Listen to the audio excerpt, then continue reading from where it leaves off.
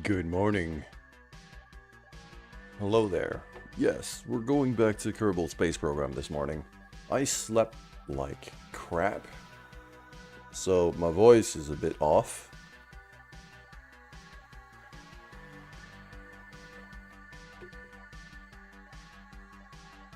But at least, hey, the heat wave is broken, so I can actually breathe now.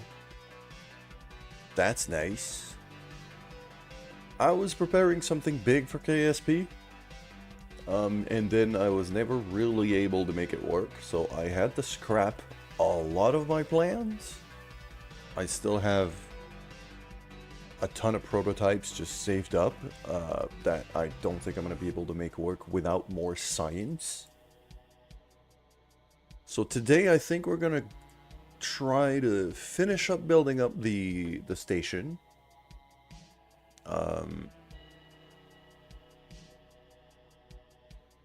We've got, you know, the spare parts around the moon flying right now. I think we should launch a station core for this. And we're going to join up the 3 station parts that are currently on their way to Minmus.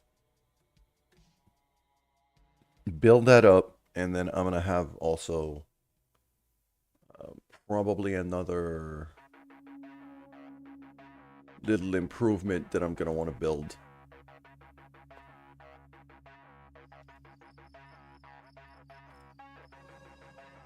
So, one thing that we're definitely going to need... I keep forgetting how loud the VAB is. I really need to turn that down. I should look at audio settings here. I'm guessing ambience. I'm guessing it's ambience volume. I'll drop that to like 26%.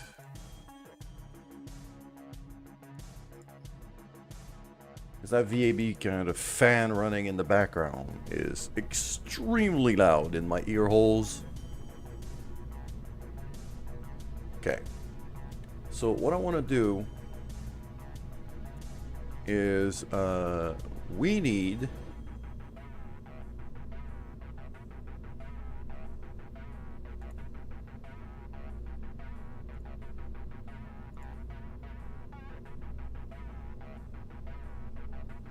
a lander. We need a lighter lander. Fricks, I'm glad you like the music. Good morning.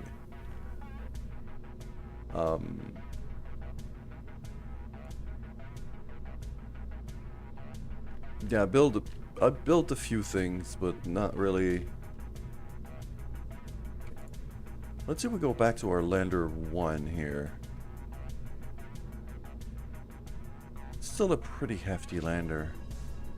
I feel like I should go a bit lighter here. So we're gonna start from scratch. Okay.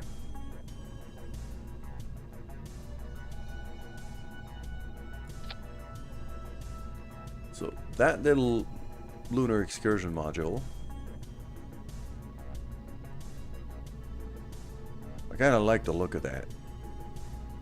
I think it looks cool. Okay.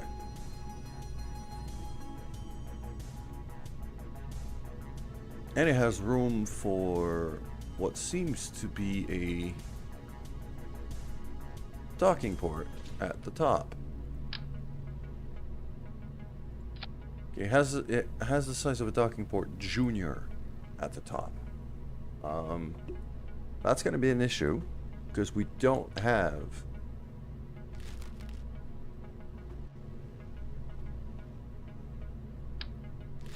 junior docking port size. Okay, I might just try to get like a landing can. There we go.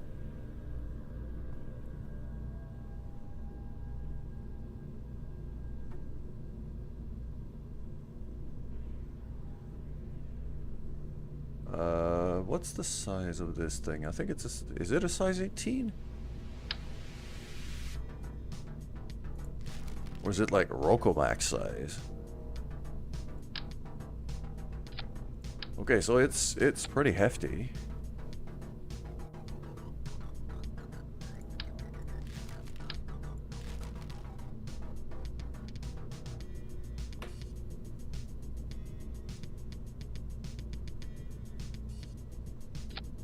That's a Mark 1 lander. Okay. I guess we'll go with that. I'll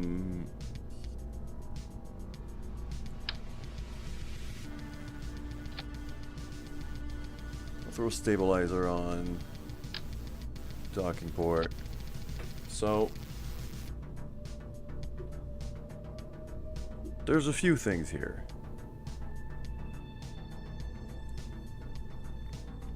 Because there's two kind of attachments that I want to bring to the Minmus station. Third. This is going to be the third module. Because we currently have a module going in that's just like a bunch of spare parts and a bunch of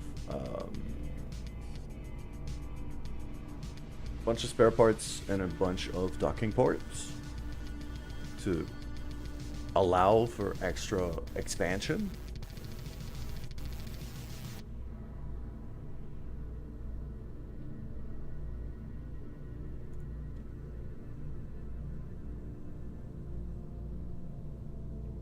So, yeah, we have a few things here.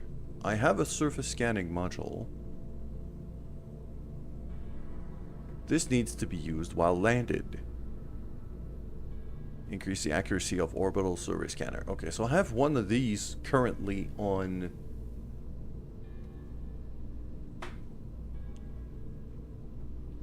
the station core. That's kind of useless. This needs to be landed on a surface to be of any use. The one that needs to be used from orbit is this one, the big old, that big survey scanner, and we don't have one of those on the core. So part of this module is going to be to make sure to bring in some of these scanners.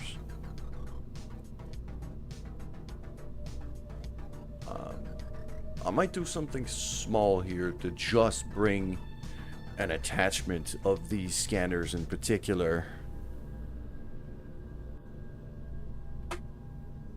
That's tempting.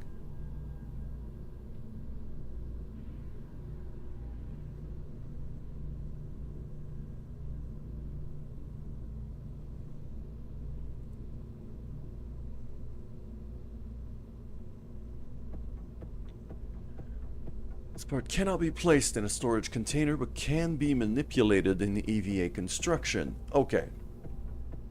So I think what I'm going to do, we're going to go even simpler. Probe core.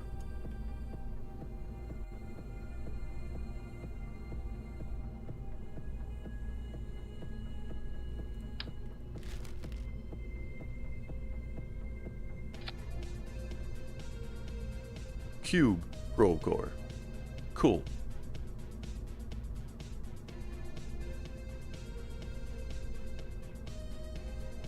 Installing RSS right now. Cool. Enjoy. I hope you have fun with it.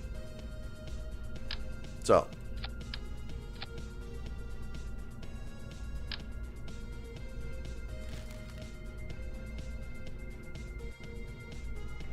Just a couple of that. I want a structural tube of some kind. Actually, do I even need? I just need one of these scanners. Really. So.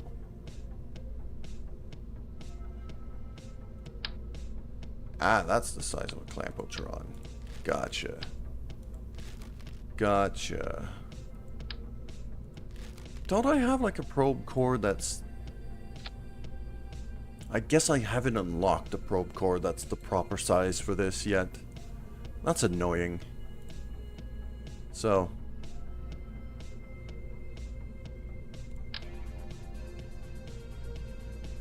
Here we go. Small service bay.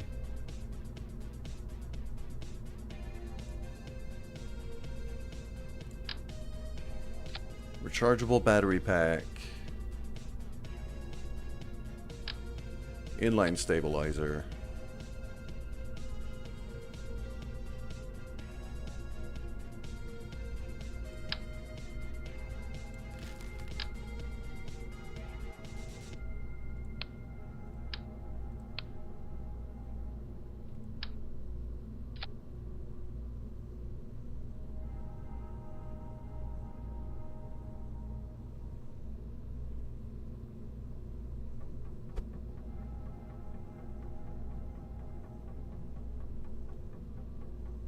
Yeah, that'll do.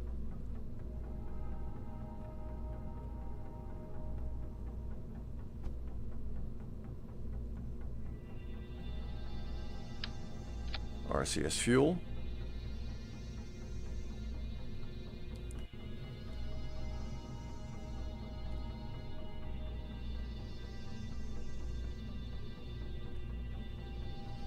Good morning, Linus. How you doing today?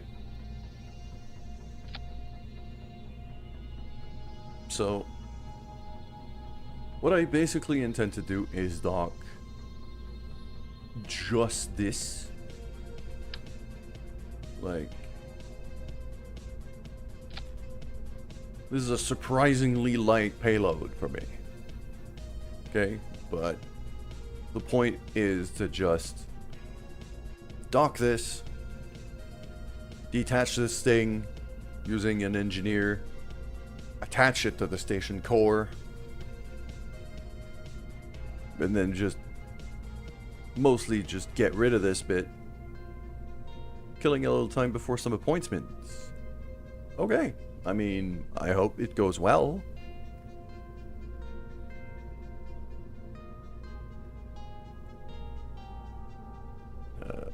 Where's my center of mass? It's right there. The blood by game. Goofy game. It is. The Kerbal does tend to get pretty goofy. I'll grant you that. I want these little... No, these are huge. I want the little thruster blocks. There we go.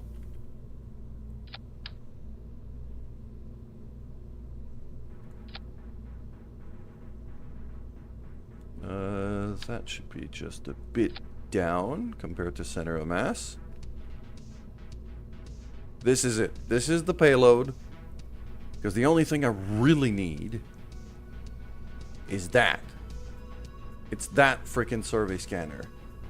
So. Update my TB test for work, then Cairo to get cracked like a glow stick. Blood by Games, welcome. Hi. Good morning. And no, I don't play Rust. I don't really tend to play MMOs in general.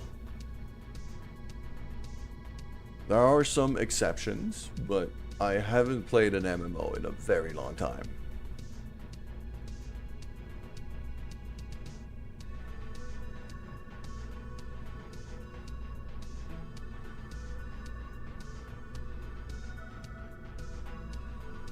So this is going to be just a surface scanner attachment for a space station.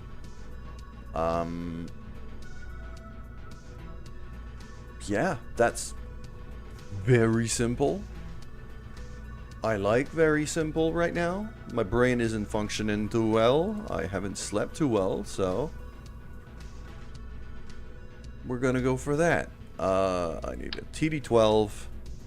Actually, don't I have like a pre-made launcher? That'd be great for this. Something like that, per se. It's a nuke. It's not a nuke. It's a freaking antenna. It's a big old scanner antenna. It's a spy satellite.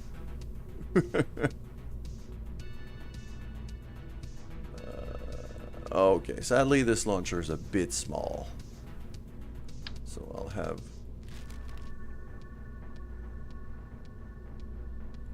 maybe that one. Quad 45 quad thumper. Okay, yeah.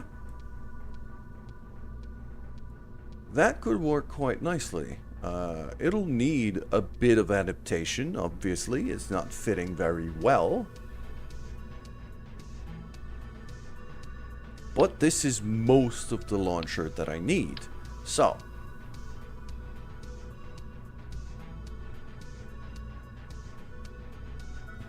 There's a big black oily man in this game. No, there's little green people though. You can see them down there. Yeah, there you go. You got little green people. It's not really...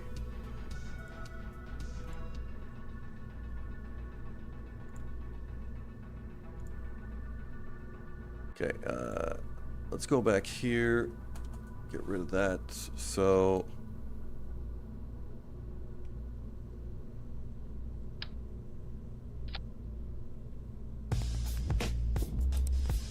Lucatuzo, thank you for the follow over on Twitch. Appreciate that. Welcome. Good morning.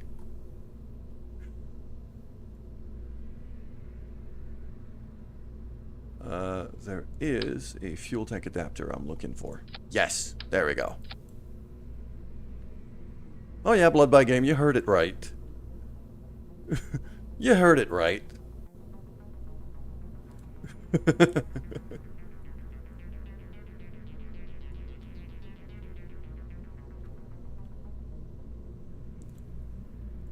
For those who don't know, the lore is quite simply, I worked at that company for quite a while. So, figured the jingle would be hilarious to have. Simple as that.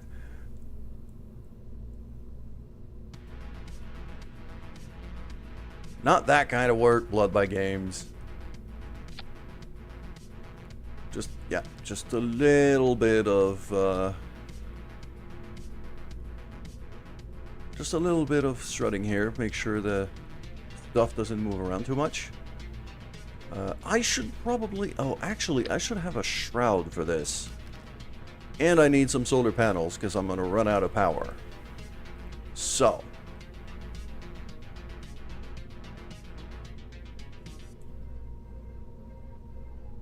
Let's fix that. I need ways to recharge that battery, because just that battery charge is not going to be enough to get there. Also, I want to launch this thing on the cheap, so let's not...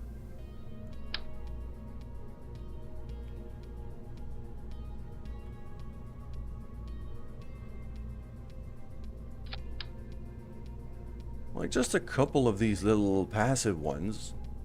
As long as I make sure that they face the sun on their way to Minmus, I should be fine.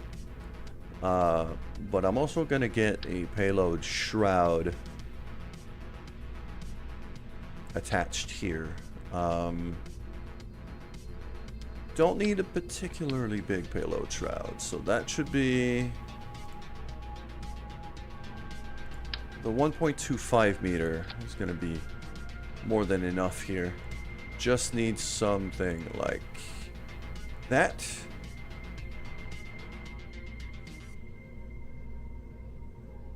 Poured at work. Went looking. Yep. Found you. All right, here we go, Luca. All right. Well, welcome.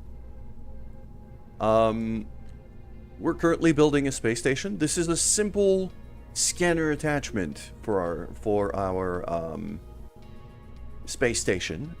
We're building a space station around Minmus right now. We have part of a space station around the moon, although the main core of it hasn't been launched yet. That's going to be a thing we're going to launch today too. That scanner I'm actually going to put on the main core for the moon station.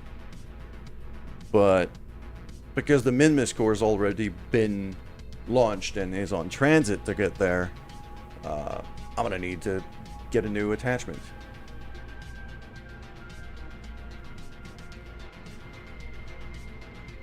Well, by game, I'm not entirely sure why you're flooding my chat right now. There's nothing particularly special going on, but okay.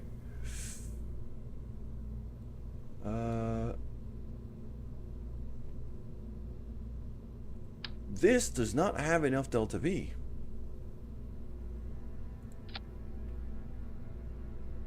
This is 4,000 delta V. This is not enough.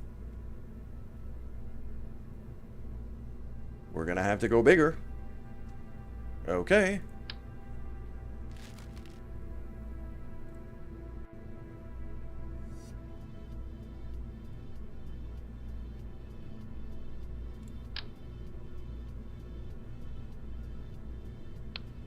I launched a rover with that particular... I got a rover all the way to Minmus with that.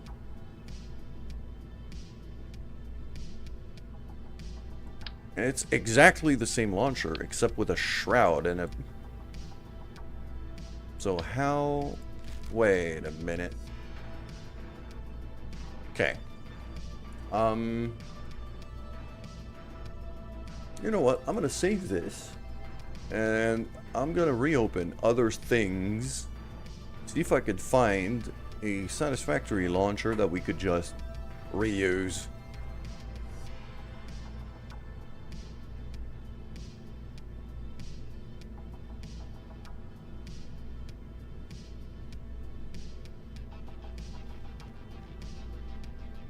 I mean, that's a launcher, for sure. It is way overkill for what we need to do.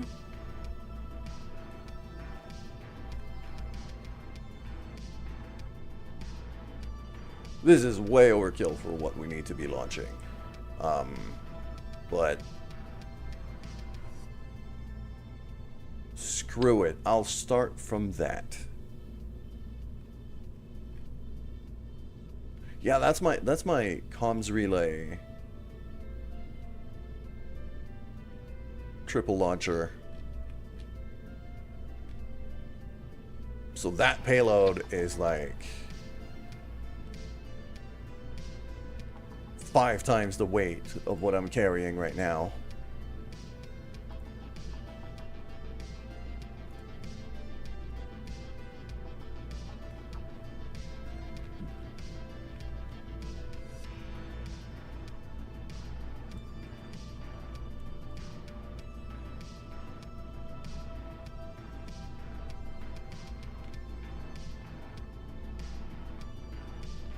That's pretty heavy too. Okay, no, this is, we're gonna have to...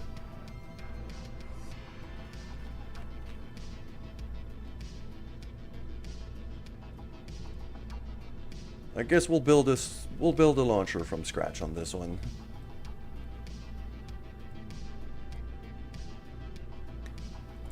So here we go. I am gonna go...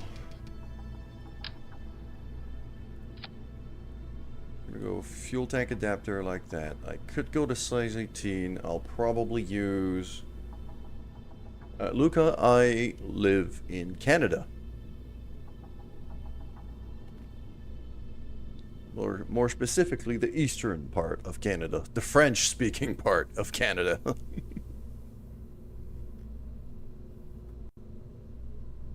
Bang for your buck.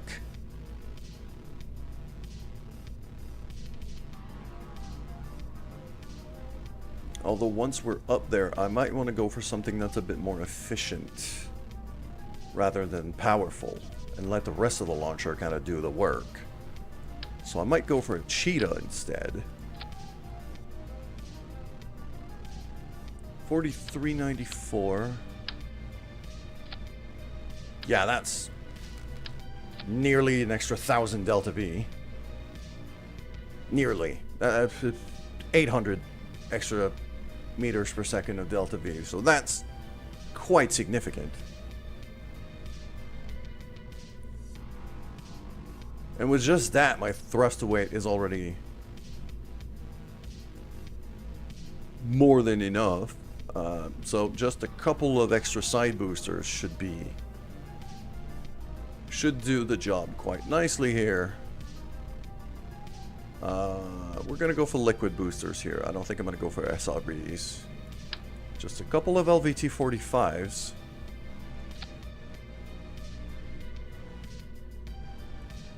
Just like that. Move that up. Move that here.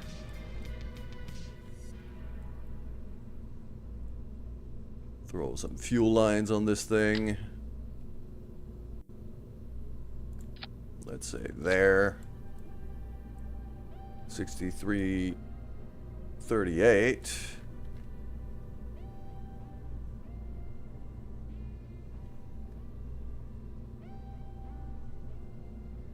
Canada's nice. It's really just you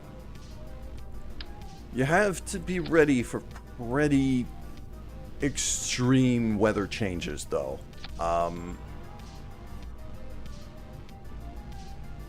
You can easily have a swing of 20 degrees Celsius in 24 hours, depending on where in Canada you visit. But on the East Coast, especially, it tends to happen. Like, there tends to be pretty heavy weather swings, so you got to be prepared for that. All right. 63.38. This should be plenty.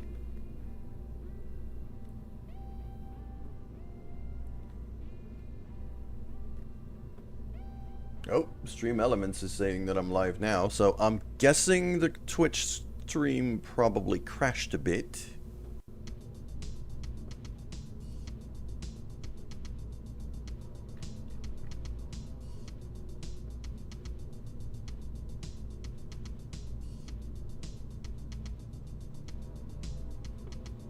I'm not seeing any drop frames, though. So I'm not too sure why that crashed. So I'll just keep going and ignore it. Okay, 63.38. Yeah, that's more than enough. Thrust weight of 32. The Twitch stream crashed for some reason, but it came back on by itself. So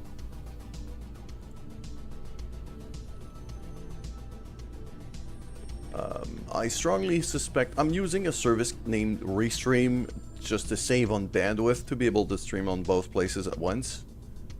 And I think Restream has been having issues lately, so I might need to fix that sooner than later.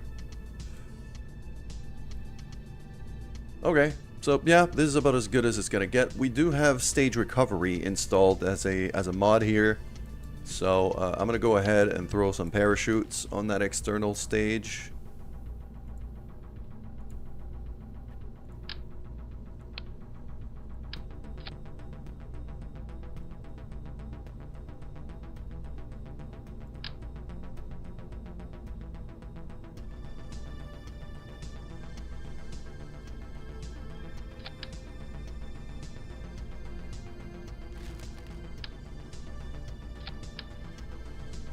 There we go.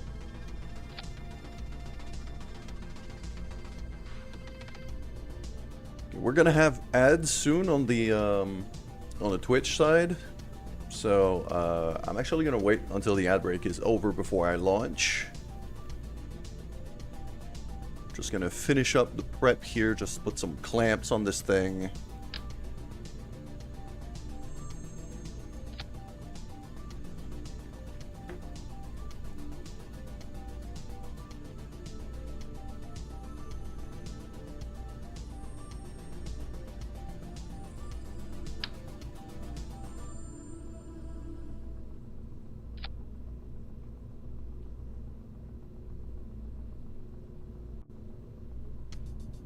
Anyone that doesn't care about the recovery of the stages?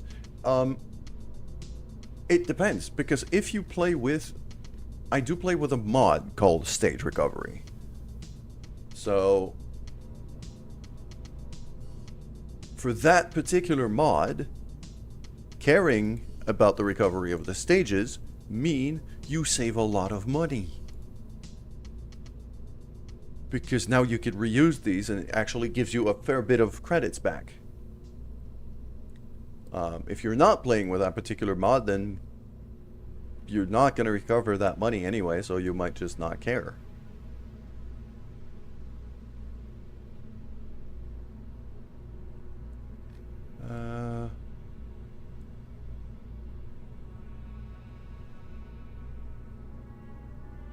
Wait. I lose 150 Delta V just for using winglets? How much gimbal do I have on this thing? Pretty good. So you know what? Screw it. I'll do without. Let's go with a bit of weight saving here.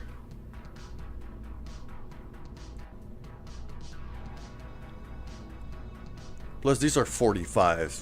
These have gimbal for days. So not too stressed about that. I've got so much thrust to weight. You know what? I can actually... Wow, okay. I don't know if you guys heard that. Just neighbor's dog freaking the hell out.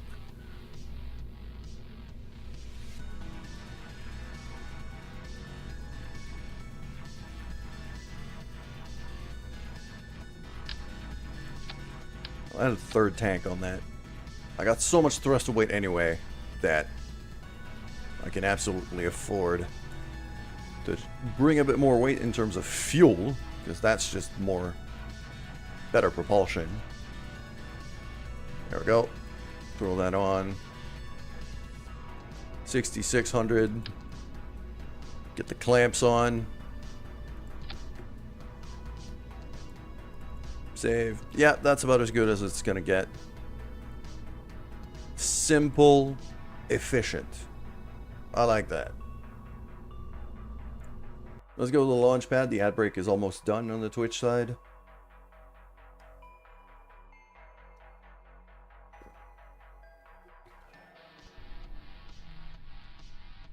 And just as the ads are done, here we are. So, that is by far the simplest launcher I've made in a very long time.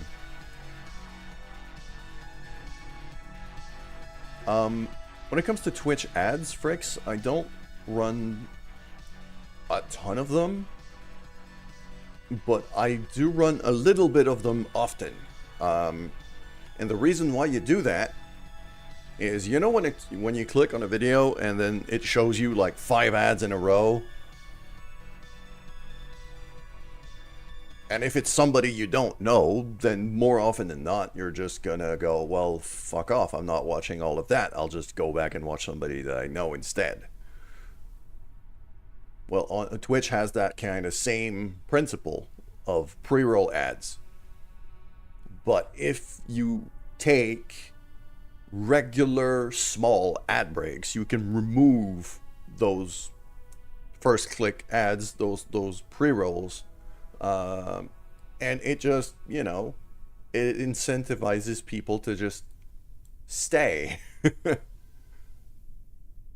Live in Ireland, so used to leaving house in short coat and an umbrella, because anything can happen. Yeah, fair enough. Luca, I get you. Alright, so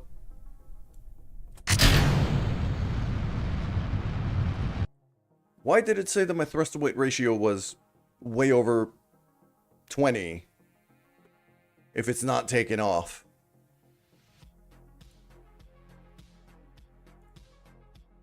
Kerbal Engineer has done me wrong here. Oh, because it's on Minmus. It's set up on Minmus. Goddamn. Okay. My reference numbers were bad. Alright, that engine needs to get upgraded. So we're gonna go for a Bobcat.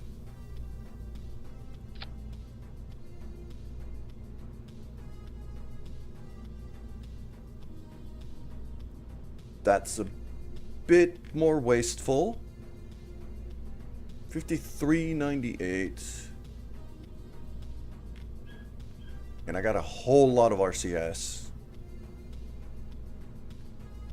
And that payload's pretty light.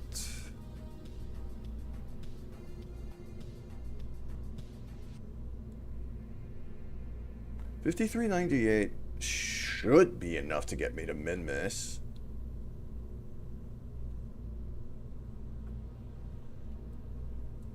But I don't want to have to launch this twice, so I'm not going to chance it. I'll just double up on the external boosters here.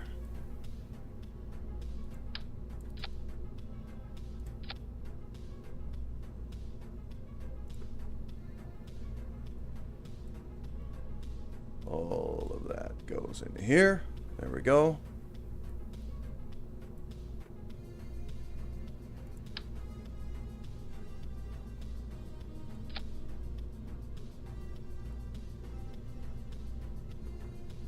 Ah.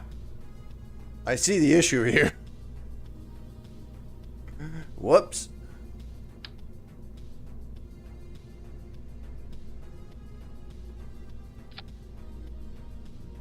That's better.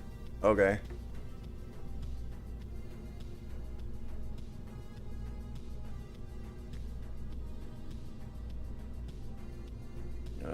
That is also very, very misaligned. Because I just kind of eyeballed it, so I'm gonna... There we go. That's better. Now my engines are mostly lined up. 6283, yeah, now. For the kind of maneuvering I need to do, plus, you know, this is going to be a docking maneuver and things, like 6K Delta V is kind of where...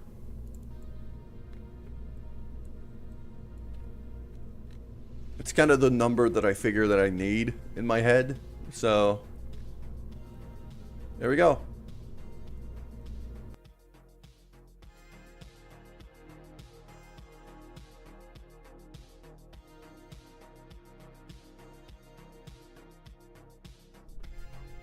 Good morning, Slav. How you doing?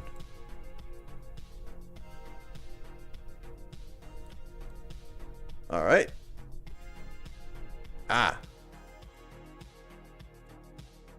I forgot one thing. And it's one thing that I constantly forget.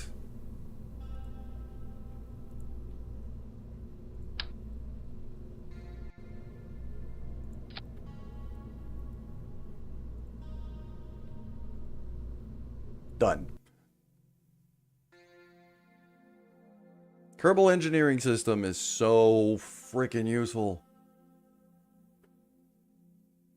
I don't ever see myself playing KSP without that mod ever again. This is just a simple attachment for our space station. You'll see when I take out the fairing, but it's just a scanner. It's an ore scanner, basically. For the moon station, it's going to be part of the core, but because the core for the Minmus station is already on its way there, I'm launching this little extra attachment for it. Show engineer. There we go. Rendezvous. Minmus. SAS on. Full throttle. Here we go.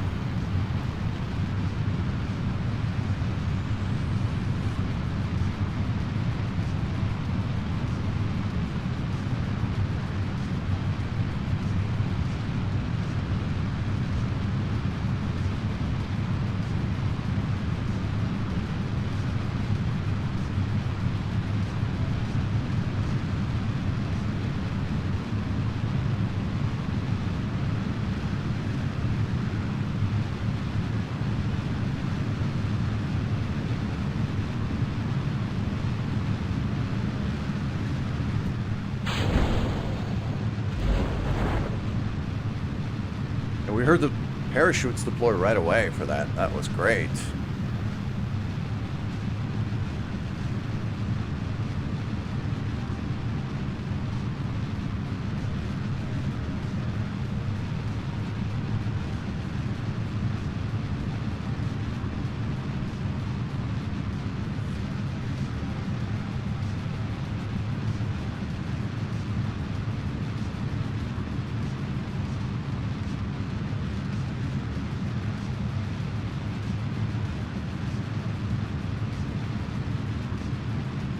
Switch to orbit mode. There we go.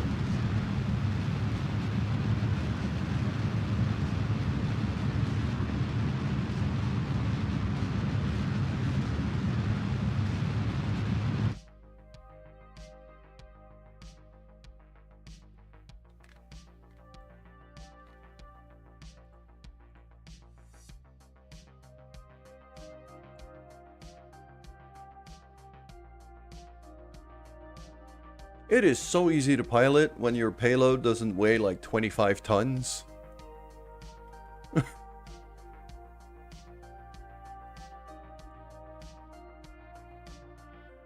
I had almost forgotten how it felt. I should not be doing that. I'm not out of the atmosphere yet. I'm gonna be losing quite a bit of speed. Now I'm out of the atmosphere. Here we go.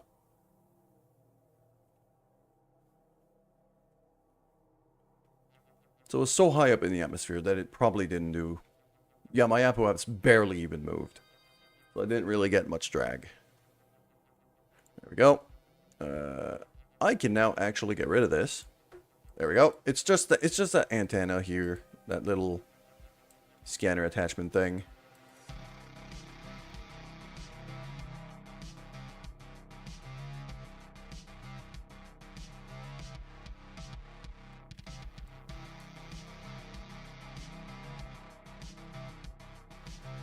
I also didn't put a comm antenna on this thing, which, as we've seen before, could pose problems. But I really do think that the other, what happened the other day when we lost control of one of our probes was really because it ran out of power. The solar panels couldn't see the sun properly. So, as long as this one doesn't run out of power, and, you know, the solar panels are quite obviously placed here,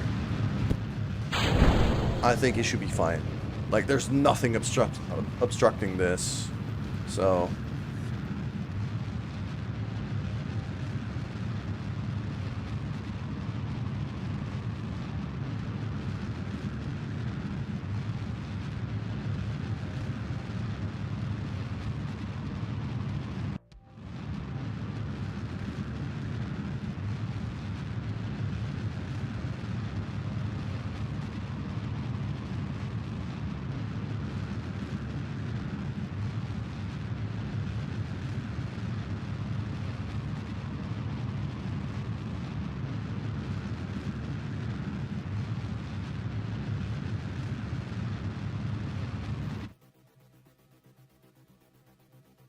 Gotta love a light payload.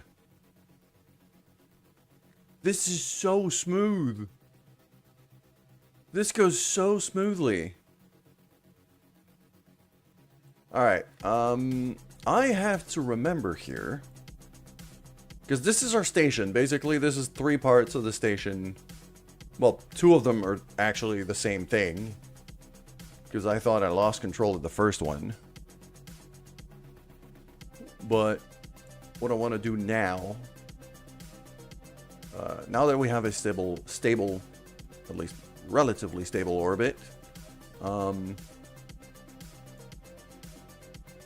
I want to go switch to here to figure out what my target orbit was, because I don't remember anymore. This is going to be the core of the space station. As you can see, I already have a few things attached to it. And we have some people in there, including Seaberry and his glorious mustache. But the important thing here is I wanted to see... So, polar orbit coming in from the South Pole. So I'm going to fly in under Minmus and slow down to circle up. Good. That's the bit I needed to remember. That's the bit I did not remember. So now this should be okay. I'll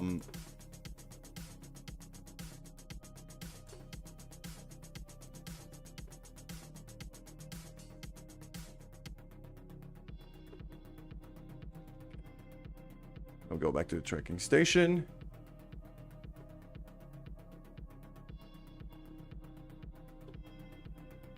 Surface scanner attachment. Here we go.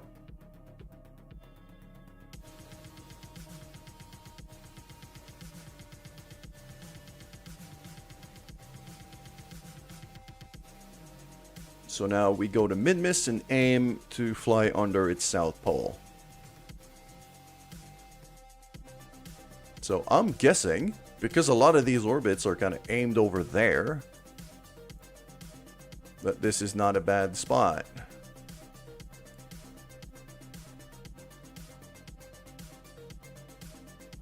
That was an encounter, wasn't it? Right there. No, it's a moon encounter. Okay.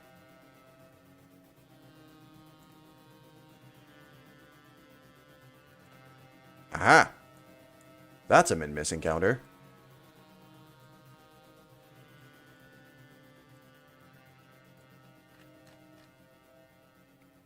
That'll do. That'll do. I'm totally fine with that. Am I gonna need...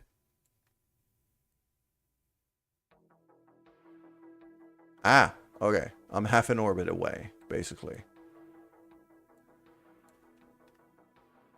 So, just gotta time warp forward until it's maneuver time.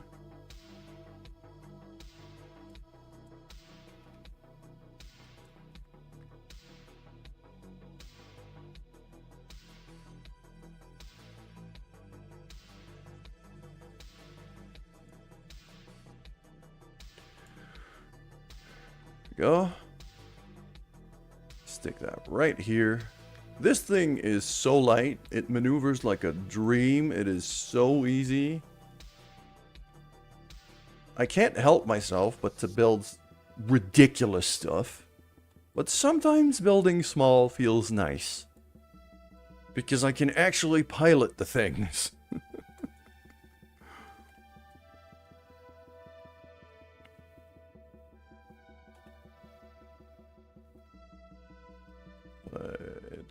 And go.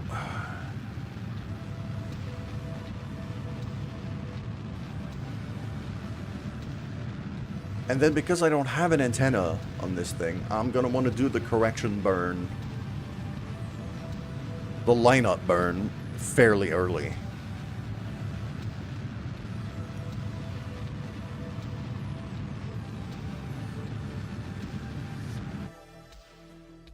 I seriously overshot that.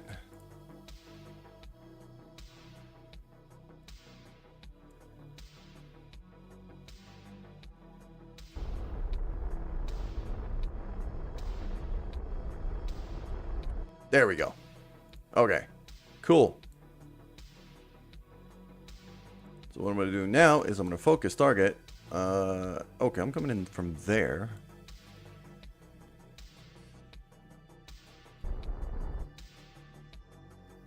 Okay. I mean, I'm almost lined up with the South Pole already.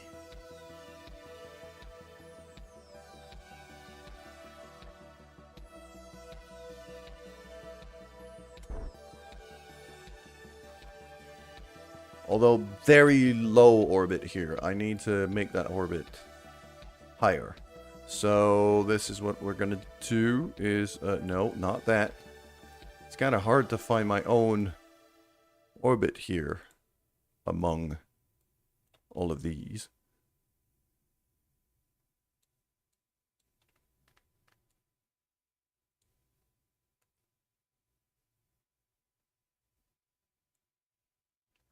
That looks pretty good.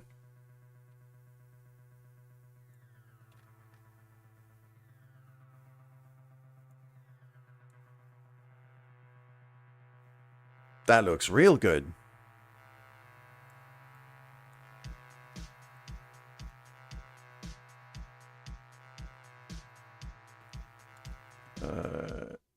Let's do like -1 on the prograde here. -1 is too much. Okay. 0.5, let's say. 7.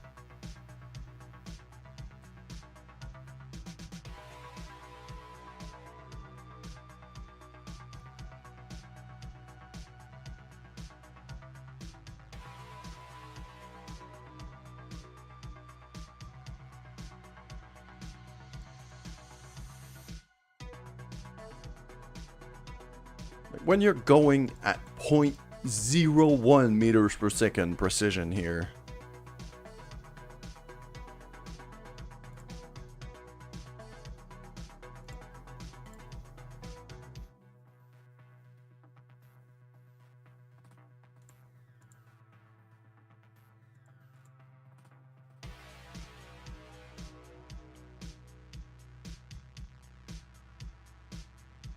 That's close enough.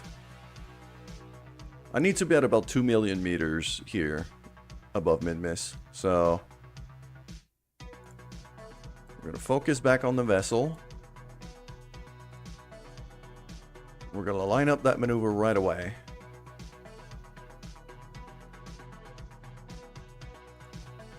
Yeah, it's really just an anti-normal burn, isn't it? There we go. And then, yes, solar panels are going to be facing the sun directly. Just like that. Stage have been recovered. So, as you can see, that's what I was saying before, Fricks, is, you know, that mod actually gives me a decent bit of money back for recovering stages.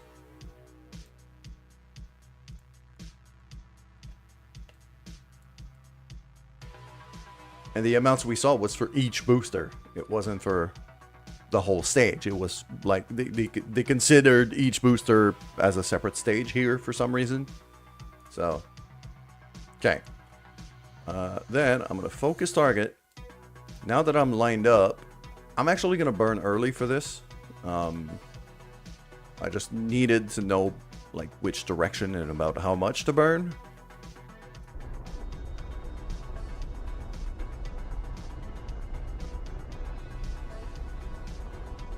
I'm going very low throttle and just waiting for the periapsis to kind of line up to where I want it to be.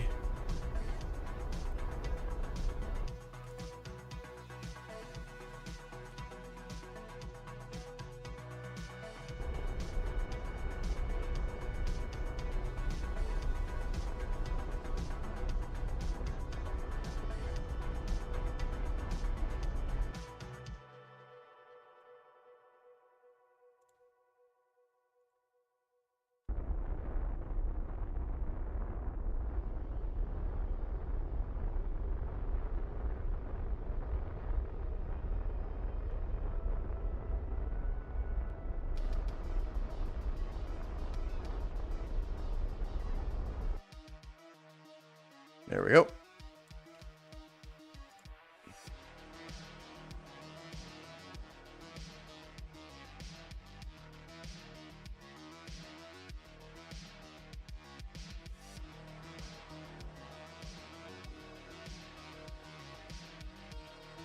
Just the highest possible orbit we can have right now.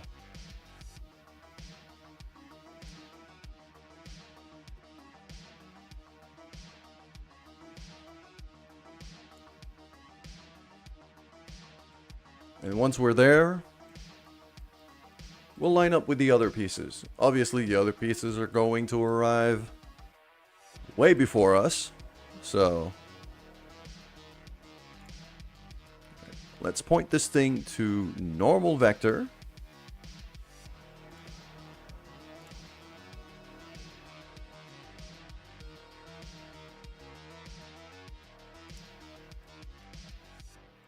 And then spin that a bit. Make sure the solar panels are facing the sun.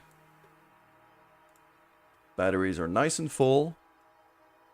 We got plenty of fuel for the maneuvering we need to do.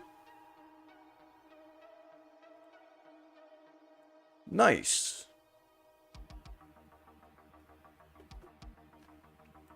And even if we don't have an antenna, by the time we get there, we'll be able to relay through, like...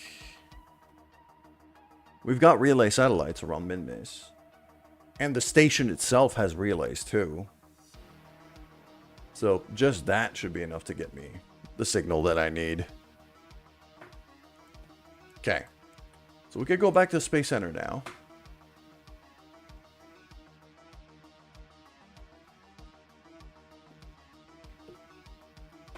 And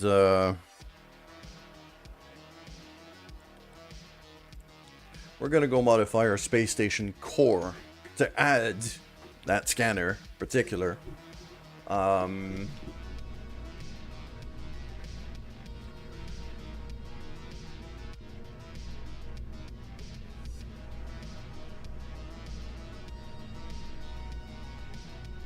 So this is our station core.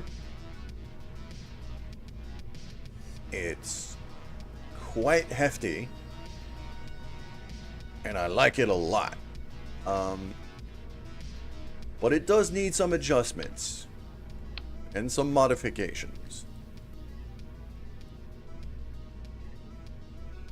Right now, we already have a part around the moon that can dock onto this here, right in the middle. So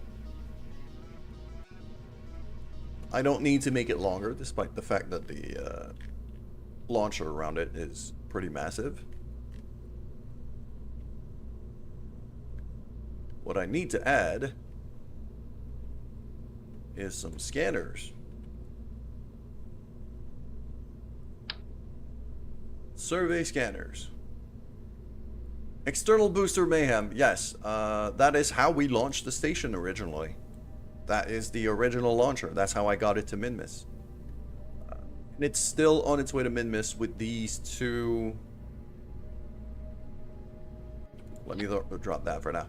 With these two big tanks here, the last kind of stage of external boosters.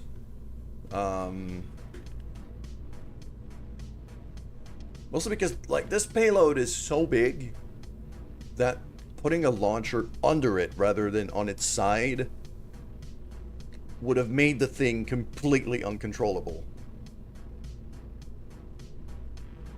This thing is already very tricky to pilot, so...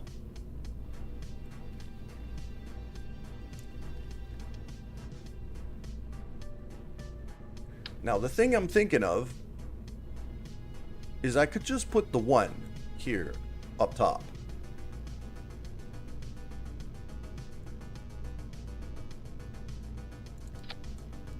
But it would completely ruin the view in the cupola, so I don't want to do that.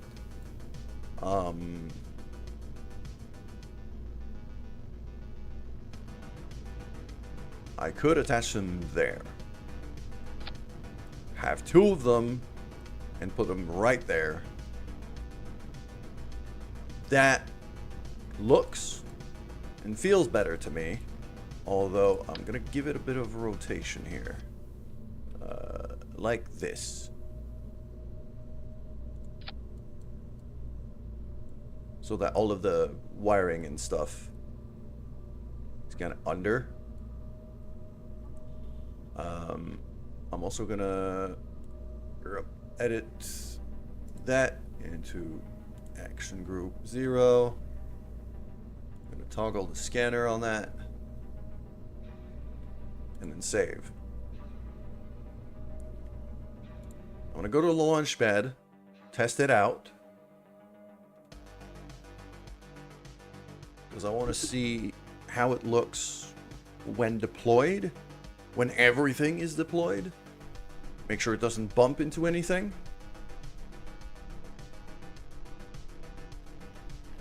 So if I hit 0, deploys like that. Comm antennas deploy there. Relay here. Solar panels up top. Magnetometers right here. Also deployed. Nothing bumps into each other. Yeah, this is about as good as it's gonna get. So I can now undeploy that and just recover the vessel. But this is... Next step is going to be to launch one of those to the moon quite soon.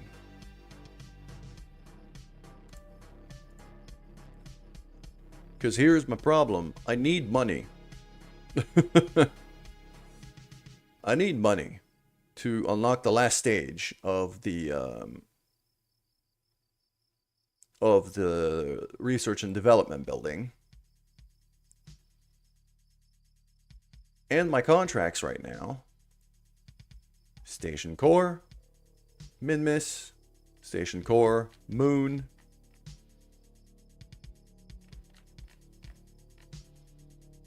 Yeah. So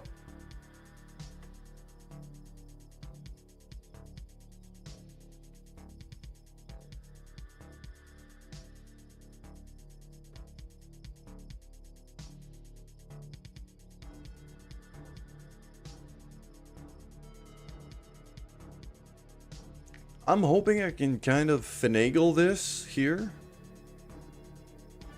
because the station core is actually also, like, it has relay antennas on it. So I'm hoping that by kind of renaming it as a relay, once it gets there, as long as I put the apoapsis below that, then it should be fine.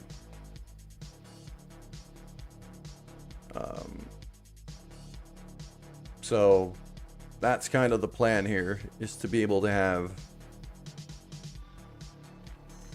cash in that contract here and that contract here. No, that one. In one go, once we assemble the... Maybe not even once we assemble the station, but once we get there. So I'm going to try to cash that in right now.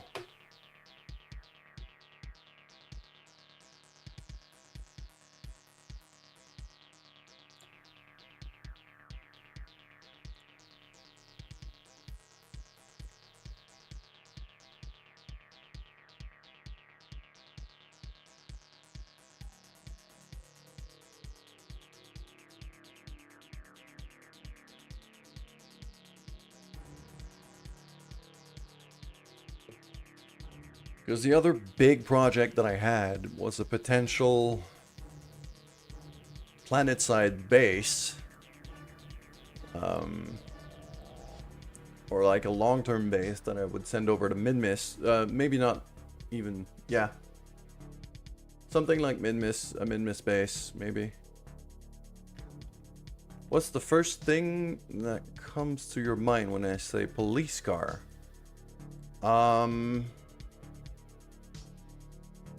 For me, it's really just the flashing lights.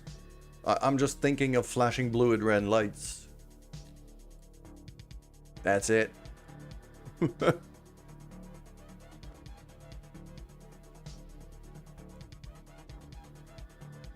Ah, okay. Our spare parts ship is actually going to get there first.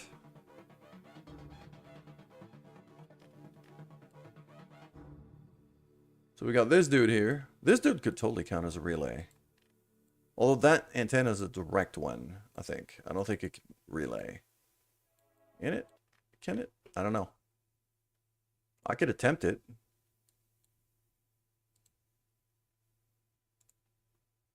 Like if I rename it into this, does that do anything for the contract? I don't think it does.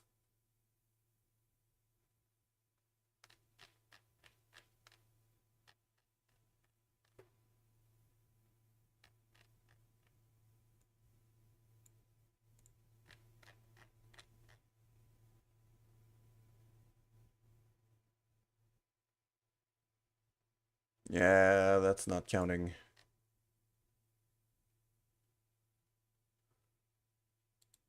So the station core is gonna have to be the one here. Why did I shut that? I'm gonna rename that again. I'll mark it as a station for now, because it's easier to find it that way.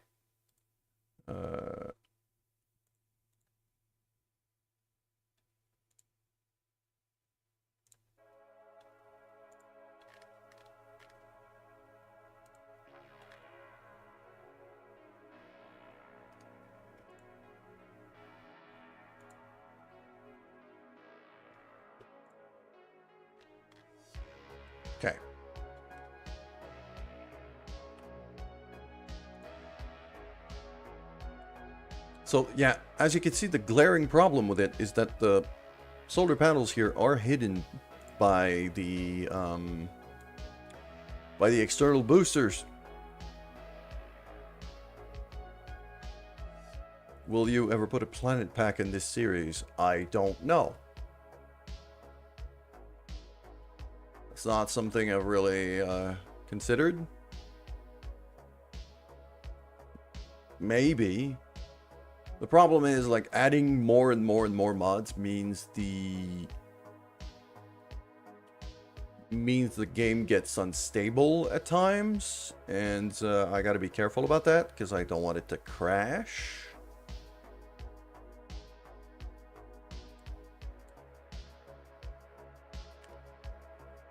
So every new mod that I think of integrating here, I usually try to be careful about.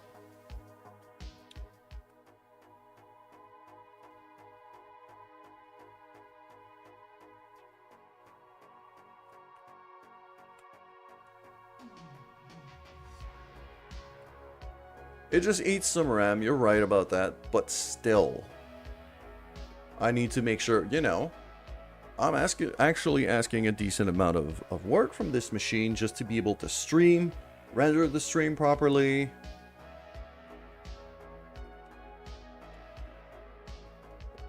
Which already eats a decent amount of GPU. Plus running the game. You know, I gotta make sure that everything stays stable, that I'm not dropping frames, all of that stuff. So usually every mod I take the time to test a lot before I bring it onto a live stream.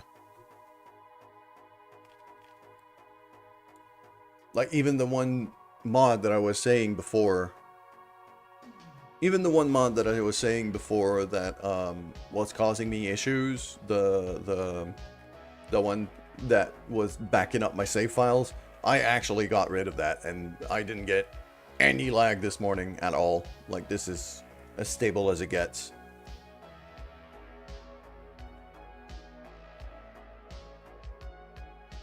I have the PC specs written down somewhere. Don't really feel like looking for them right now, as I am trying to make sure that this thing is gonna be responsive once we get to its maneuver node.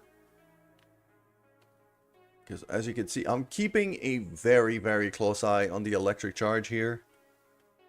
I need those solar panels to get some sunlight at least.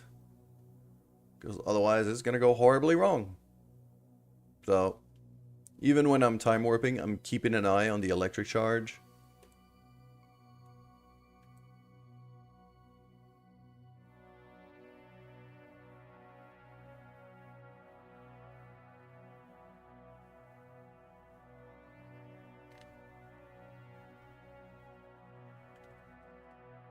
Yeah, you see? Battery went down, went back up, but it went down. So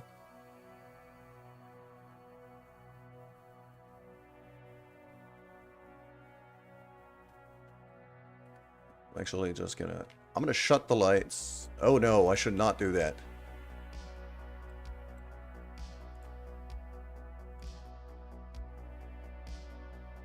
I need those antennas deployed.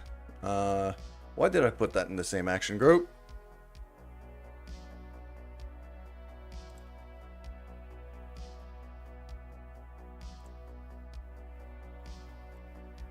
There we go. Let's just shut these lights in particular. It is a bit wonky, especially battery.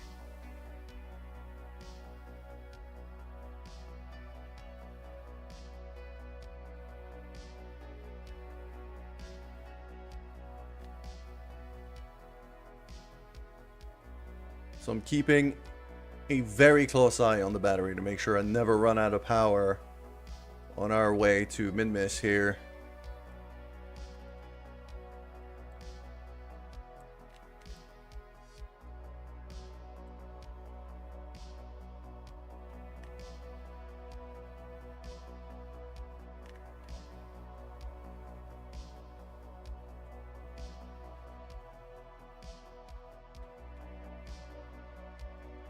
There we go.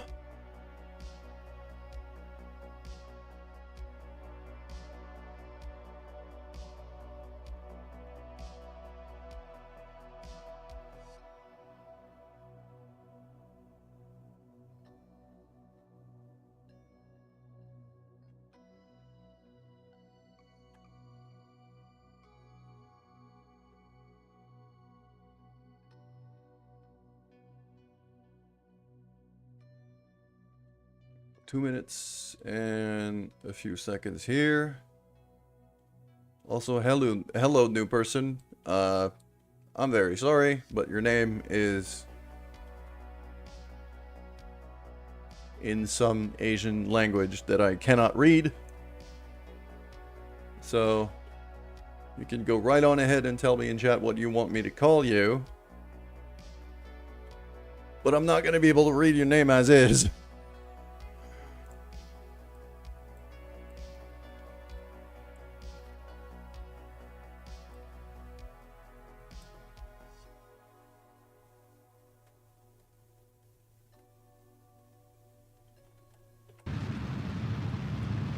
And here we boosting.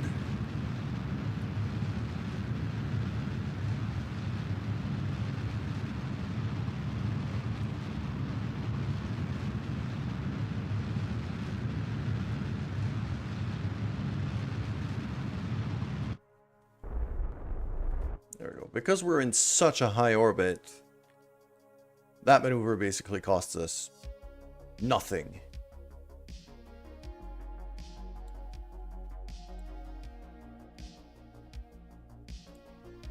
Now we're going to switch over to the core of the space station, because as we can see, it's on a very, very similar orbit. It's getting pretty close.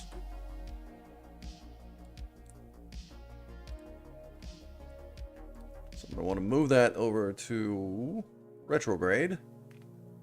Yeah, I'm just about to change sphere of influence here. Because I launched them so close in terms of time, like barely hours from one another.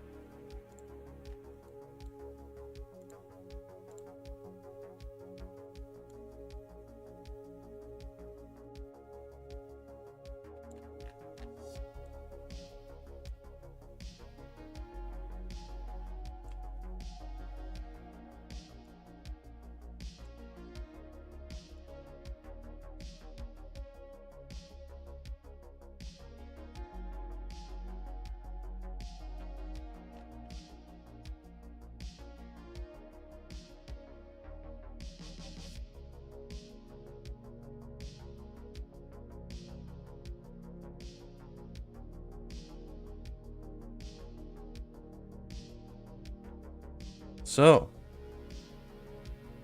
there we go. We're about as lined up as we're going to get. We're going to have a bit of a angle difference with the other piece. But we could fix that. We could fix that fairly easily. What matters right now is getting, you know, and even that third piece is right there. That's the surface scanner attachment. Oh, it's already here. Wow, okay.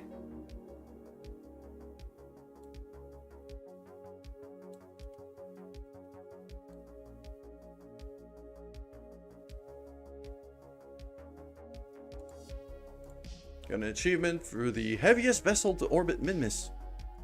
Well, that one's definitely gonna dethrone that achievement. It's a lot heavier.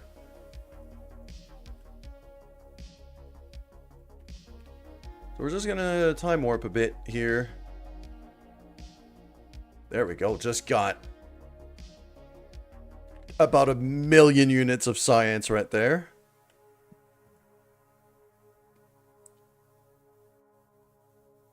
Turn this thing to retrograde.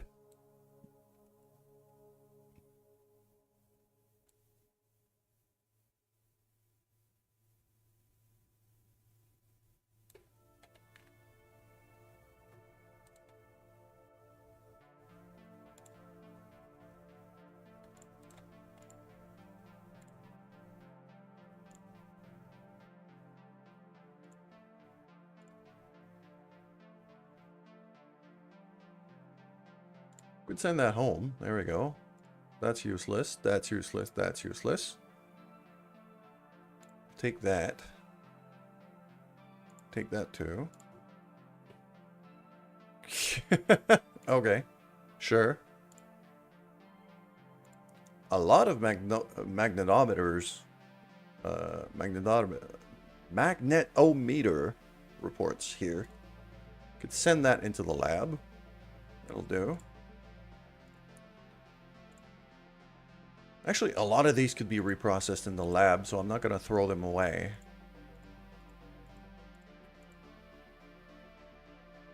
That one can't be reprocessed, but it could be sent home for 56 science, so I'll upload that.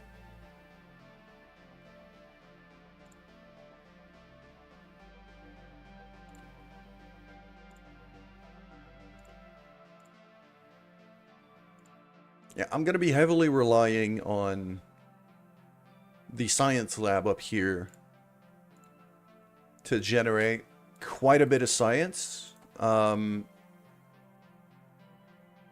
Right now, it's generating science at a rate of 6.5 science per in-game day.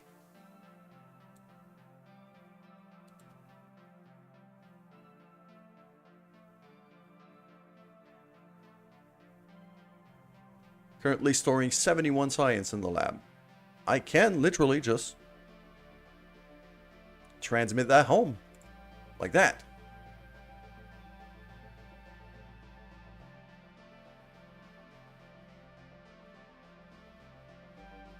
Because I got those giant solar panels here. And a decent amount of batteries in there. There we go.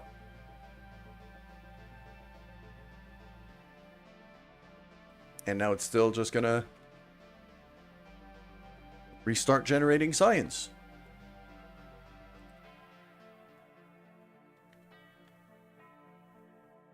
This is why I want one of those around the moon too. Because it's basically the amount of science units you can get from that is pretty insane.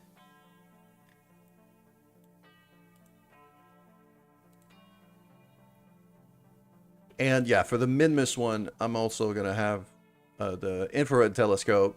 So, going to have to... that way we can be...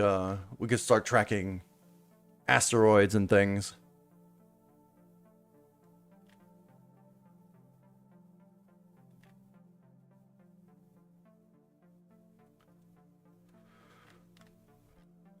Alright, yep.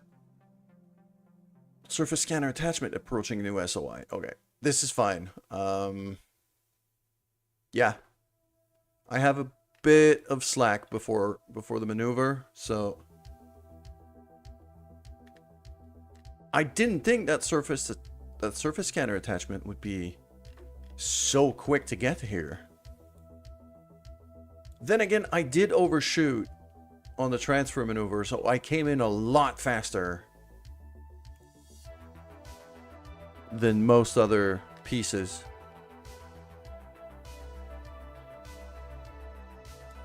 Alright, we got a little 7-second burn here. And then it's going to be a matter of lining up all three pieces to kind of encounter. Well, they don't need to encounter at the same time. But...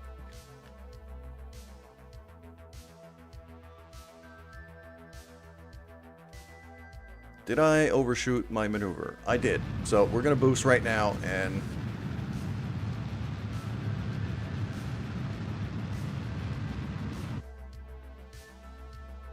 and absolutely overshoot this. So let's slowly turn this around. By slowly, I mean not very slowly.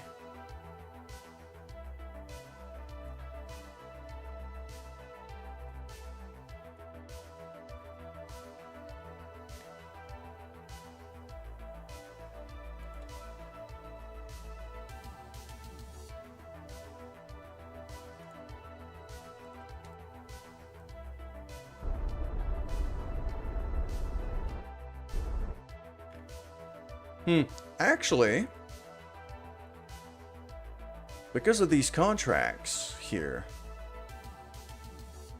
Minmus Space Station, altitude below 30,000 meters.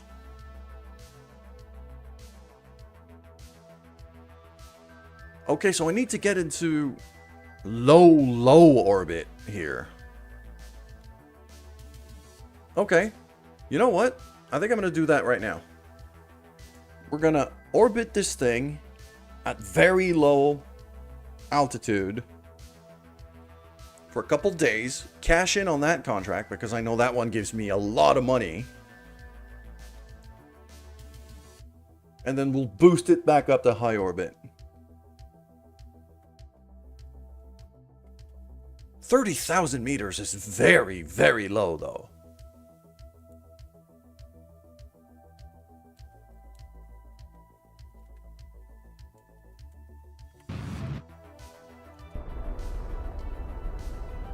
Barely uses any fuel though, because Minmus gravity is so tiny.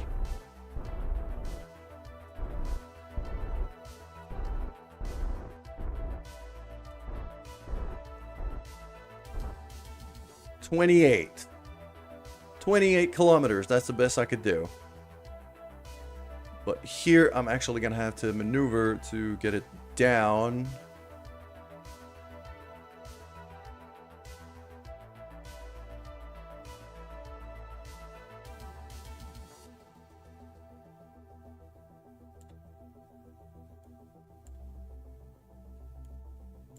To there, that's 29.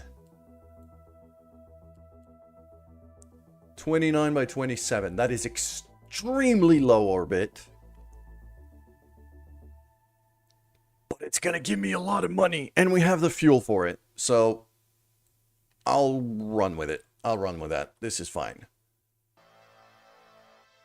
This is fine. Now the other bit, I had, yeah, surface scanner attachment. This guy's already in the moon's sphere of influence. It's gonna be time to boost it very soon.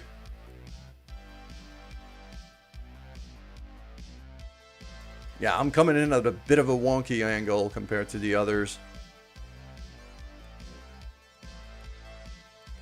Mostly because I came in at ludicrous speed.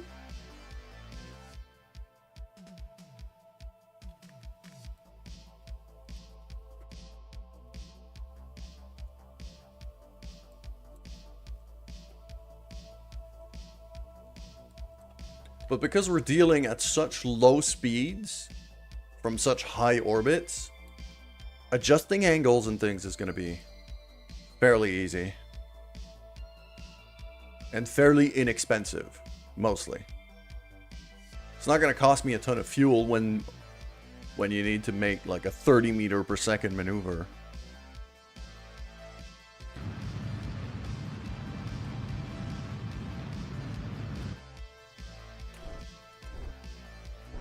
There we go. Just like that.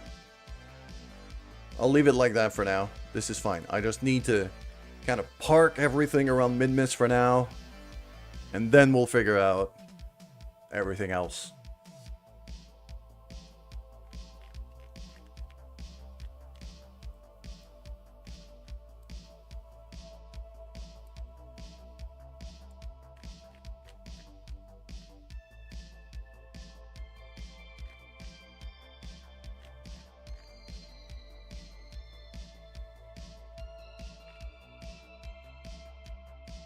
And if I need to launch new stuff for those relay satellites, worst case,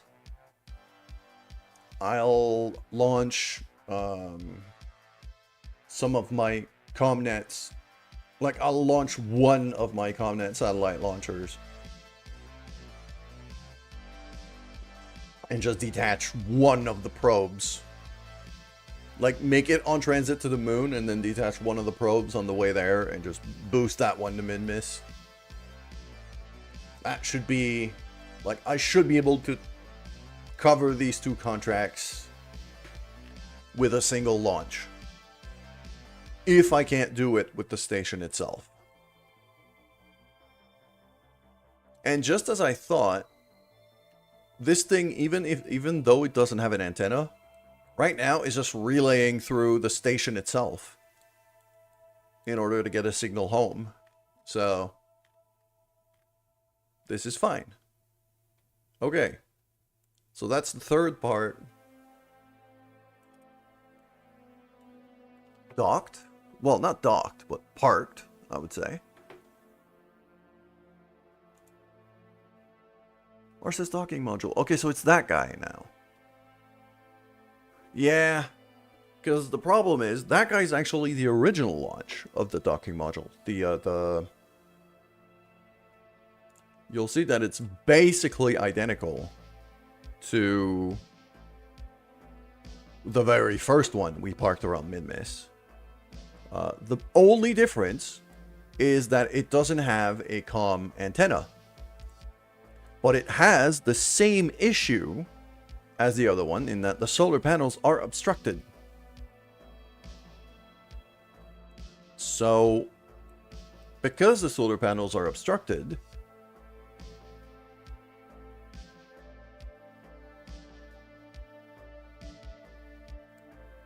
it ran out of battery.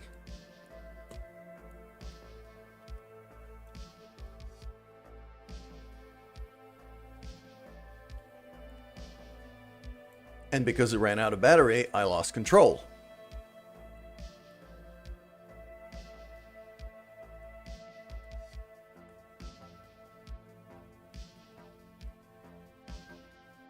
Yeah, and even right now, I'm at a bit of a weird angle, so I'm going to turn this thing.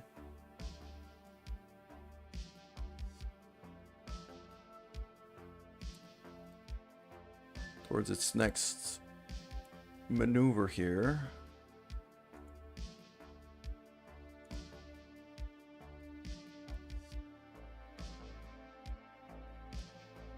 Like, you see, if I leave it like that, those solar panels are never going to see the sun. This is not going to work. If I point it on, like, normal vector, though, now I've got a decent shot. So I just have to kind of turn this thing to get it ready for its maneuver at the last minute.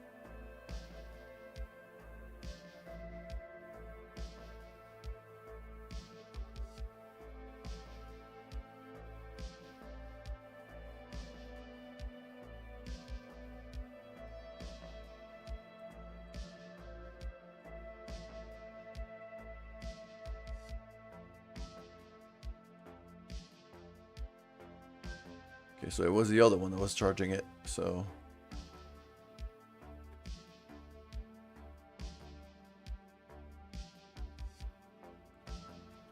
Just like that, and then we're gonna time warp forward. Keeping a very close eye on the battery.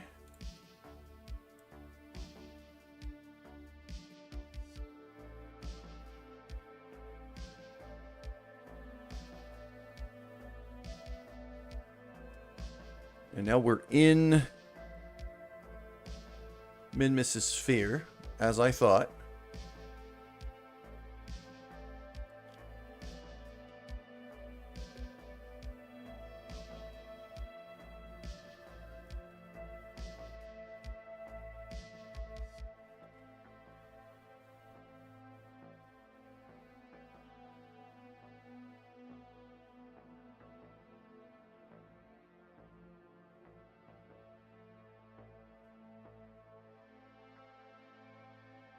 Okay. There we go. There we go. And there we go. Just turn this thing. We have ads on Twitch.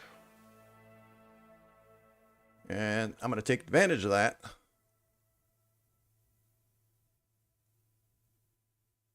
To refill my coffee. Be right back.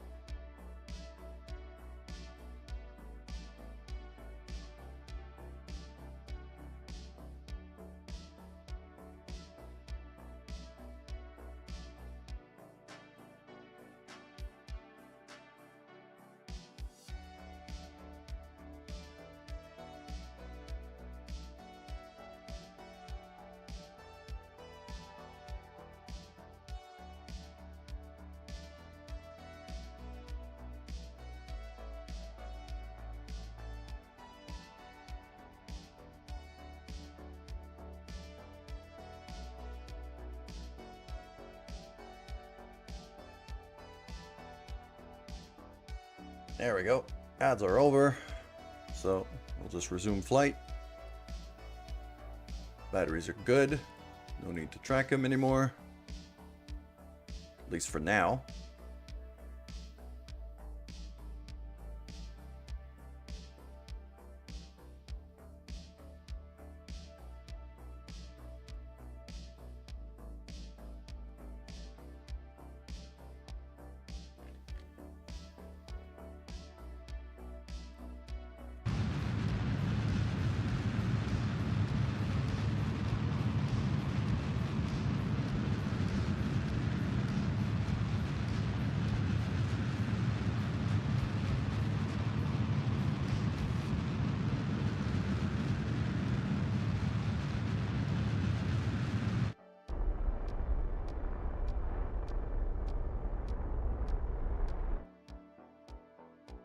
There we go.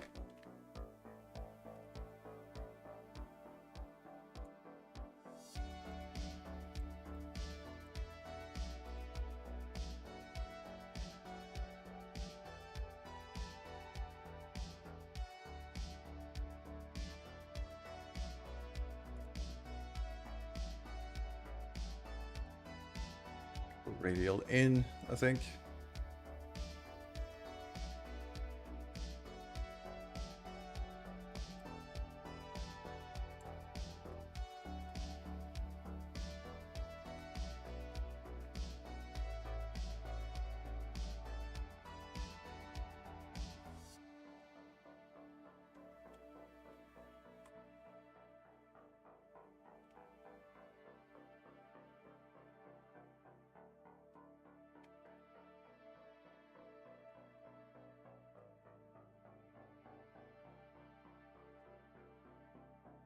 There we go. Now batteries are charging.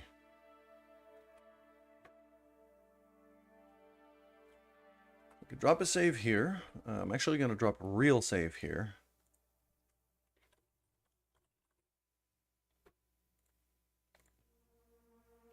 And I'm going to switch back to this one. Also make sure the batteries are recharging on that one. Because I don't think they are. We're not going down. So, as long as they don't go down, I'm fine with this.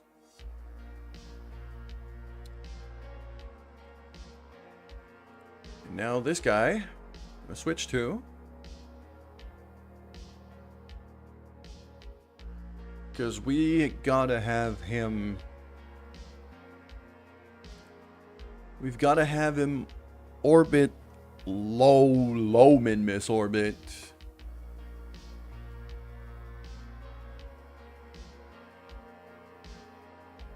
We gotta have him orbit low, very low Minmus orbit. For a couple of in-game days.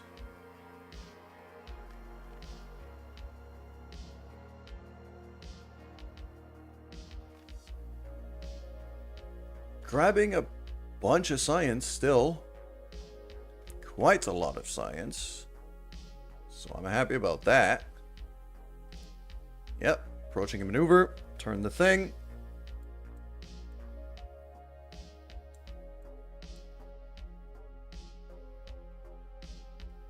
It's just a 50 meter per second maneuver for that heavy of a ship.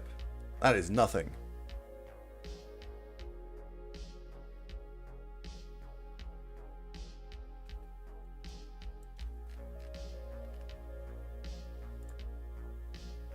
Nope.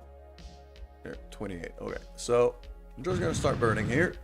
And actually, very slowly burning here.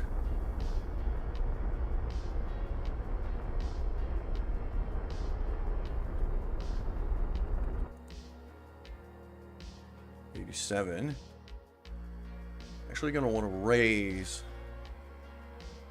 my periapsis a bit, so we're going to go that way.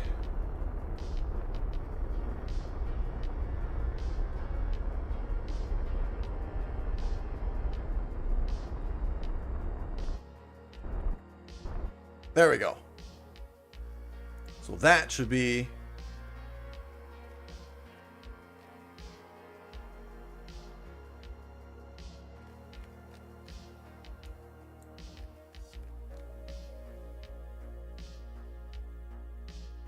I can't do that with this particular ship because it is considered, well, it's not unmanned.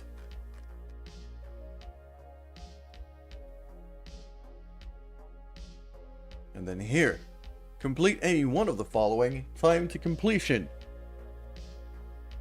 So I just have to leave it there, let it orbit until the contract cashes in. Very nice.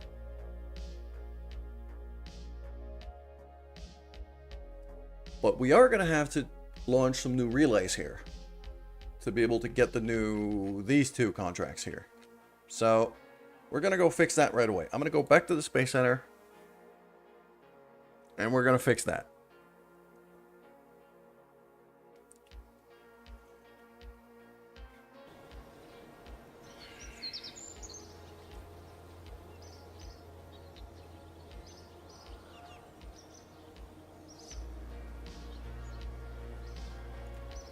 And I also want a...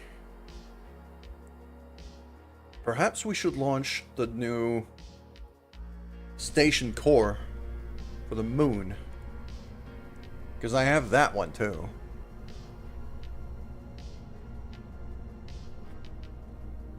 That one is supposed to go into low moon orbit, but if I reuse the same core, especially with the scanners attached now,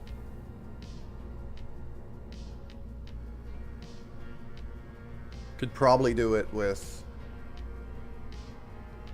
Yeah. So...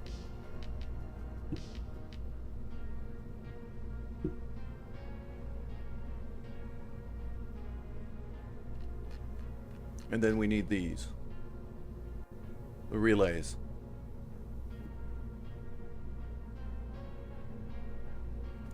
Well, I do have... that thing.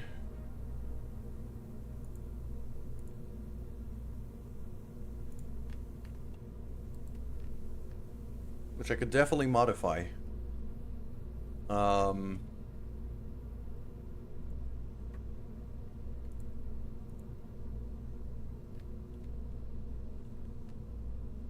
I don't need the crew cabins here.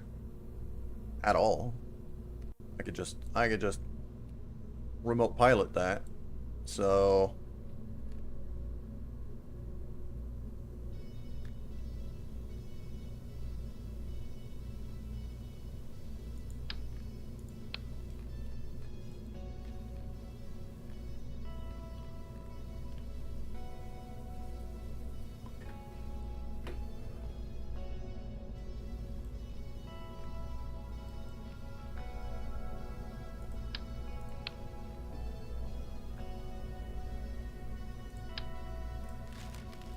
just get rid of all of that.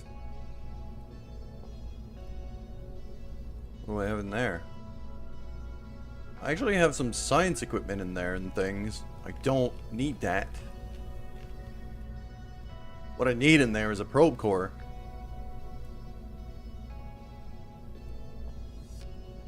A couple solar panels. That's about it. I might want to redesign the relays. Now that I can build something smaller, I probably should. Like, this is going to be useful when we start building comm nets around other planets. So...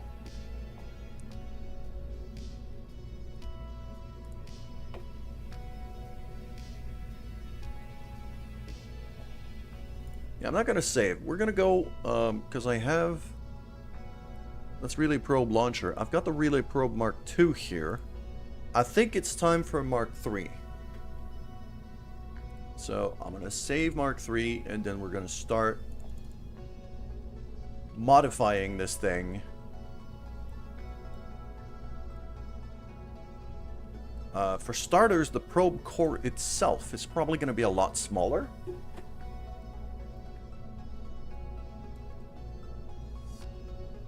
Mostly because I have so much equipment here. There's a ridiculous amount of stuff that I don't need here.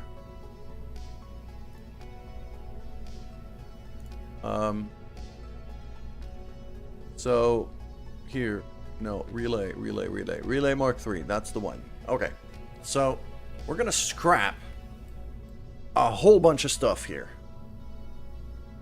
Actually, I'm gonna scrap. Well, I'm probably gonna scrap I'm gonna scrap everything. Yeah, all of that completely gone. We're gonna rebuild. So first things first. Tiny core. Second, I could throw an avionics hub on this thing. I don't think it's worth it. Reaction wheel. Just to be able to turn the thing. So that'll do. Next. Yeah, I built this thing when I didn't even have deployable solar panels. Like, that's how primitive this thing is. Couple batteries. Always useful. Kind of essential. Deployable solar panels. 2 of these.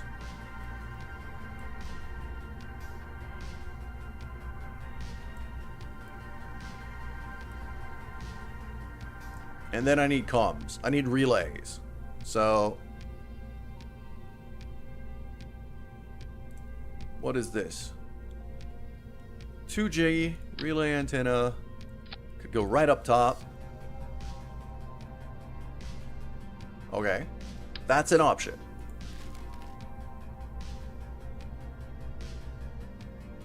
That's a 7G. A bit bigger.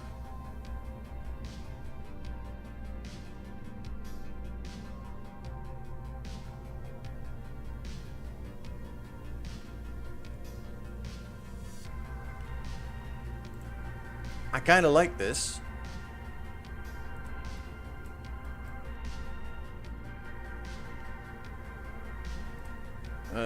Solar panels are 1x6s, so easy peasy on the recharge here. That antenna, also easy peasy. Okay. It's a bit bigger than the rest of the core, but I'm completely fine with that.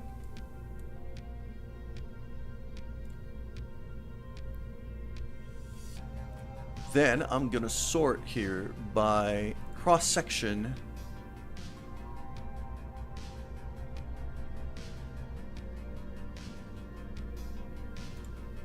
Gonna go size 0.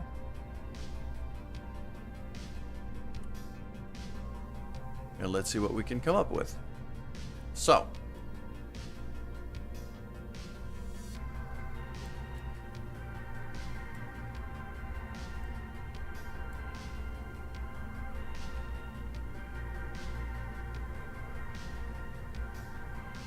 What is that? Vernier engine.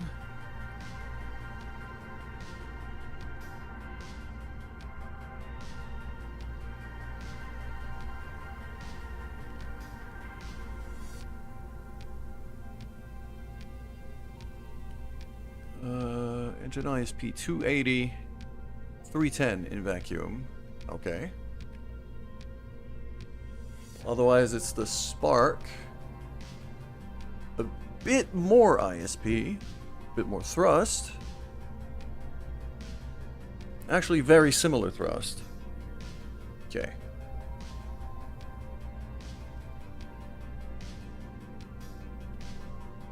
And I don't think I got anything else that's smaller than that. So I'm still gonna have to go with a spark.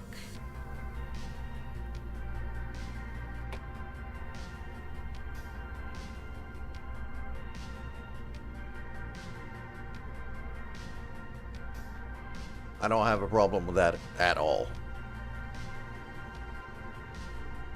Because eventually what's going to happen is I'm going to want to launch a space station to, like, Duna. And one of the attachments I'll have on that is going to be a bunch of these little satellites. So...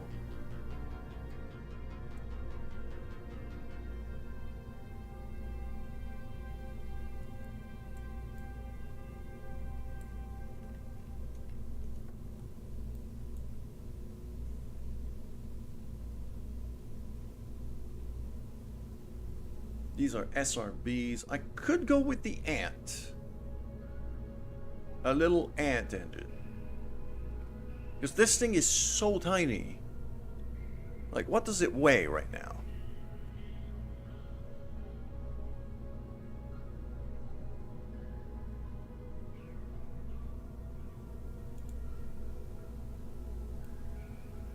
It's 0.3 of a ton. I'm gonna need a bit of fuel, so let's have a little Oscar B.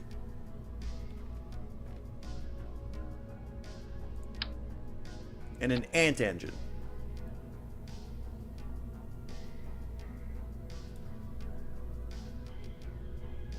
Just that doubled its weight.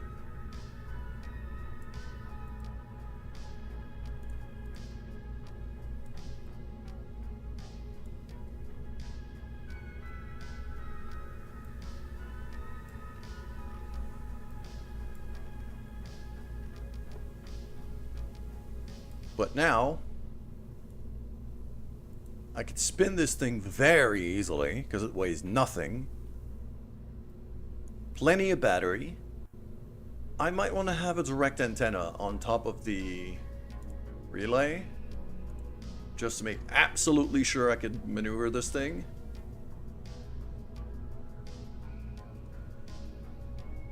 So I'll stick a couple communitrons to the side.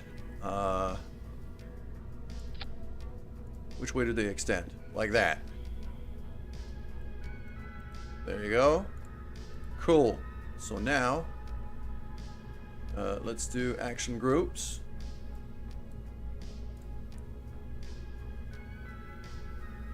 I'll do action group 9 on this, I think. Solar panel. This thing. This doesn't need to get triggered in any way. So, there.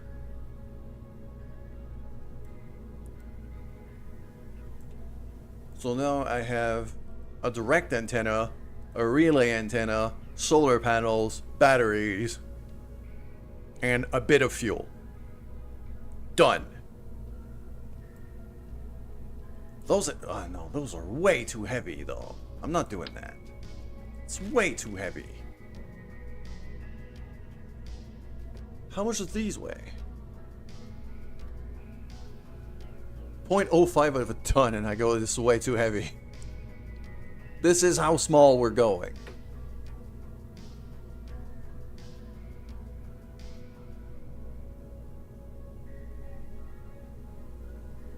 A Communitron 16 is kind of crap.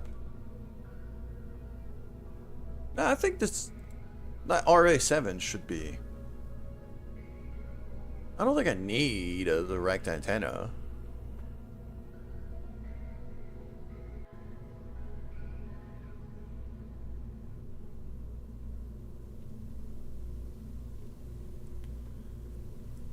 As long as I have like a higher rated antenna within 10 billion meters.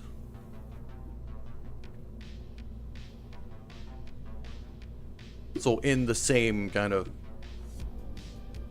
planetary thing.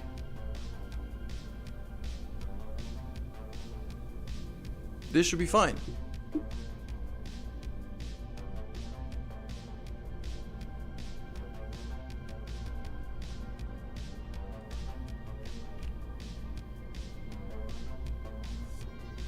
50G DSN-L2 on that one.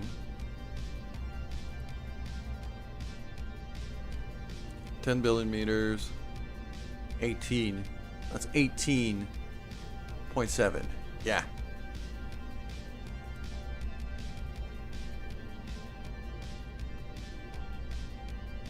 So just the antenna itself is like a third of the way.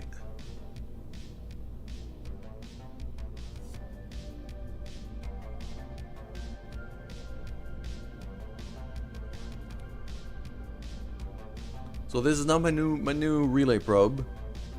We're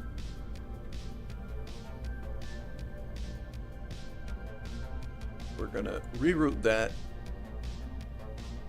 from that to this, so that way I can just kind of plop it on a launcher. But you know, it's gonna be a multi-launcher for sure.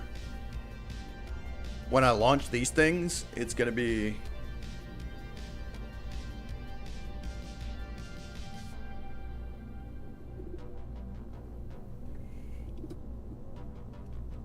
so here's the other thing I'm gonna do. Relay probe launcher.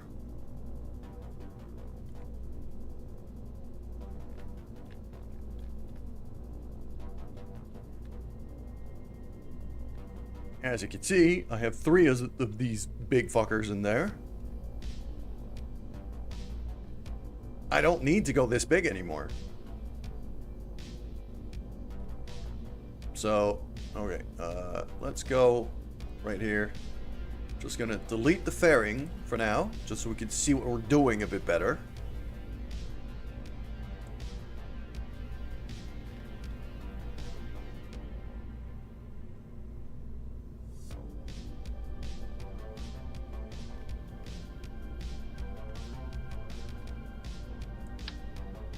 Probably throw all of that away.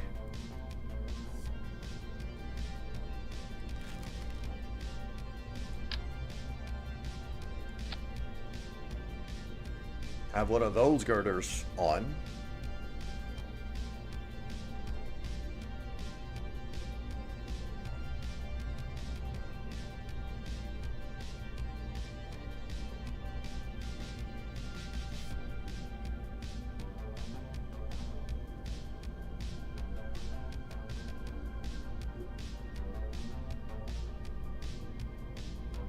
Those telescopic joints are actually kind of tempting here.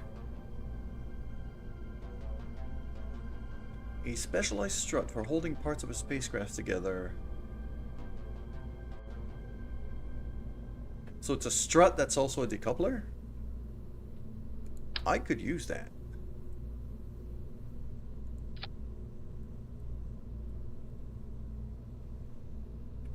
Okay, no, wait.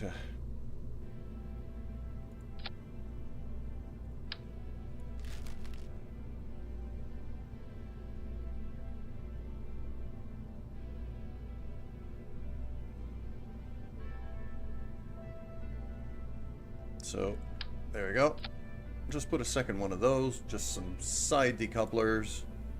Simple.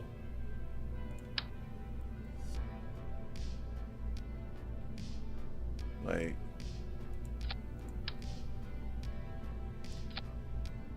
just like that.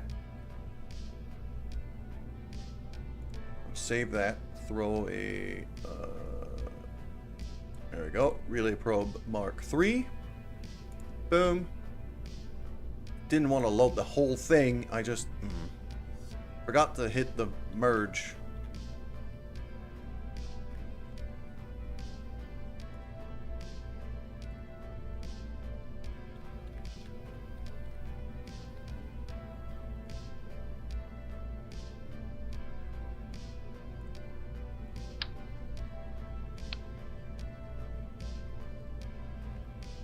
Oh, I'm actually gonna have to reroute back to the...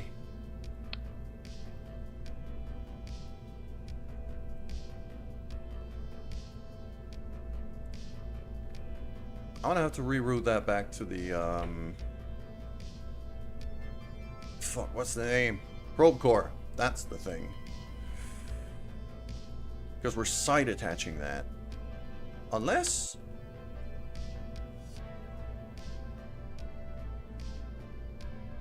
I mean, it would be incredibly stupid to put it like that. Yeah, it's not attaching properly at all.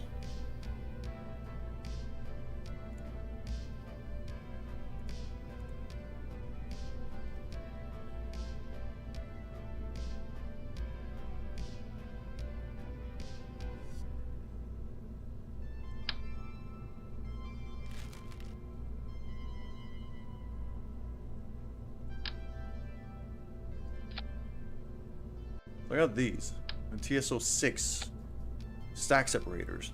The thing is, I'd like to be able to... Can't really side mount that.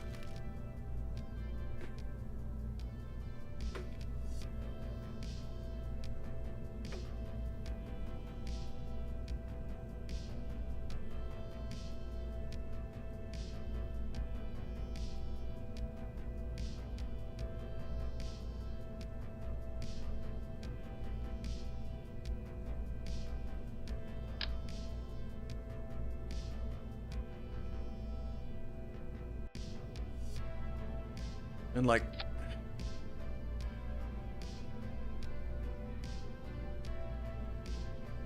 Side-mounted Clampotron Jr., maybe?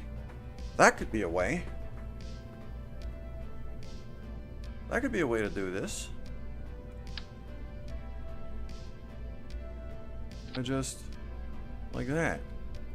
How far off does that throw my center of mass? Not by much.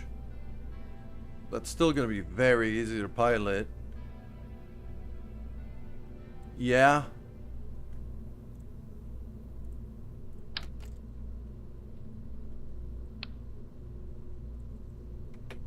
That's I think that's what I'm running with.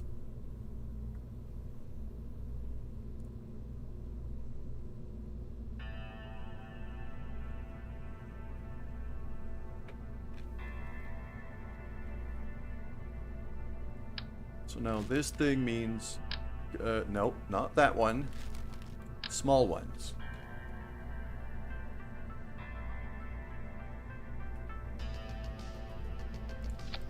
Boom. This thing is not even useful anymore. Save that. Grab this.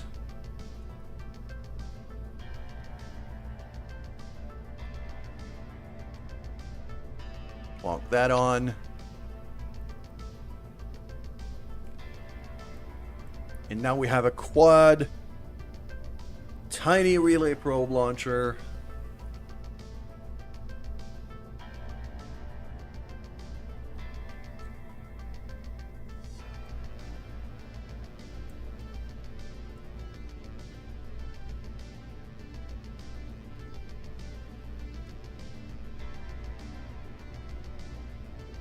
A whole lot of this gear I can get rid of too. So probably gonna fix the launcher itself. But that is, yeah.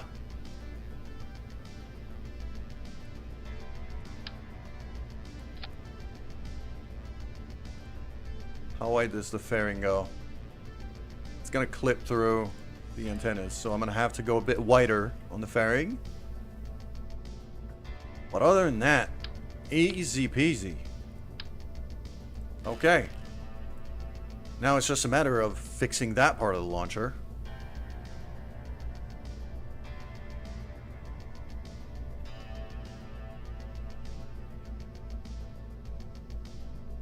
So all of that just goes away.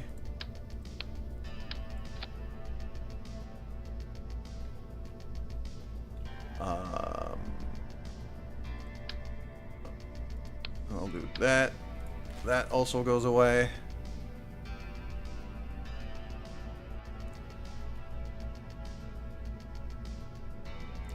Gonna want a Probodyne cube instead. Reroute the ship to that. Get rid of this one. This is now my new probe core. Let's throw a...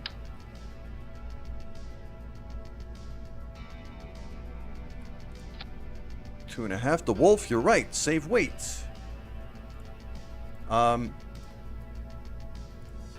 This is what we're doing here because this is our new... This is basically our new relay network launcher. Gives us 4 little relay probes in a single launch.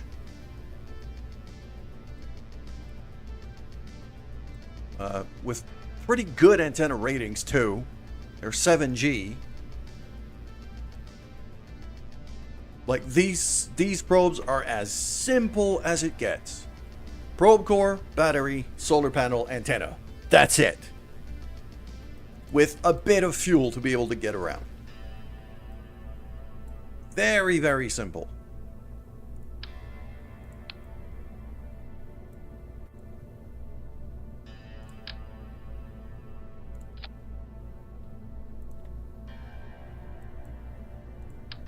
And even more importantly, what I could do if I need to, say, go to Duda, go to Jewel, like when we start really exploring out there,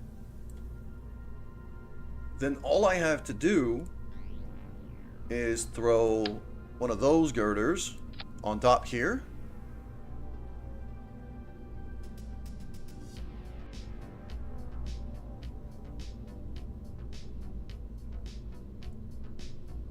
And I could even... Can I? Yes. There we go. What I want is to move that down. There we go. Perfect. Now that I have this, like that, if I want to, let's say, launch 8 of these, or 12,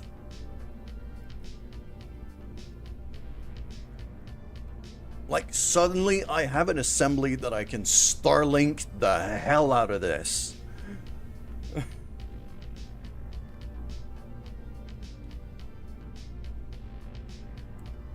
As long as the launcher below can take it, this is basically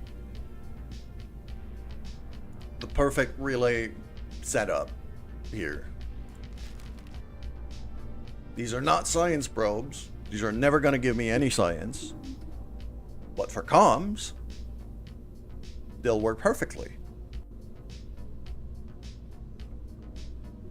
So,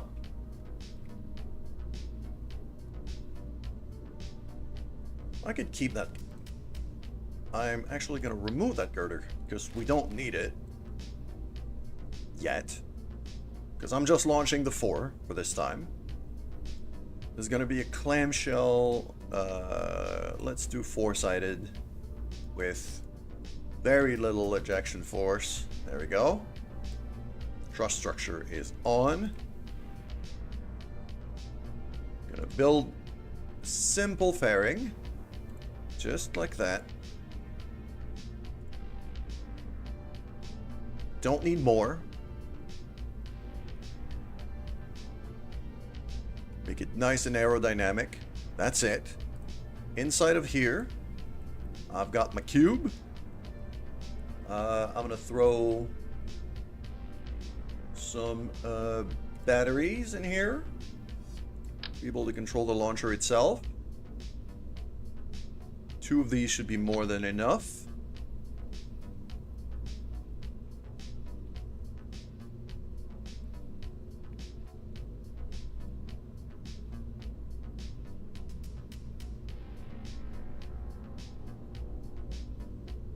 I'm going to need some antennas. I'm going to need some comms because I need to be able to control this thing while I launch the relays. These are the most powerful antennas I can get, basically. These are the most powerful direct antennas I can get. those HG5s, deployable HG5s.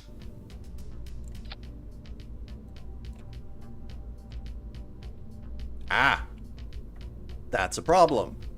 Let's put him this way instead. Much better.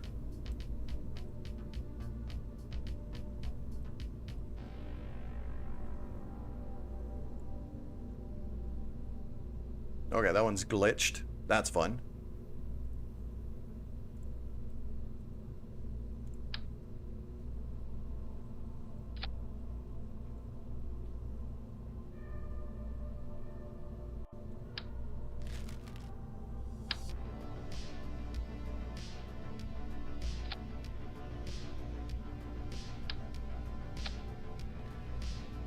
There we go.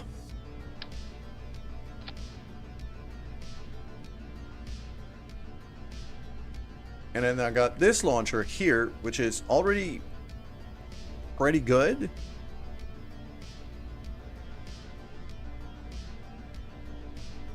Those sets are using the heavier solar panels. You're right. Once they're... these ones are retractable. I don't need to use the retractable ones. You're absolutely right, the Wolf. I could cut weight even more.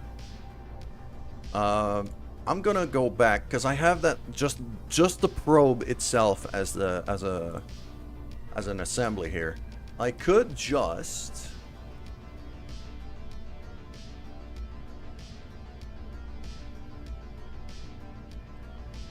use some passive ones. Although, I'd rather have something like that. 0.018. 0.025. Yeah, that's...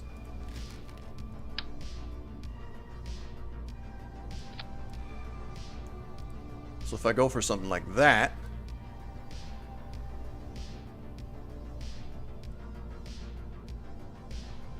that can work.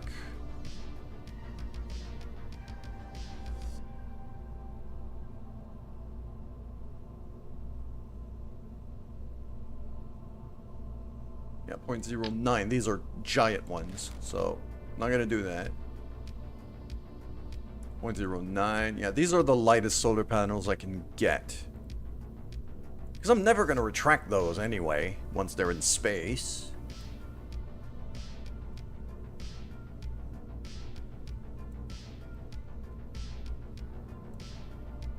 You're absolutely right, the Wolf.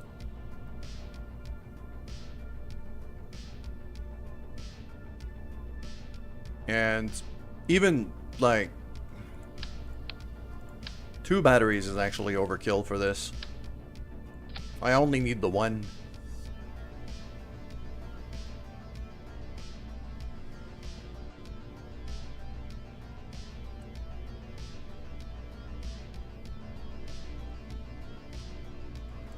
I only need the 1.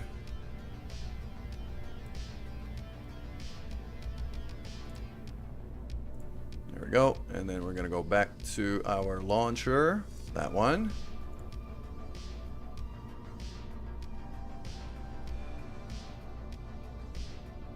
I'm going to get back in here. And replace these.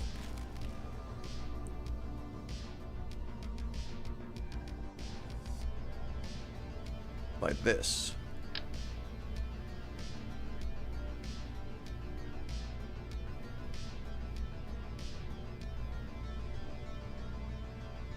There we go. Absolutely beautiful.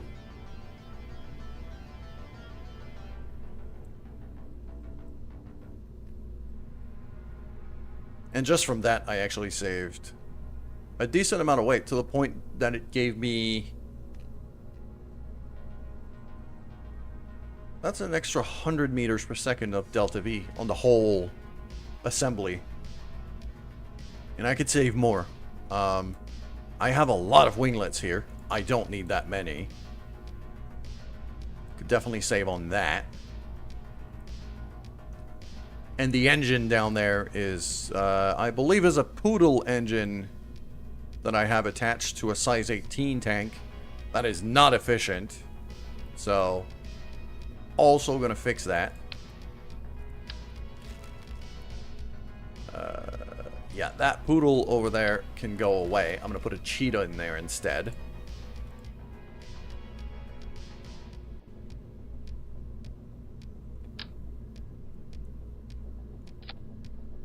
There we go. That's another 300 That's another 300 meters per second of delta V just gained right there.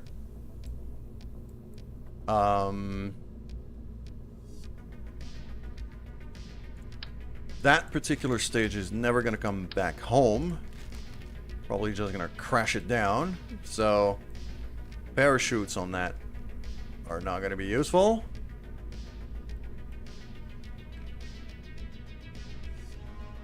And I got, what is it? That's 2 LV909s that I got in there. Okay, that works. I'm good with that.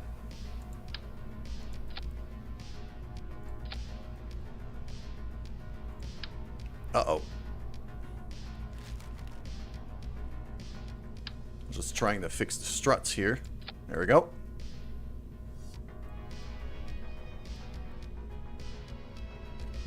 Got a nice little kind of asparagus set up here.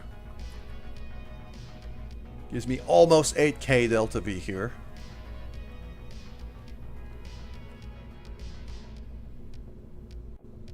I got no solar panels on the launcher itself. So let's fix that. Just some passives here. I don't even need deployables. Some of those like static cells like that, like 4 of these. Actually, if I put them in a diagonal like that, actually there, so they don't get obstructed by these antennas once they're deployed.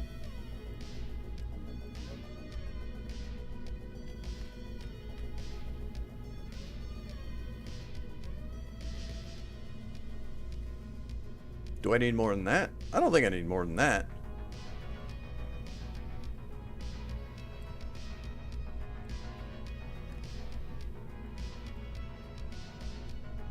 But yeah, right now what I have in there is 2 LV909s kind of on an engine plate.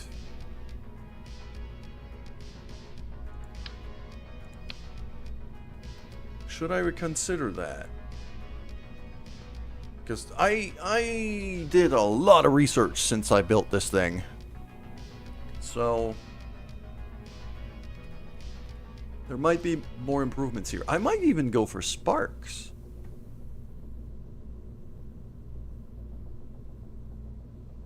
Although I need some thrust. So I need some thrust, and 909s are not bad. Yeah, 345 ISP in vacuum. That's actually quite good.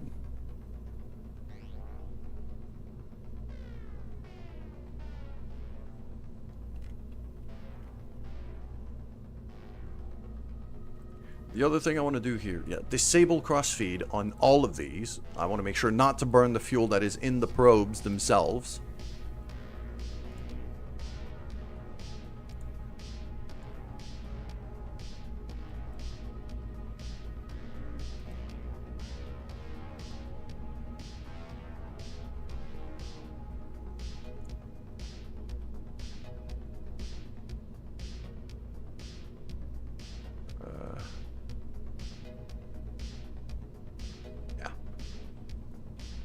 So, let's just do that here. Like that. Okay. There, there, there. That's all disabled. Good. Plunk that back on. There we go. Yeah, it's more than enough for a lot of places. So, plunk that back on. Yeah, it's almost 8k delta V. I don't see a world where, like, legitimately that should be enough to get me to quite a lot of places.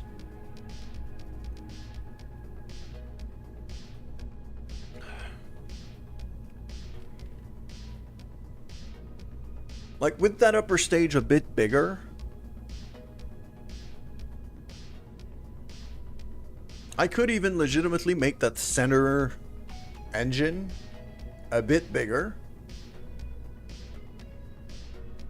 and throw, like, instead of those 909s, those two 909s, throw, like, a single nuclear engine on that. I think I've unlocked them. Have I? Maybe not yet. No, I haven't unlocked the nuclear engine. Yes, I do. There we go. A nerve.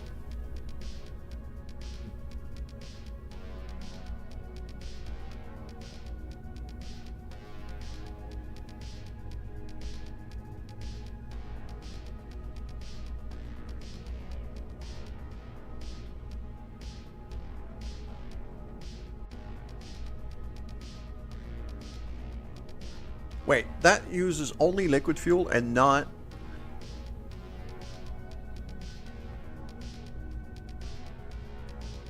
It's solely on liquid fuel. So if I change the center stage for, like, pure liquid fuel fuselage rather than fuel and oxidizer, throw a single nerve on there, on the upper stage, then I can absolutely do interplanetary with this.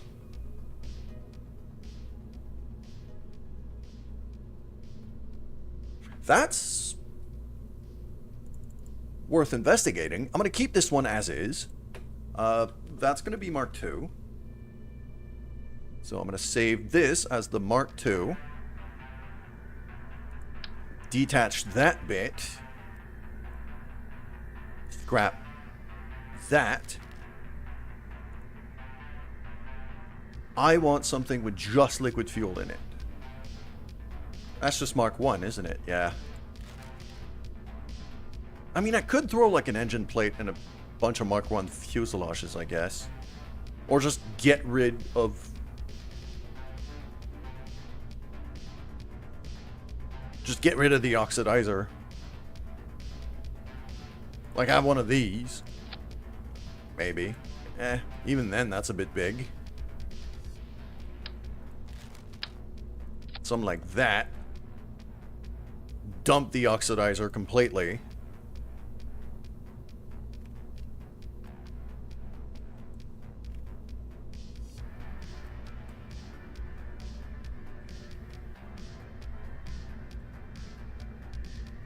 And then just throw one of these. That's 3,000 Delta V by itself. So if I throw a bigger tank...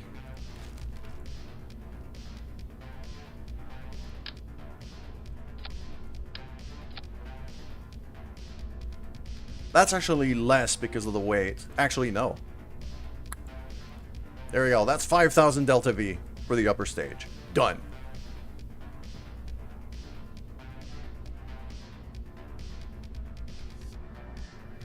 Yeah, just keep the fatter one, drain the oxidizer. That's basically what I just did.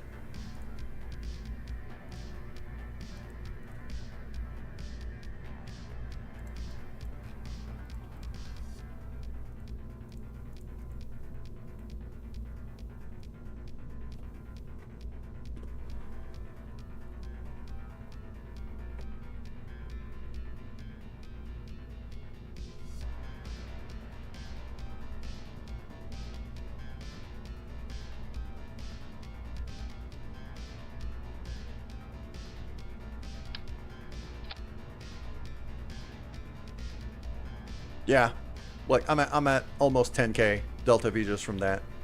That's without even properly fitting anything here.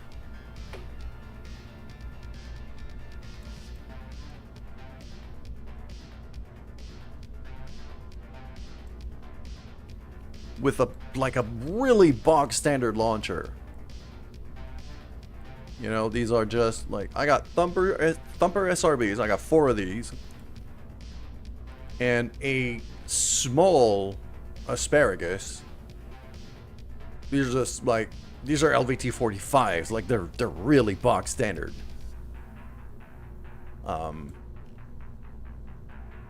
And I wouldn't even need that much adjustment for this. Probably redo the strutting to attach to the high tank here.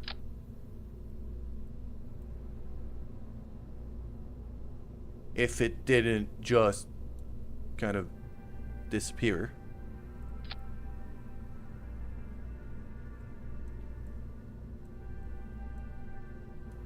Come on. I guess I can't do that. Why won't it attach there? The hell? I do it from the nose then? Or directly from the big tank? Also doesn't work. Okay, why it won't attach there, I have no idea, but it won't. Or I could just strut down, really. Kinda put it over here. Or I could just completely fuck it up. Okay, Control Z.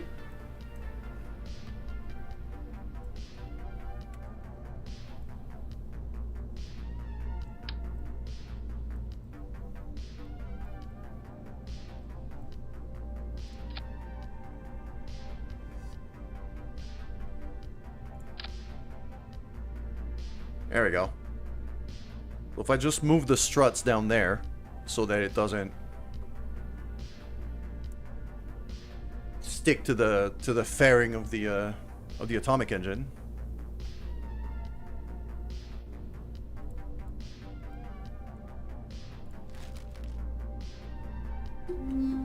Okay, I'm actually gonna be right back. I rubbed my eye a bit too much and now it's burning, so I'm gonna go wash my face.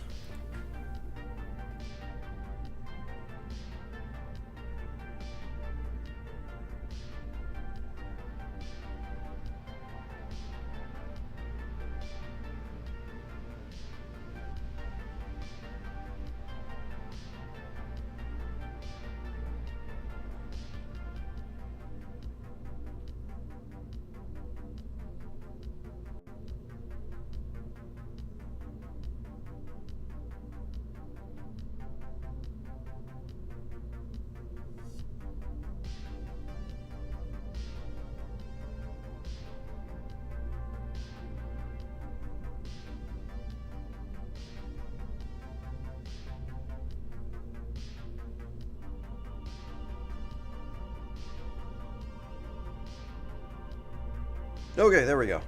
I can actually see properly now. Yeah, I'll just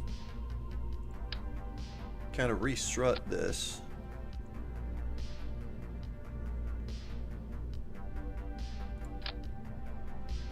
Oh, it's having that glitch. Okay. It's having that glitch. I just have to hold ALT when I do it.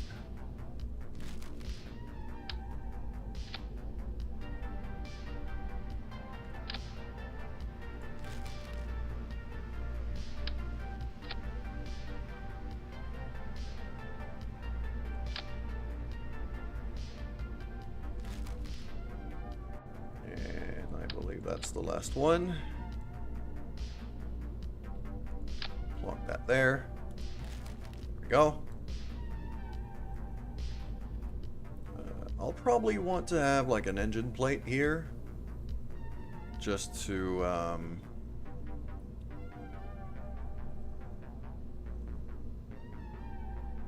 make the decoupler look a bit better.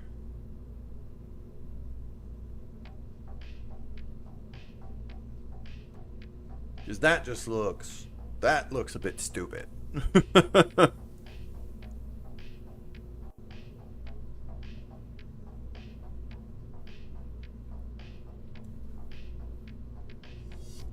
So let's detach that.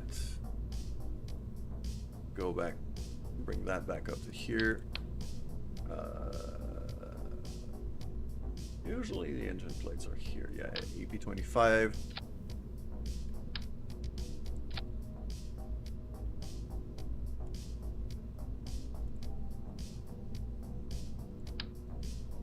Ah, no, okay. I have to keep that as long as I can make it. There we go.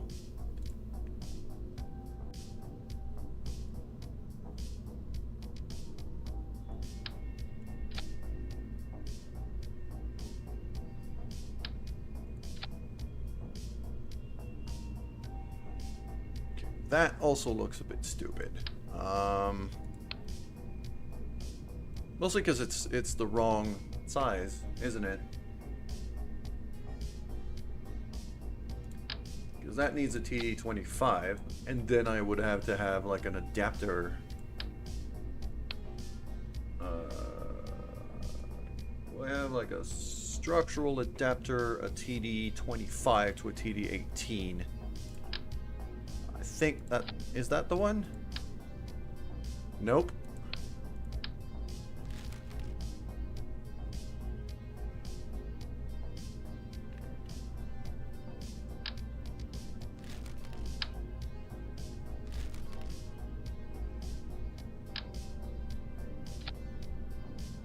That goes all the way down to size 1. Let's go here by cross section. That one.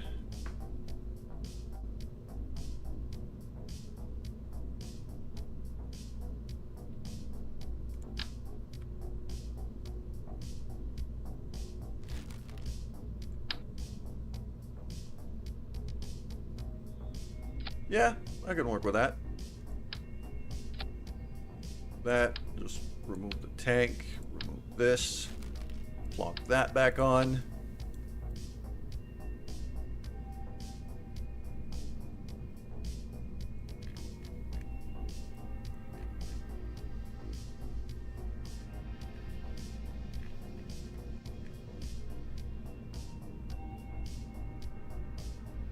It looks stupid, but it has range for days.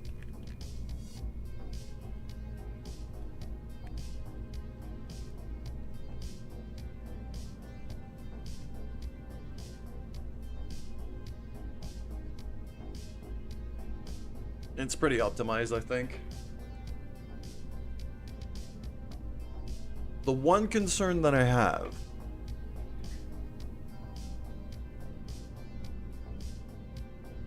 is my thrust to weight here on stage 3. On the Cheetah, on the Cheetah itself,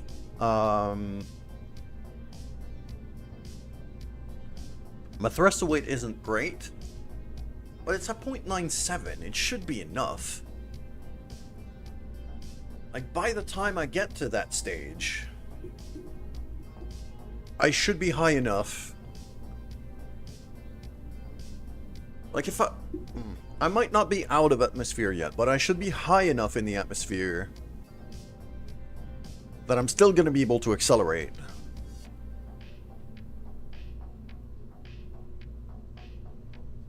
The problem is, if I'm gravity turning,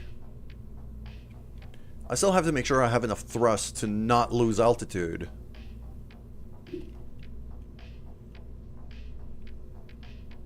Then again, there's not like 1,000 ways about this.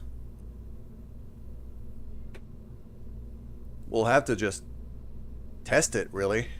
Oh, I didn't have the, I did remove the solar panels here, so let's fix that. Yeah, just these XLs here. Throw 4 of those on there.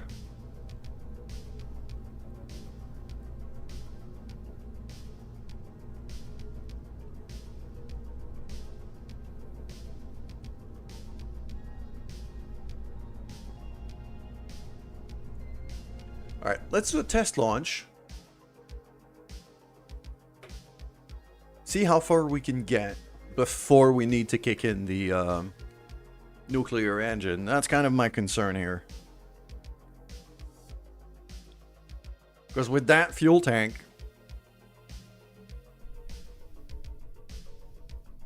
and a nuclear engine, like, this thing can definitely get interplanetary, probably Duna, probably even more.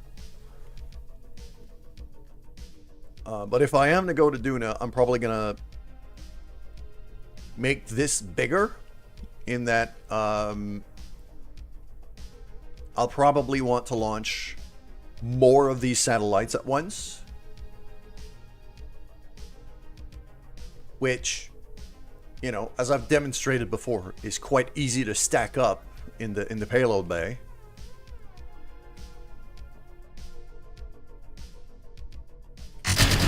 All right.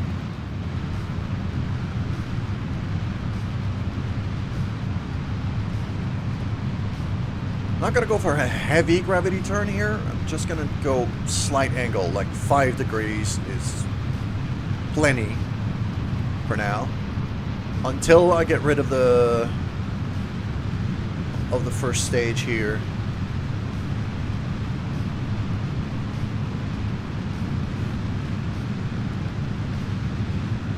Because I get rid of the first stage of liquid, then solid.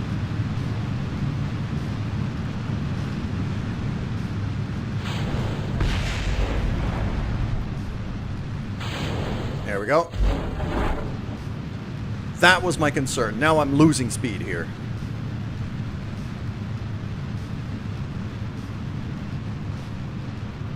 That's okay.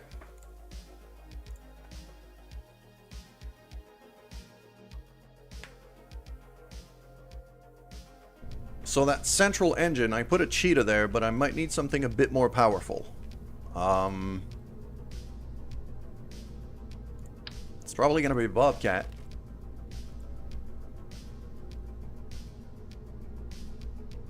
Yeah, it's probably gonna be Bobcat.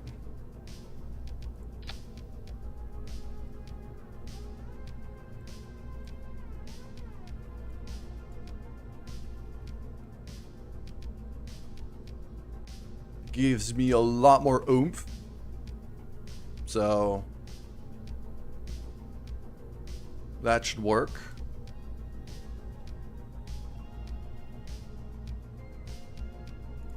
Still got 9k delta V,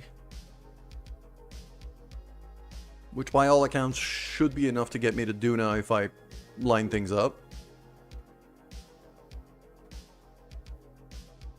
Because I think that's kind of the next stage, is to launch one of these for either Eve or Duna.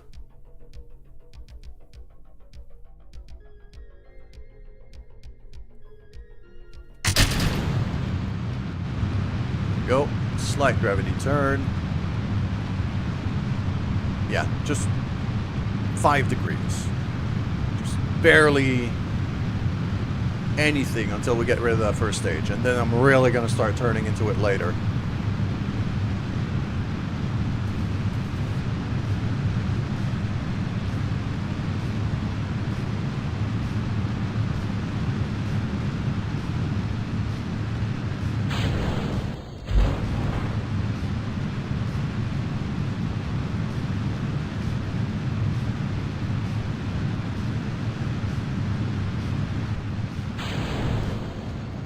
Bobcat engine is very powerful, and I love it.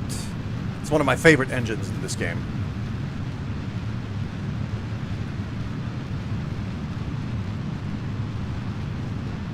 There we go.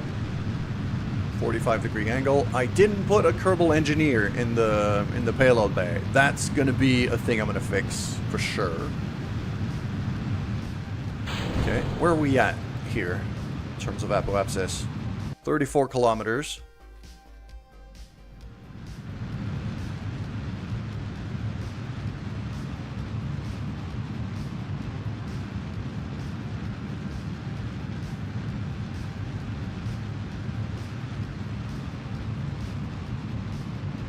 We're accelerating at a pretty steady rate, so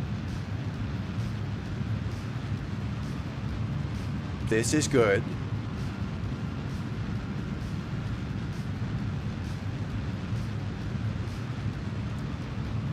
Could even lean into it a bit more.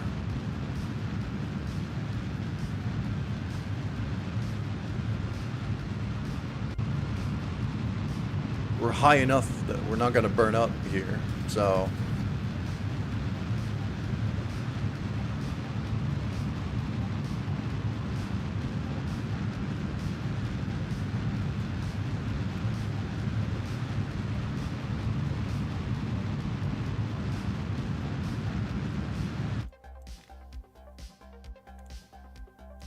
There we go.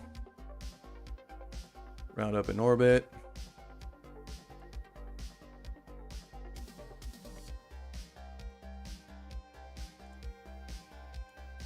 Bit more. There we go.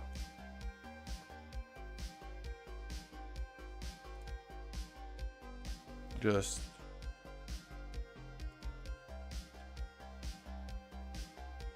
deploy that. Extend that.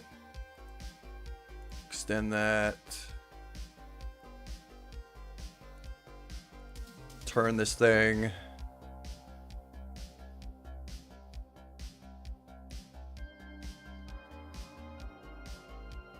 And I'm gonna have those external boosters for, I would say, about half of that circularized burn.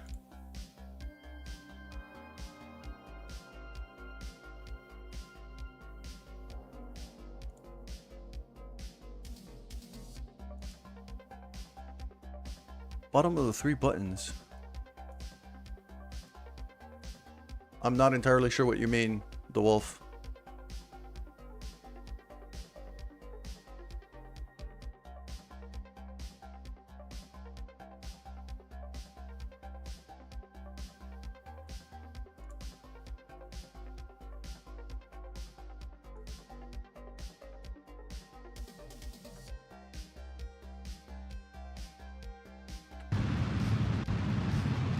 Oh, no. Burn a bit early. So. Because that's C-minus 18 or so. And here we go.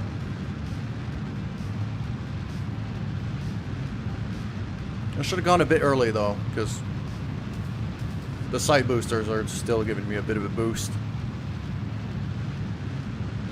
There we go. Now they're gone.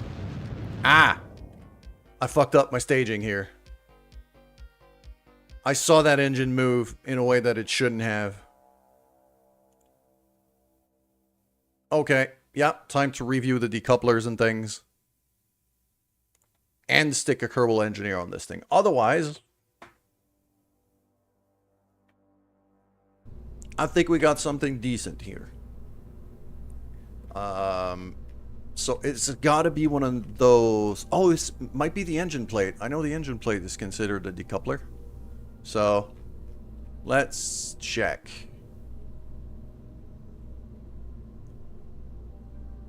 I'll compact you for now. Stick you over here. Okay. Oh, to see the Apo Apps in flight. Yes, you're right. I was more thinking... Okay, yeah, it's this one that triggered.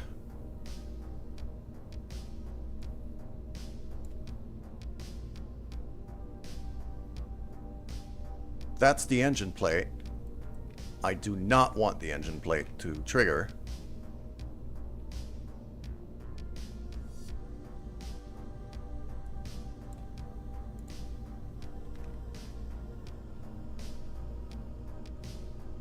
That should go here.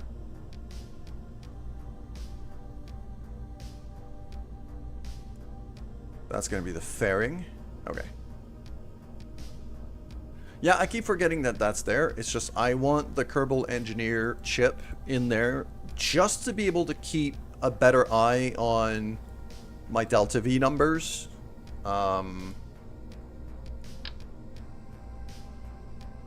So I'll just stick it here in the payload bay. That'll do.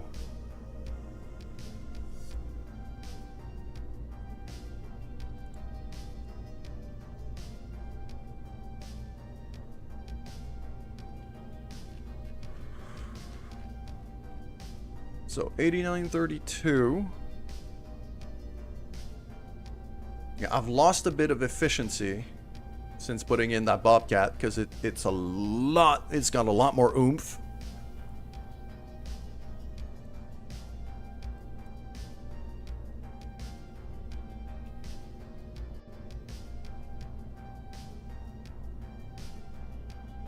Still has pretty solid range.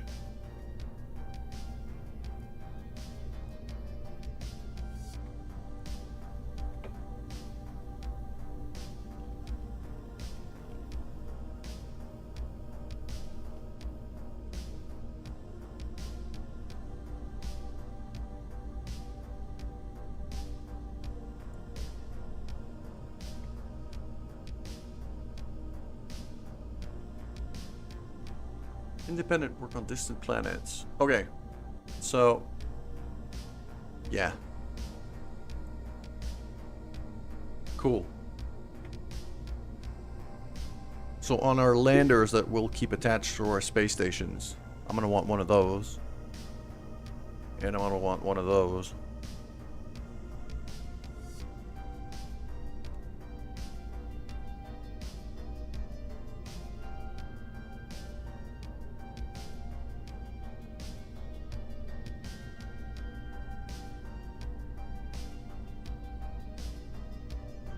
Scan surface feature, okay.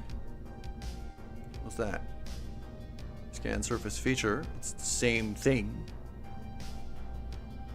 Max science fraction 33. Oh, it might just be more efficient. Yeah, it's okay, it's more efficient. It's better. Alright. So I want one of those and one of those. On the landers I keep. Cool. And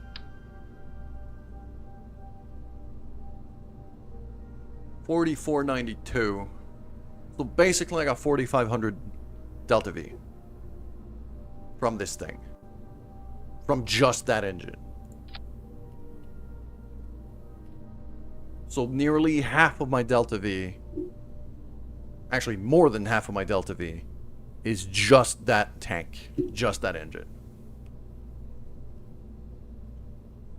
Which is actually going to translate to more than that, because right now I'm on, you know, Kerbin body setting. So as soon as I escape Kerbin, it's going to be a whole different thing. Alright.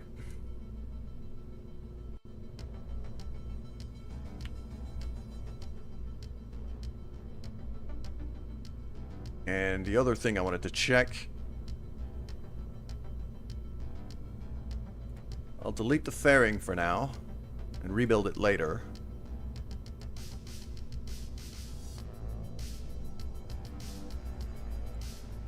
How about if I want 8 of these probes?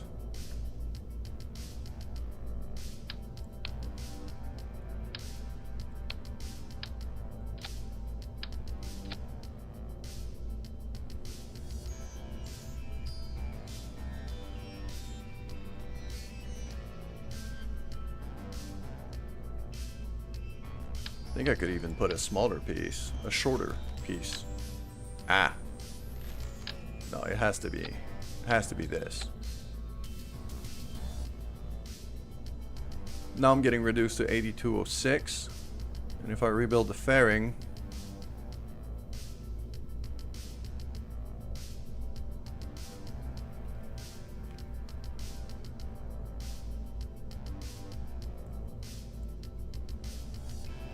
still at 8,000 for double the payload.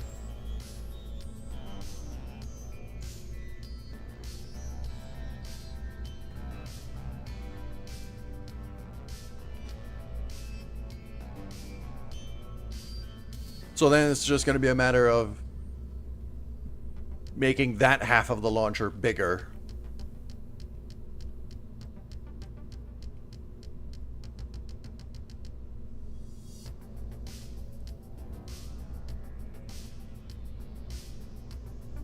Probably extending these things, having bigger side boosters. Be able to lift off a bit easier. Be able to do longer in space with the Bobcat.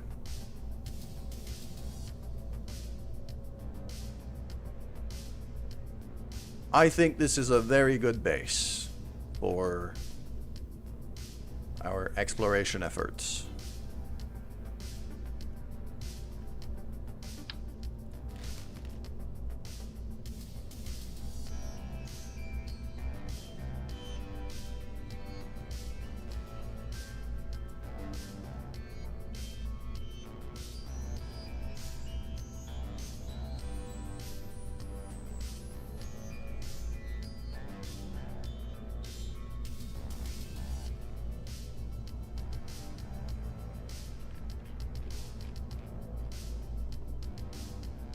Staging is settled. So I still have a couple of contracts here where I need to put things. I need to put one in orbit of the moon and one in orbit of Minmus.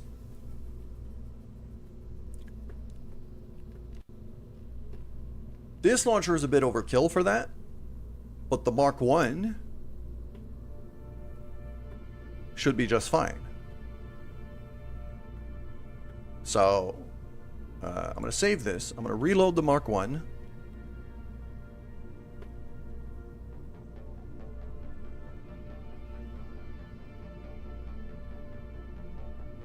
Yeah, the Wolf, you're completely right. Just more Bobcats. That would do it.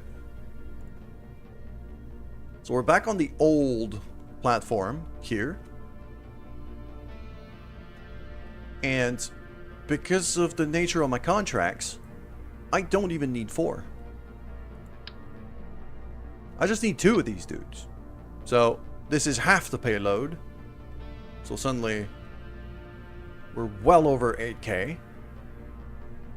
The other thing I didn't do is I'm gonna fix the missing Kerbal Engineer probe thing here. I'll put it on the ceiling of the payload. Because I don't need to really see it once we're gone. It just needs to be there. It still has a cheetah. So I'm still going to have the same issue I had before. So it's still going to have to be a Bobcat. So let's fix that right away. Bobcat. And I like to have the Bobcat in that specific orientation, because when I'm gravity turning, I'm turning that way, to the right of the screen from our current perspective. And so having these lined up horizontal compared to that particular axis of rotation means that it's a lot easier to... feels easier to maneuver to me. Feels like it turns faster.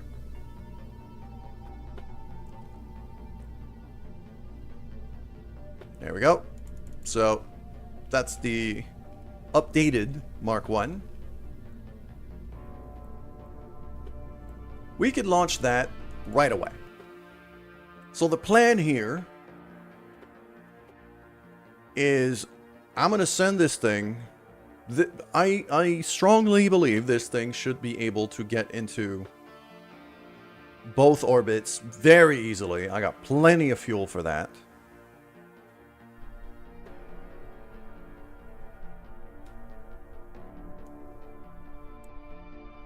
And the easier way to do this, in my opinion,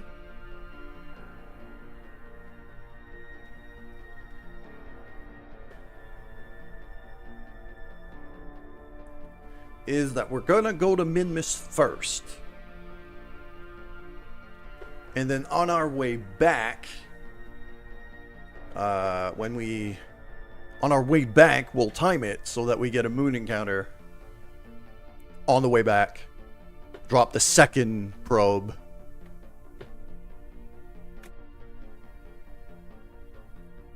And that'll do.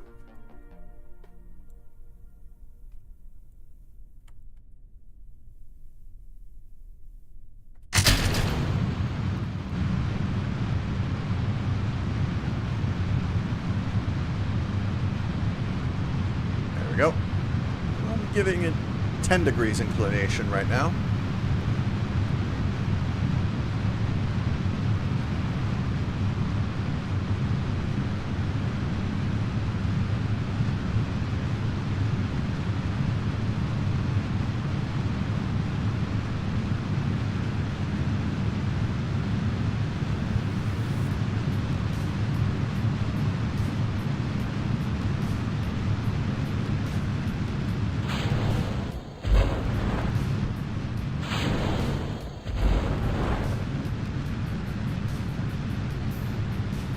Okay, it's doing flips. Alright.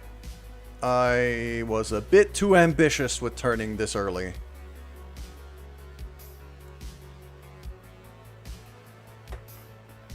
I was a bit too aggressive.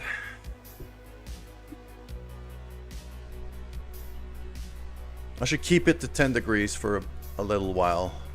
So...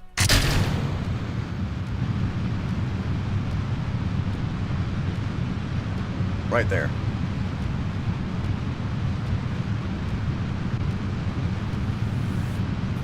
Maybe some winglets are going to be needed here.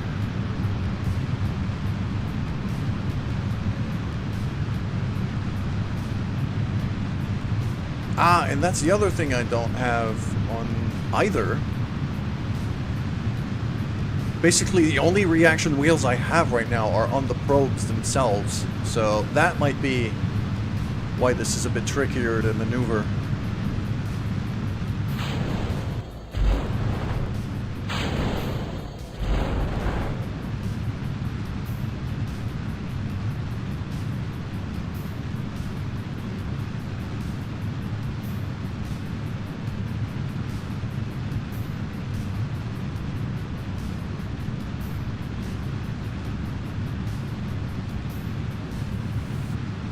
Once we hit 20k, I'll just switch the map over to orbit mode. Actually, I might do it now. There we go, orbit. Very nice. Stage again.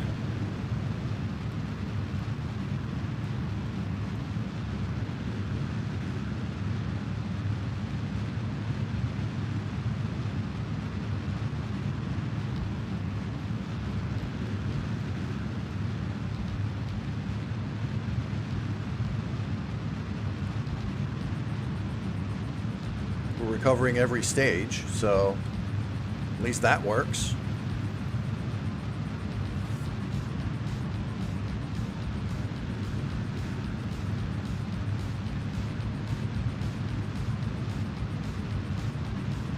$110.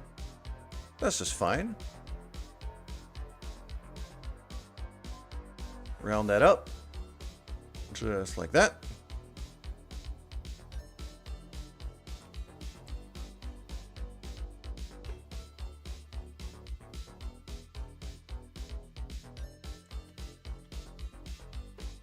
We're out of atmosphere, so time to deploy that. Extend that. Extend that. Turn this thing. And we're going to be losing these side boosters. Yeah, I got 400 left in these tanks, so I'm going to want to be boosting a bit early here. Plus, it's just an orbit circularizing maneuver. I don't need to be super accurate here.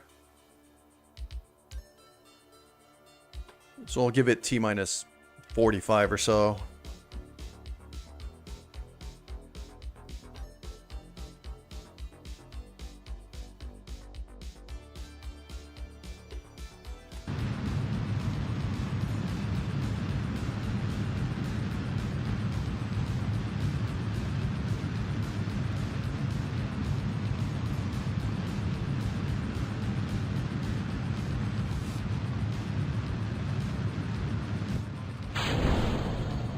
There we go, and now we're flying just on the Bobcat.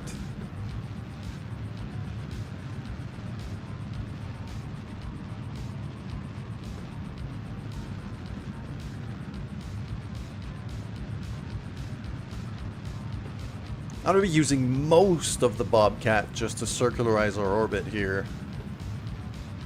But, then I got two... Yeah, that's an engine plate with 2 Terriers in there.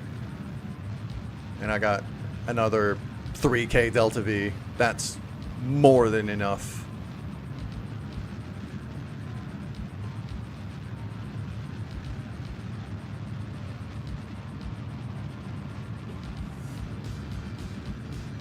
There we go. All done. Minmus is over there with quite a lot of stuff orbiting it right now. I'm surprised that contract hasn't cashed in yet.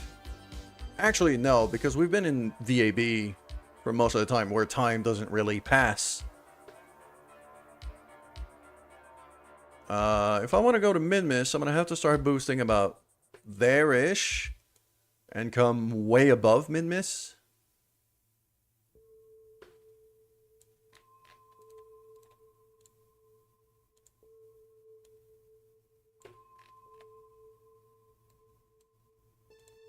I mean, that's a moon encounter. No, come on. Maneuver node. Cooperate, please. Okay.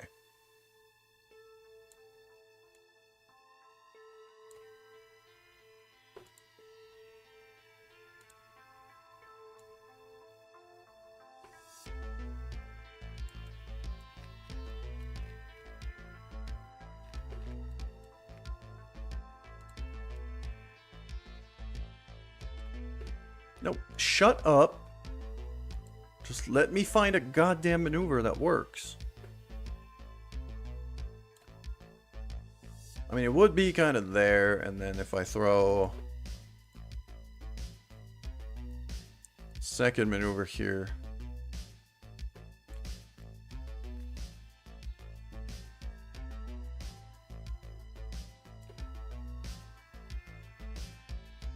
That looks a lot like an encounter. Yep. That's an encounter. So I need 898. That's 900 plus another 50 on the correction burn.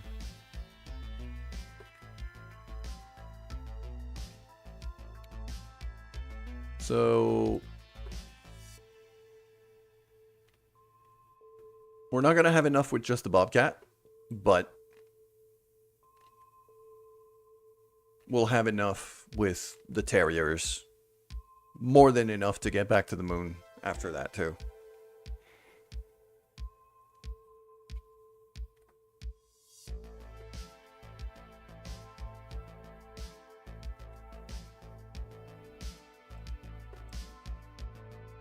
So there we go. Just line that up.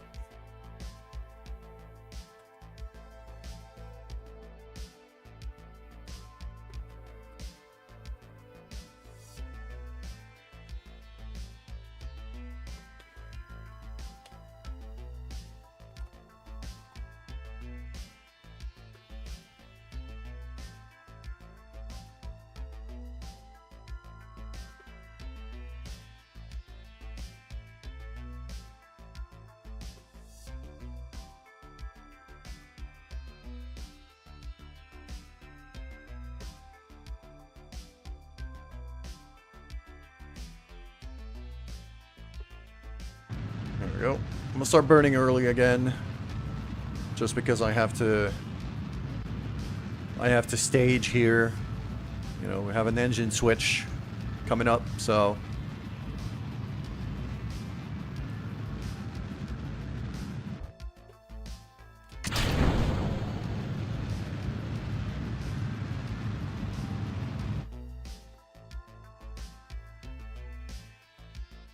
okay, now I can wait a bit and kind of time it. Be a bit better lined up. There we go.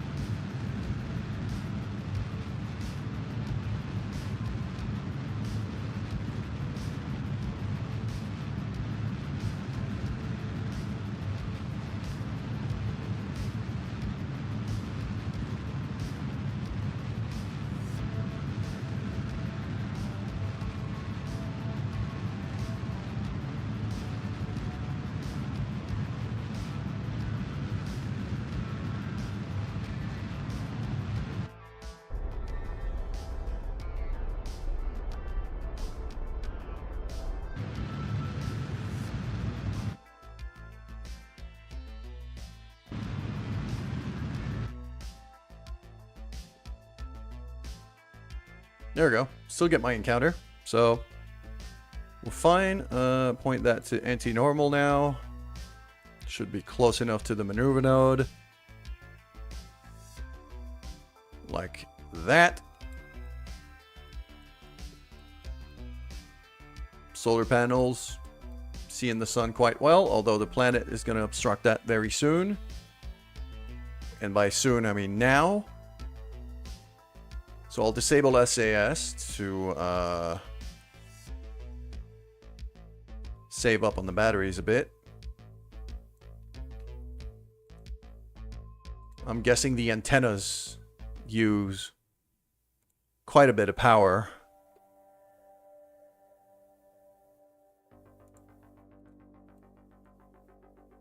Yeah, because all 4 of these are running right now. That's okay. So I'll just... yeah, we'll keep an eye on that. But we should re-emerge in the sunlight soon enough.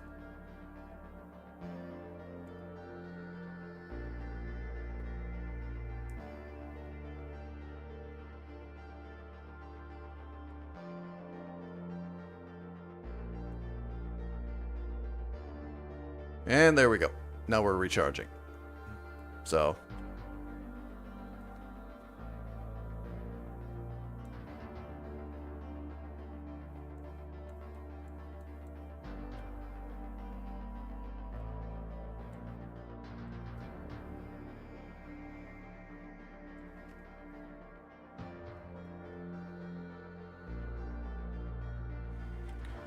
There we go.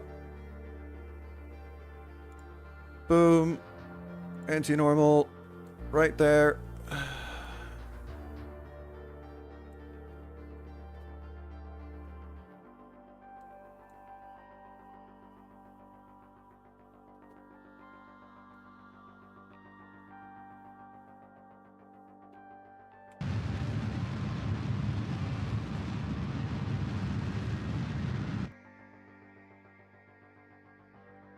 That's an encounter.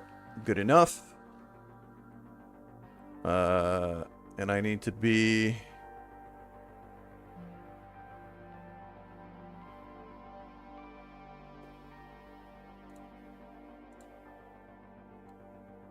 There we go. Minmus periapsis. I'm just going to round that up.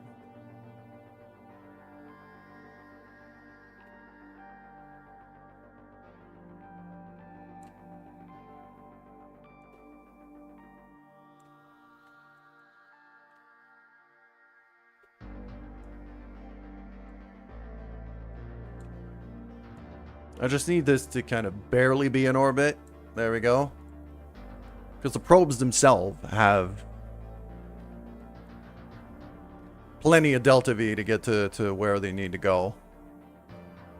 Because they need to be...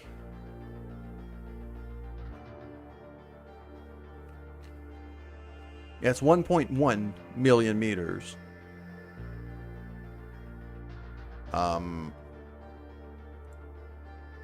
Yeah, it's 1.1 million meters.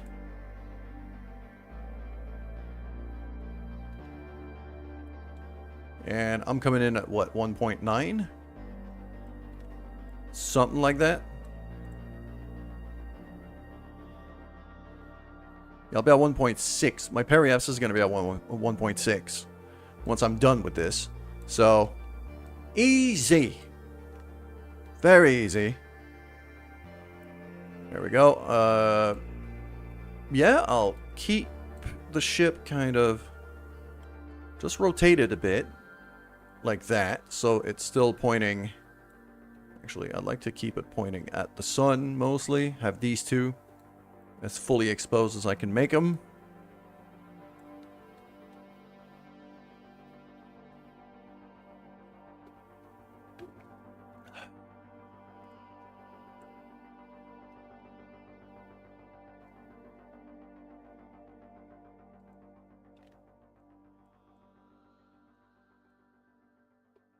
So we'll just circularize there, drop one of the probes, put that probe in place, finish that contract, cash in. And then the next one, we just fly this thing, get a moon encounter, drop the probe, probably even as we fly by if we can.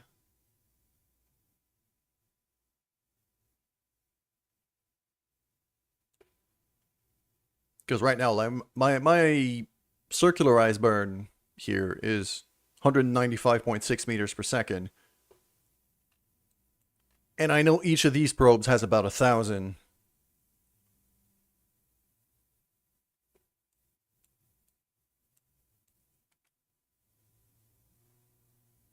Like 1,000, 1,200 delta V for each of these. For the weight that they have to carry. So that should be very, very, very easy.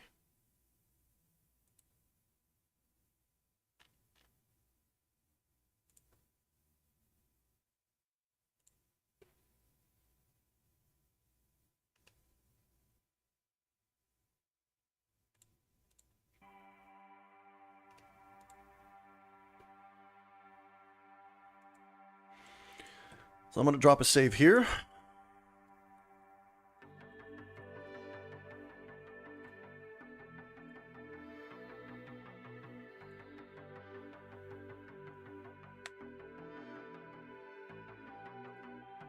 And by the time we get to Minmus SOI... Yeah, it's going to be 7 days. So what I'm going to do... here is I am going to go back to the tracking station. I'm going to switch over to the space station core. Wait for that contract to cash in. Because my issue right now is not even...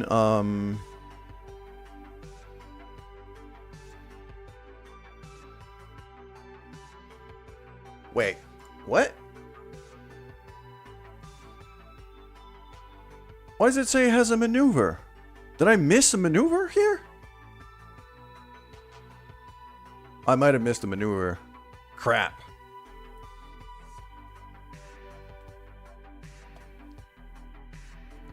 Why didn't it give me the alert then? No, I am here. What the hell is that maneuver? No. There's no maneuver there. Contract complete. Okay, so it cashed in already. Cool. So now what I gotta do is, well, boost it back up to high orbit. Really? And for that in particular, I think I'm just gonna... I know it's about 2 million meters all around. So I'm just gonna eyeball this. And then we're gonna start lining everything up for docking maneuvers. To, well, because at some point it's gonna be time to assemble this thing. So.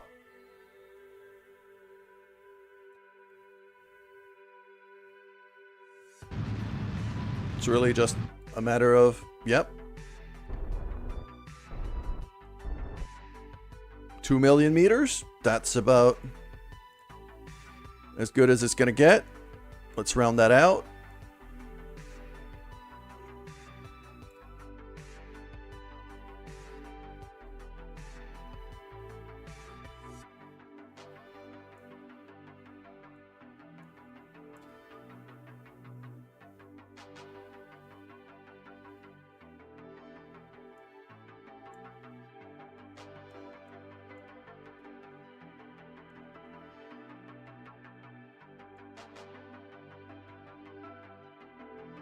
Yep. There we go. Now we really have a maneuver. So, cool. And it's going to be the first maneuver of the lot. It's going to take 3 days. So,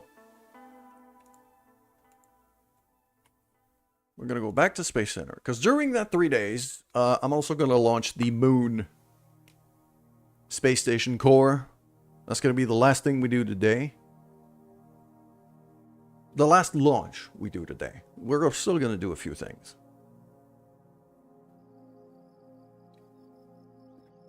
And it's going to be the exact same setup, exact same core. The only thing is I've added the scanners onto the station core itself.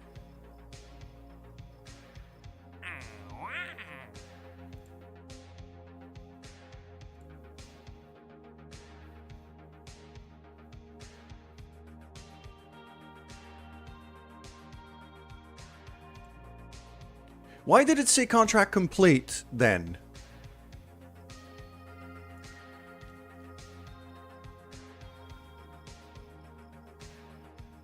Oh, it's the relay. Wait.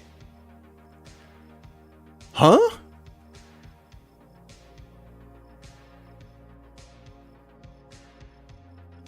Okay, so it didn't cash in at all. Okay, I need to get that thing back down to low orbit.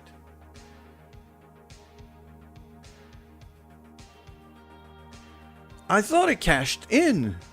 It didn't. That is incredibly inconvenient.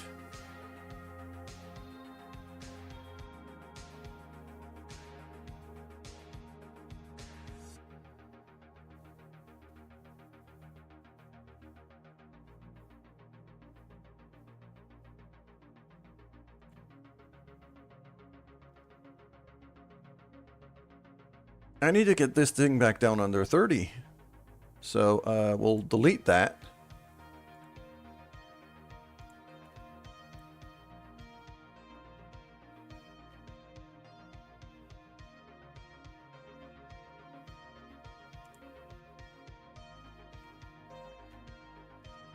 Mun, Minmus, there.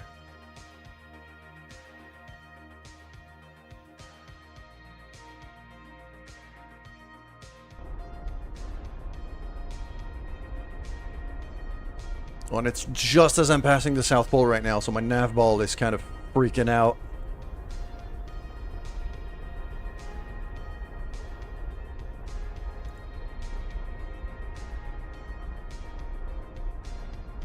Epilepsy is going down quite nicely.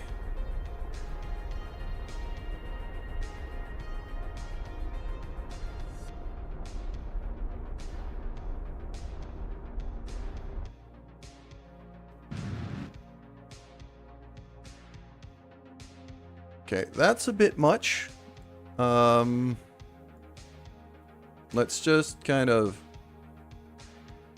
realign that a bit. Slow down even more.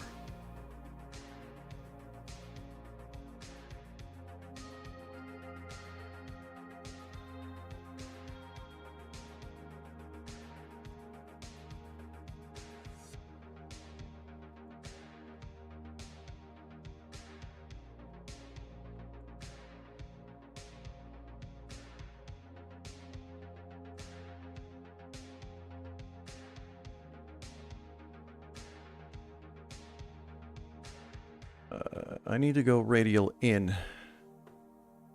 So, actually, you know what? I could still... Minmus's gravity is so tiny. I can actually afford to kind of go suborbital and then correct.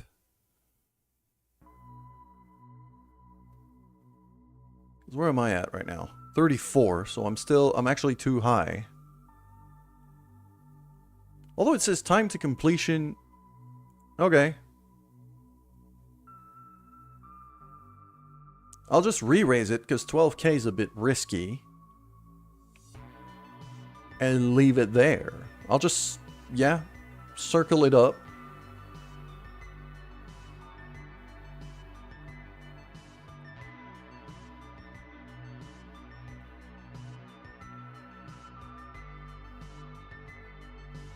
I'm also going to have a look at the science lab. Might want to transfer some stuff back home.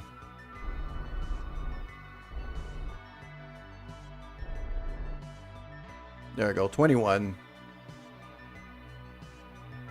Yeah, because I'm already over 30 1,000, and it's still not. So this is fine. So in here, yes, I want to remove the SAS for now. Because for some reason, this thing keeps giving rolling inputs, which are really annoying. Okay. No. Stay there. Yeah, it has 29 science in there. But more importantly, I want to have a look at our data. There you go. Throw some data in there. That one I can't rework in the lab, so I'll just transmit.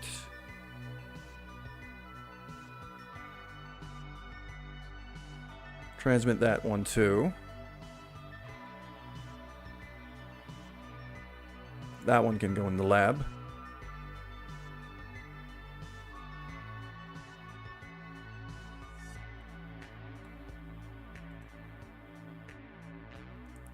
Just going to pin the lab right there just to make sure that I don't overload it. It's 45 data. Okay. Still throw that in. I'm at 623 out of 750. So that works. 68. Yes. That would be the last piece of data I throw in the lab. For now. I'll just keep everything else. If there's anything worthless for the lab, I'll just transfer it home.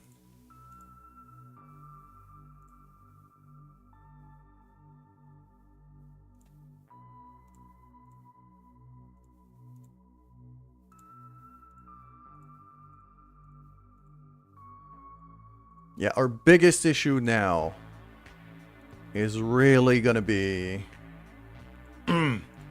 money. Because this thing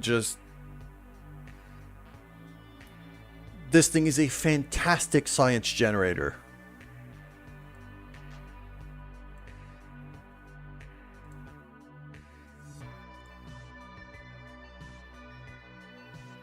Needs to be activated on a solar orbit. Oh, okay, so I brought these for nothing. Cool. And for this thing, currently has almost 30 science. I could leave it there. Let it work. Can contain up to 500 science anyway. Welcome back, Fricks. So for the contract that I have right now, I had to put the Minmus station in very low Minmus orbit. Now it's just a matter of time, and it's going to give me a good amount of money. Once that cashes in,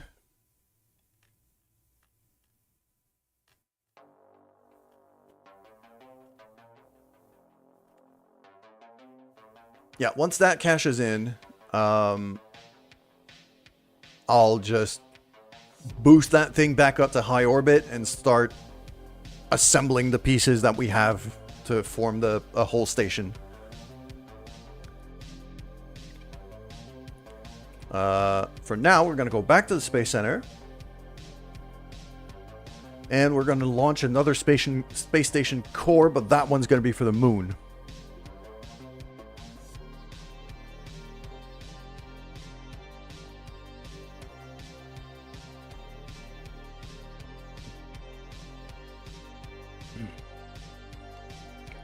I'm actually going to go to the tracking station here because the moon station piece that is currently there, that one,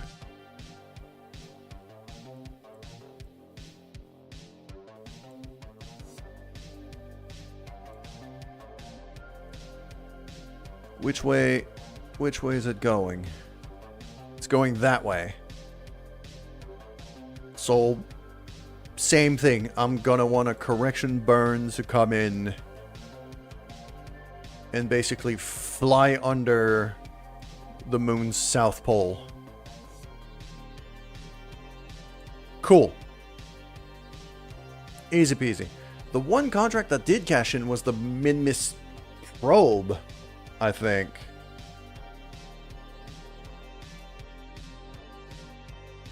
Moon space station. Relay satellite around the moon.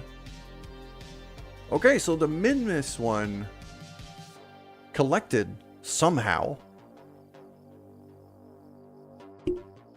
It might have counted the station itself as a relay, I think.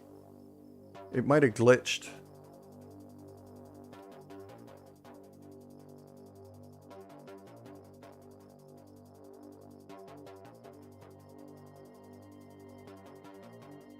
So, yeah. So, in that case, what I'm going to do is I'm going to take the current... this dude.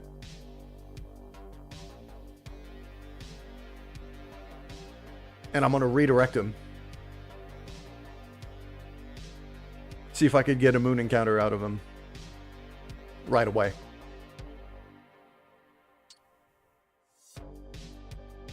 You're bored, Slav? I mean...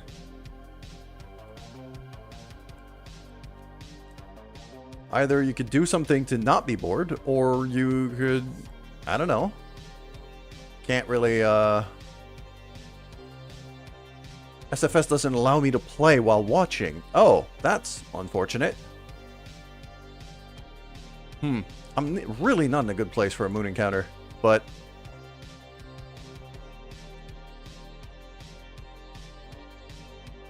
still gonna try something here. Okay, so there's that. There's there. What if I start boosting...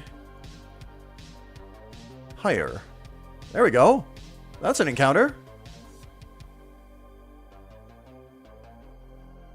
So, okay, let's cancel out that maneuver.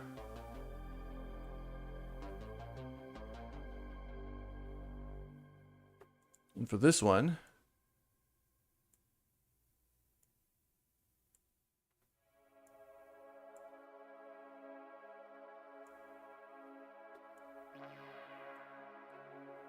my closest approach is going to be here.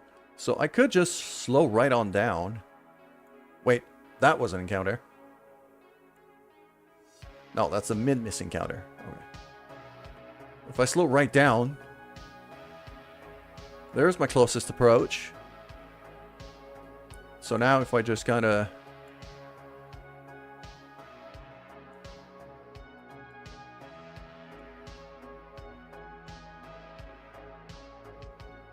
bring it down there, and then move it over. And then still bring it down.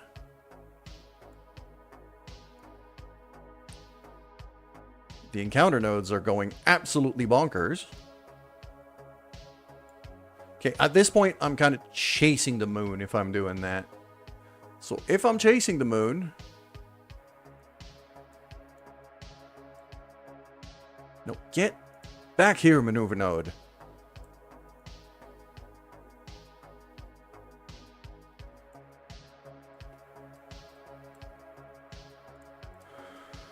Okay, let's rethink.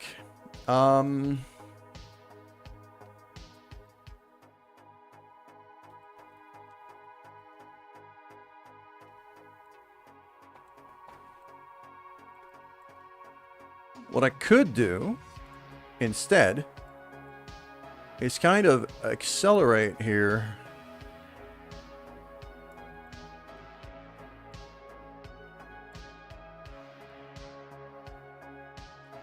And look to encounter the moon like there, like completely on the other side of Kerbin.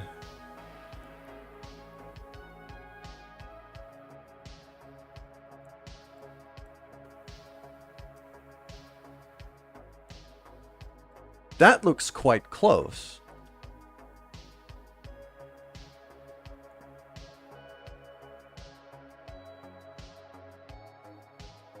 There we go. That's a moon encounter.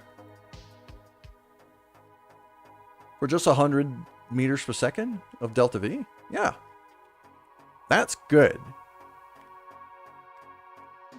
And... And that's just for relay, so I don't care where. I don't care where that encounter lines up at all.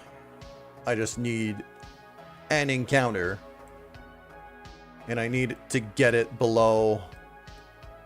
I think it's below 60 kilometers. So, once I'm there, just throw that back down.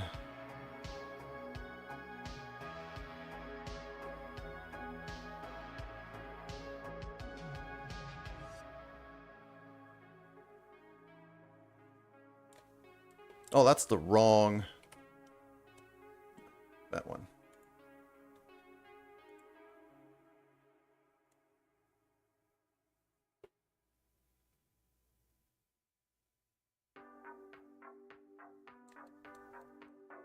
Okay, no, that maneuver is...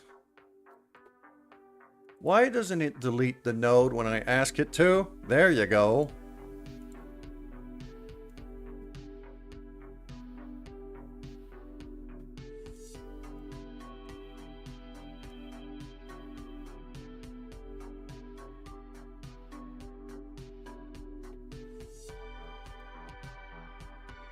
Okay, something is horribly wrong here.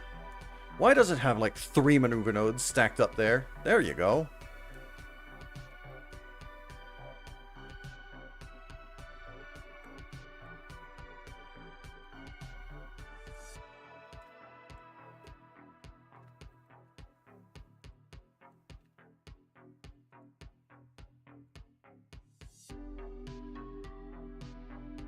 Ah!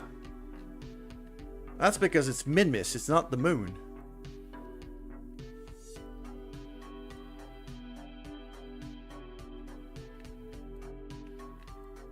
Okay, I completely fucked up my...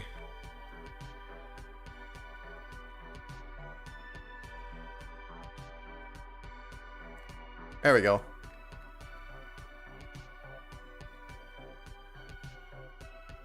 The moon encounter.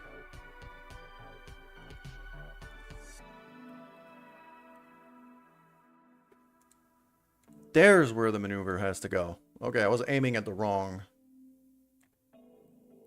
I was looking at the wrong place. That explains a lot of things. There we go. And I need that to be below 60k. So, right down.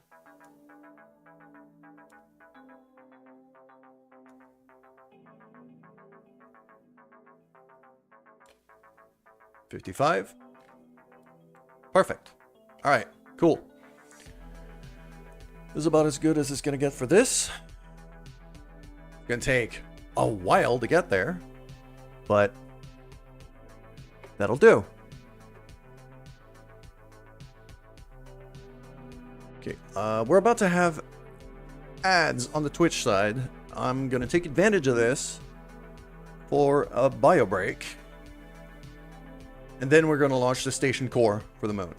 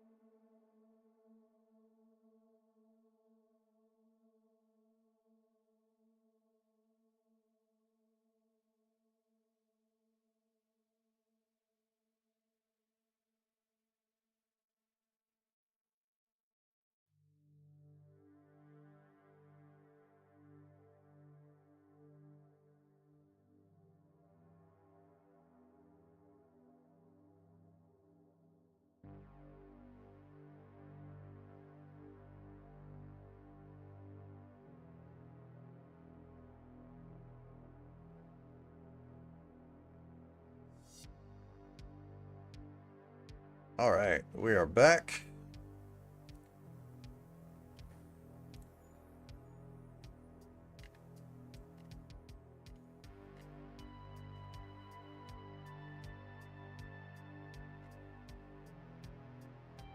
It's below 1.1 mil. That's the relay. Okay, I don't need 60k. I don't need anywhere near that much. So...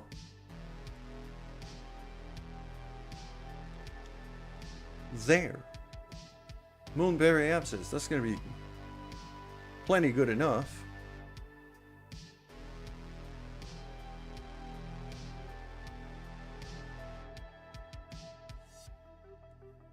So, cool. To the Space Center.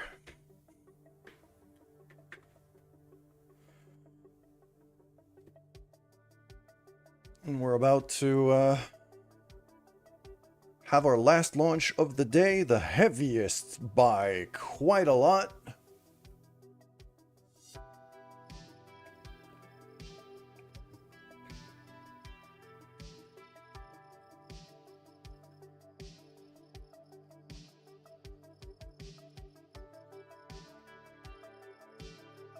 And I'm going to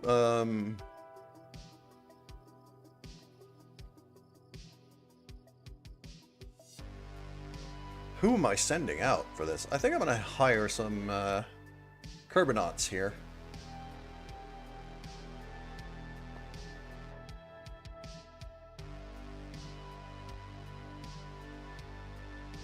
So, I mean, Valentina could totally, or Jebediah could totally pilot that.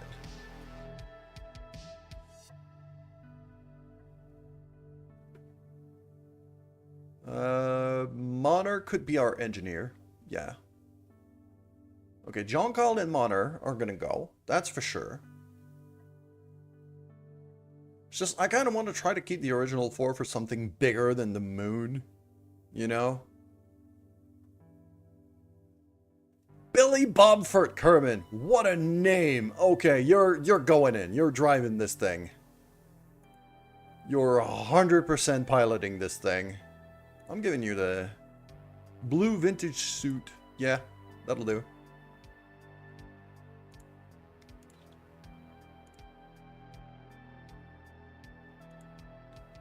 Billy Bobfort Kerman. I mean, I just saw the name and I had to take him.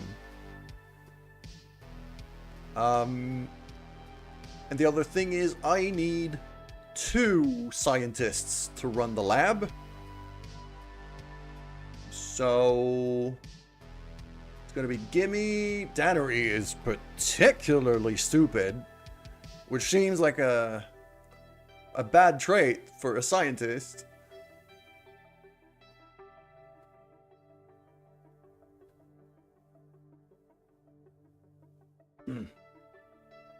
Or we get the very first one here, Doofin, which sounds a lot like Doofus. So I'm taking Doofus Kerman here for the final member of this crew. So these 4 down here are gonna be running the moon space station.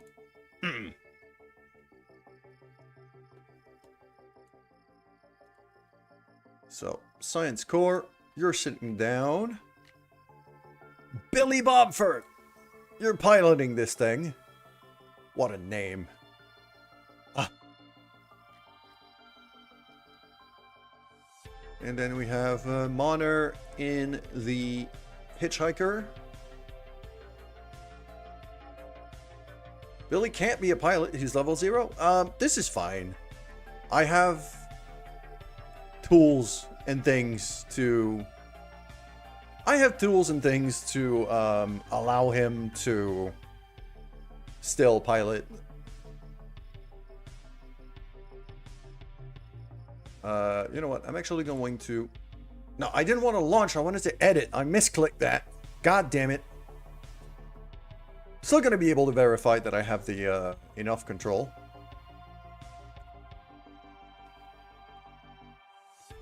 Because this thing is...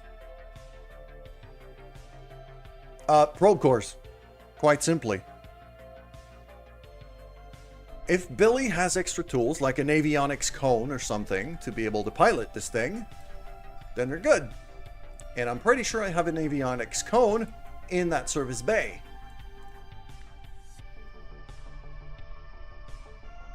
No, I don't. Okay. So, yeah. So if I just stick an avionics cone to the very top of this, Billy could totally pilot this. With no issues whatsoever.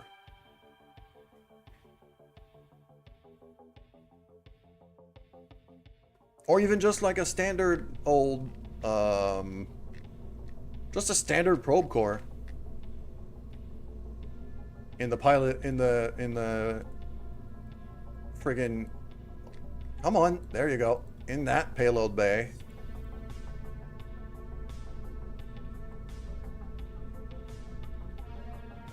Like under the batteries right there, if I just stick a little Octo 2 core,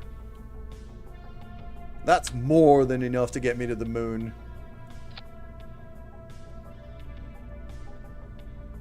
And that gives me extra control. So simple as that.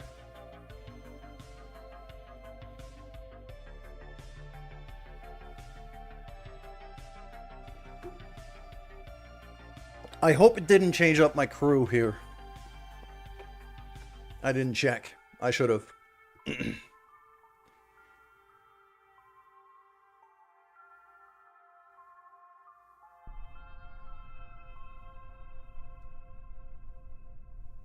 Yeah, look at that. Billy Bob Kerman, and he's got a mustache too. That's even better. Oh, I am a happy camper. But yeah, look at that. If I SAS on, now I have a bunch of controls. Because I have the, because I've got the extra little probe core. Okay, we need to see this proper. Okay? So I'm going to EVA him out. And, there you go. And then, look at that. Look at that friggin' boss. I'm going to climb on top here. So we can have a look at this magnificence. Look at him. What a boss. Alright. Back in you go, Billy Bob Kerman. You absolute hero. You're going to the moon. Alright. I gotta remember things, though, because this thing is not easy to pilot, in case you hadn't noticed. This is a very heavy launch. So, and I do remember going about a third throttle here. We're pretty heavily relying on the Thumper SRBs for the first stage. Here we go! Uh-oh, I need more power. Okay.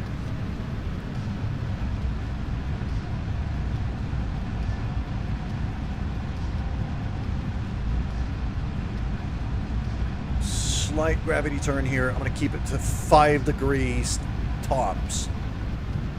Because this is very heavy, so leaning it too much is going to go horribly wrong.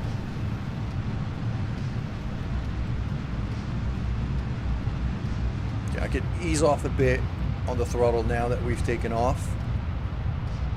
Let the SRBs do the work.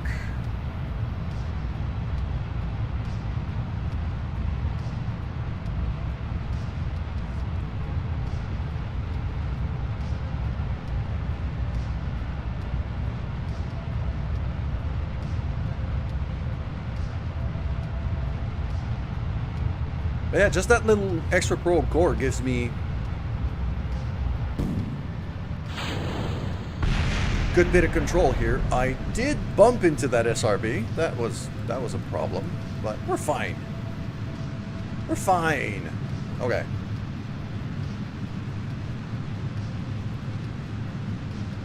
So I'm gonna stick to this angle until we get rid of the next liquid stage, which is all the, it's 4 tanks here. So,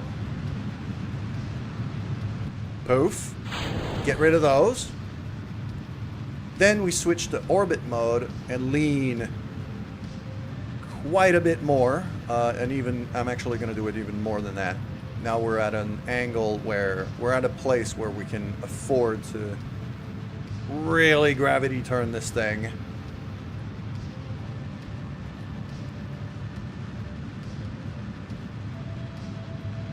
What a beauty. Look at that. Yeah, we're finally gaining some real horizontal momentum here, so should make things a bit easier. I love those, these are mainsails, isn't it? Yeah. And these are skippers. There we go.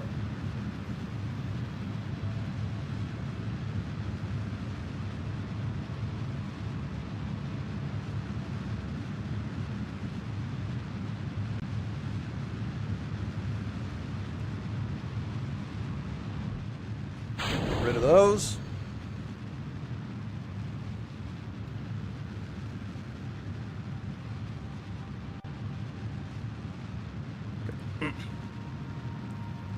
I'm going to stick to here. I'm not going to lean more than that, because I still need to gain some height here. Our apoapsis is getting out of the atmosphere, so that's good. We're gaining so much science already.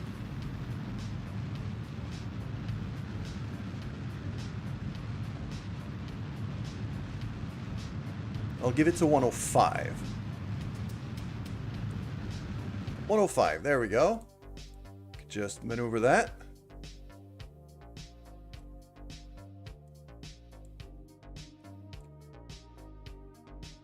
Wonderful. We're already out of atmosphere, so I can actually... Yep, I can actually just hit this key to the deploy everything key.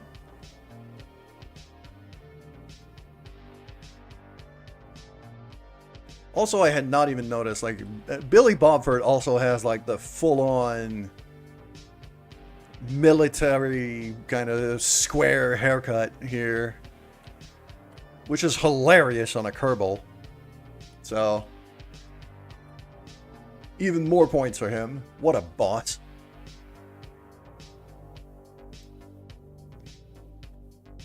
We're gonna go on T-28 here. And unlike most of our moon transfers, I'm actually going to have to make a bit of a correction burn here.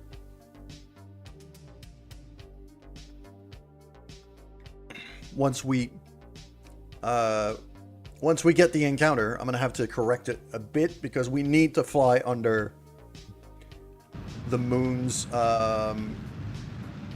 we need to fly under the moon's south pole. Because that's where the other piece of the station already is. I am a bit late on this maneuver. So...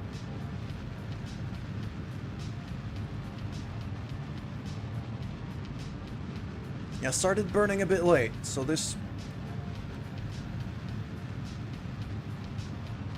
might not be great. But these are mainsail engines. They've got plenty of oomph.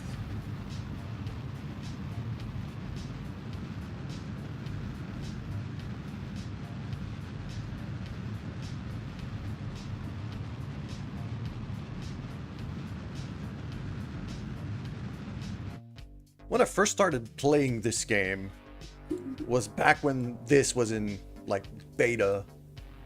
And back then, the mainsail was the most powerful engine in the game.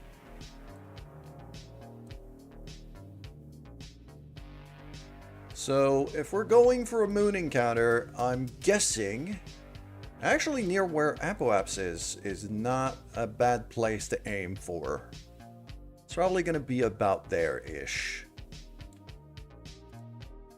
No, not that, just this. There we go. Yep, that's a moon encounter.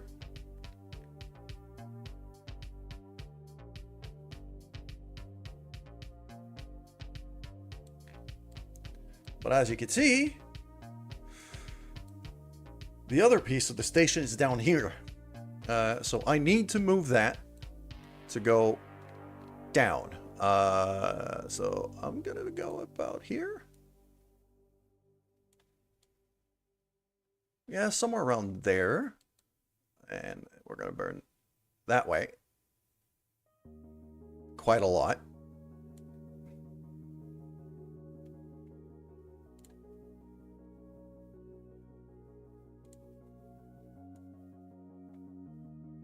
There, and then accelerate a bit, and then there.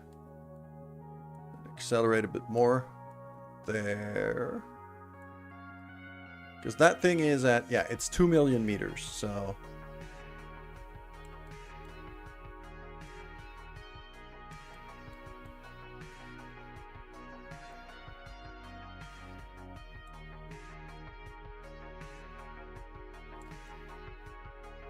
That's pretty close to South Pole.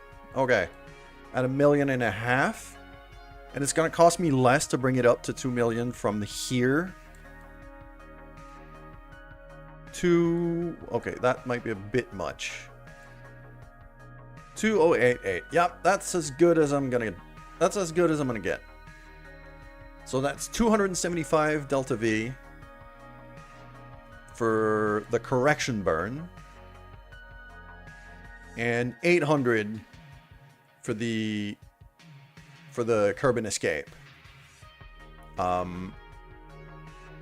Which, considering the weight of this thing, is completely fine.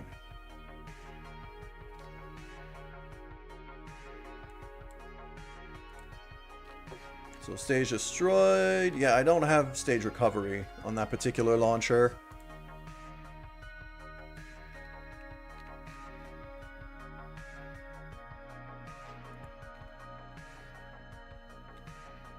So there we go. I'm gonna want to be time warping forward here for the science core until it has to maneuver.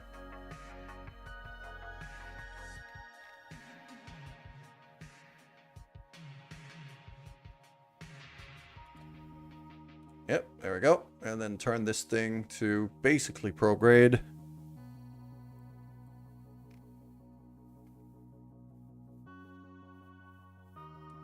Look at how freaking majestic this is.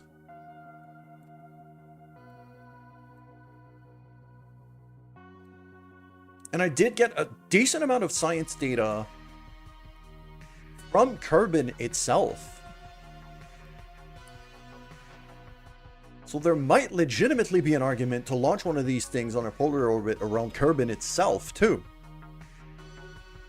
Okay, let's correct our angle a bit.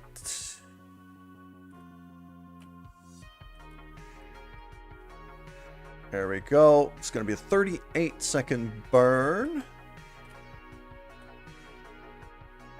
So I'm looking at 19, which is now. There.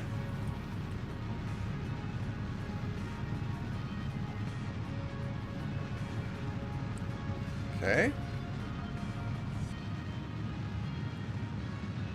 And in this case, I'm going to want to be fairly precise here, because we do have a correction burn coming up, so I want to try to line up with it as best as I can.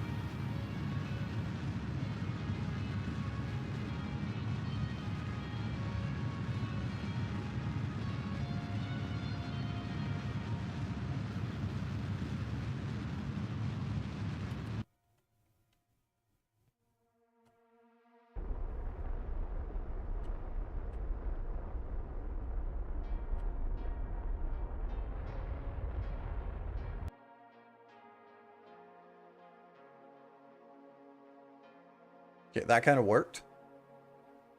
We're going to be pointing anti-normal for the next maneuver.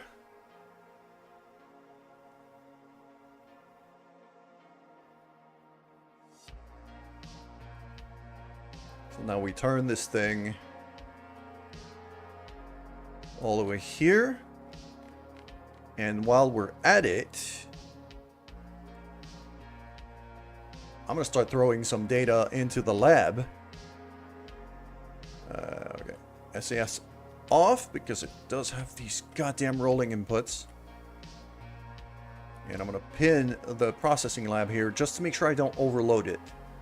I can put up to 750 data in there. So that's 56. Good. That's 11. Yes. Okay. 78. 80. 84. 87. 95. 104. 108. 116. 120. 130. 37. It's that number here that I'm looking at. 59, 68, 186, 192, 205, 214, 242, 253, 275, 297, 303, 359, 374, 84, 415. Okay, I can still keep going. There we go. There we go. Okay, so all of it, literally all of it is now in the lab. And is generating me 7 science per in-game day. And that's just the Kerbin data. I'm gonna get a whole other batch once we get to the moon. Billy Bobfort, you frickin' champion. I'm not giving any credit to even like the... Oh, wow. Wait a minute. Okay, hold on. Look at that frickin' champion too in our science bay. Oh, I chose the best Kerbins for this job. I chose the best Kerbals for this job.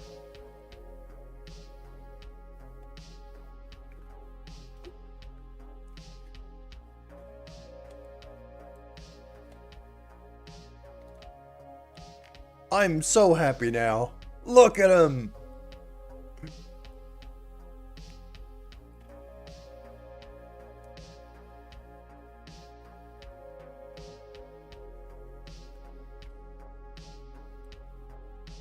And we're gaining more data as we go.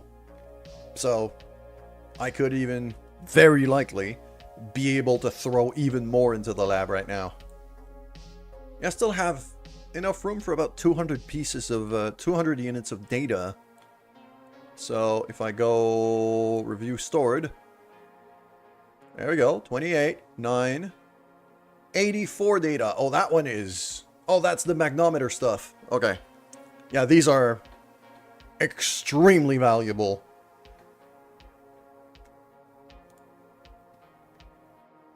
$660, $682, $744. Okay, so now the lab is as full as it gets. And it's generating me 10 science a day right now. All I have to do is start research. Boom. So now I get 10 free science per in-game day.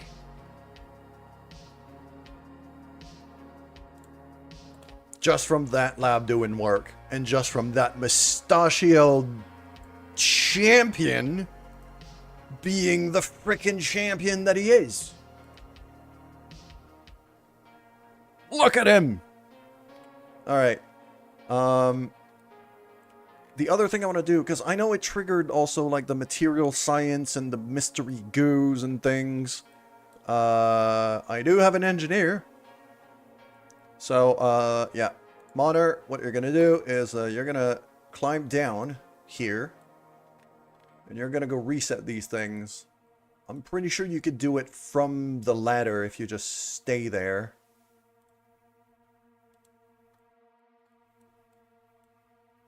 Kenny? Maybe not.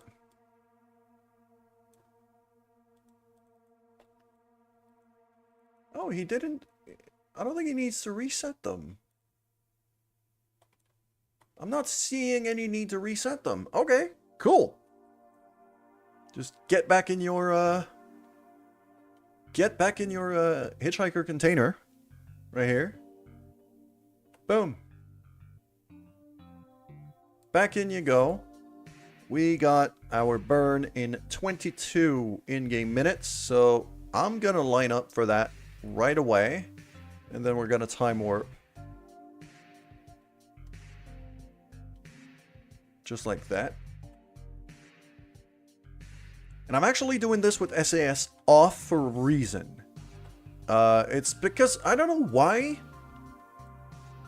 but this particular ship has an issue.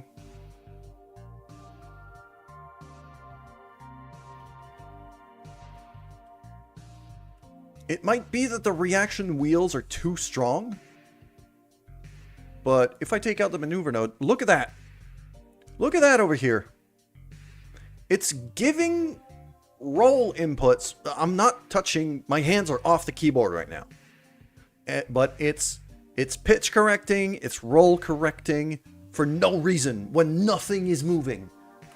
So it's incredibly annoying, and it also burns the batteries. Luckily, we got these big old Gigantors over there, so it's mostly mitigated, but it's very annoying. All right. So now, what I'm going to do, yeah, this is, we're going to go all the way to that correction burn. Got more magnometer stuff.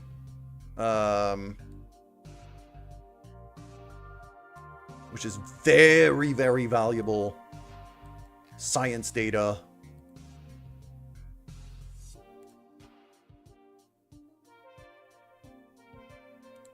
$12.6. That's worth nothing. So we'll just destroy that. Destroy that. This is worth a lot. This is 84 data. But that's also 56 instant science. And our lab is full. And it's going to be running for a while. So I'm actually going to transmit that home. Keep that. Going to transmit that home too. We got the batteries for it. Might as well. Keep that. Keep that. Yeah, I'll keep that too. That can get destroyed. There we go.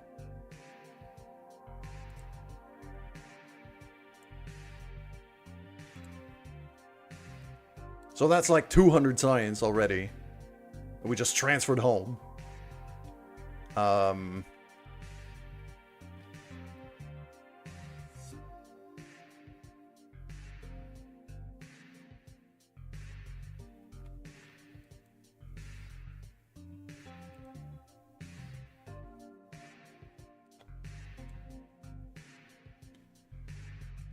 Okay, we're gonna time warp here.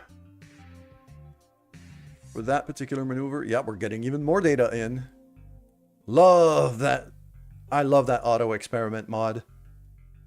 Saves me so much trouble. Rather than having to trigger every experiment by hand.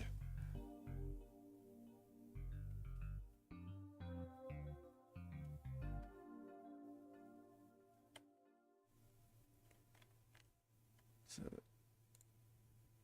okay. We're going to burn here.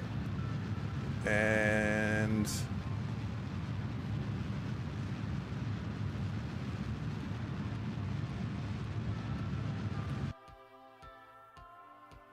that looks pretty close. Yep. That's the encounter that I want. That looks pretty good. So I'll set the circle rising maneuver right there.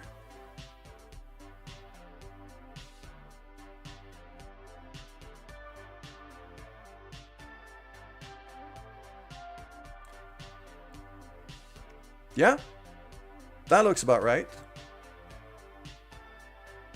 Actually, no, because that contract states it has to be That's low orbit, isn't it? Relay satellite, no. Station, 60,000. Okay, I have to bring it down to 60 kilometers.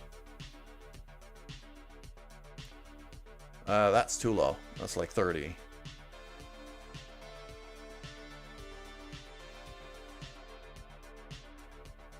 $59. There we go. 59.3. So I'll bring it down to 59.3. Then round that out just under 60. And then leave the station there for a couple of days until that cashes in. Yeah. That's it, really. So, maneuver there. To...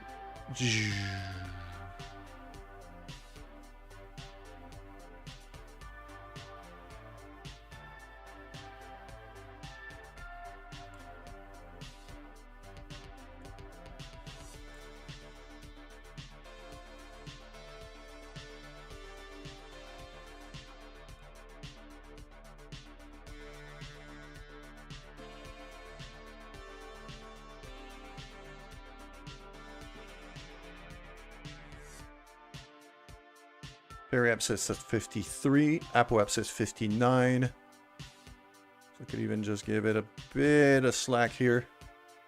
Nope. There we go. Perfect. Okay. So that's this station's next 2 maneuvers. Completely planned. Actually, it's going to be retrograde. Because I had SAS off, it kind of swung by itself. So I'm just gonna point this thing on retrograde for now.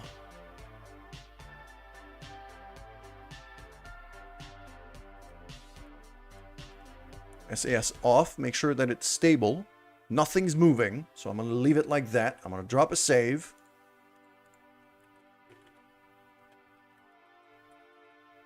And the way things are going right now, I think I'm going to go a bit longer than usual today. I'm feeling... I slept like hell, but now the coffee's finally starting to kick in.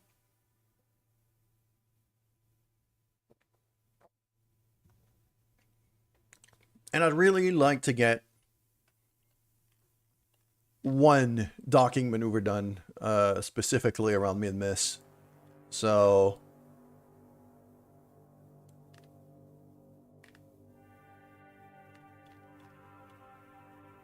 this is the one we switch to.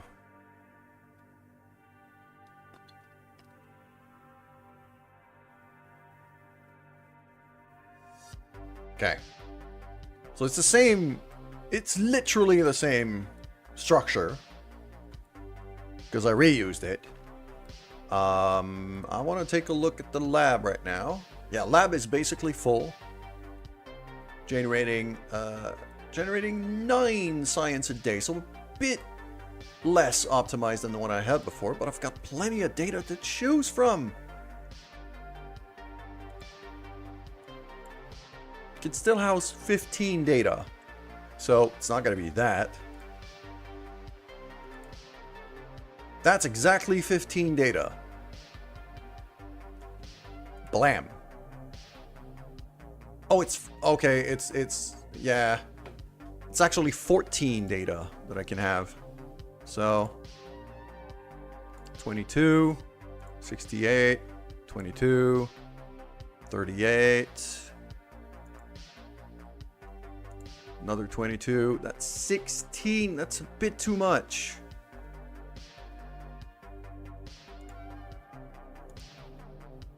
$38, $25. 141, 47, no, no, no.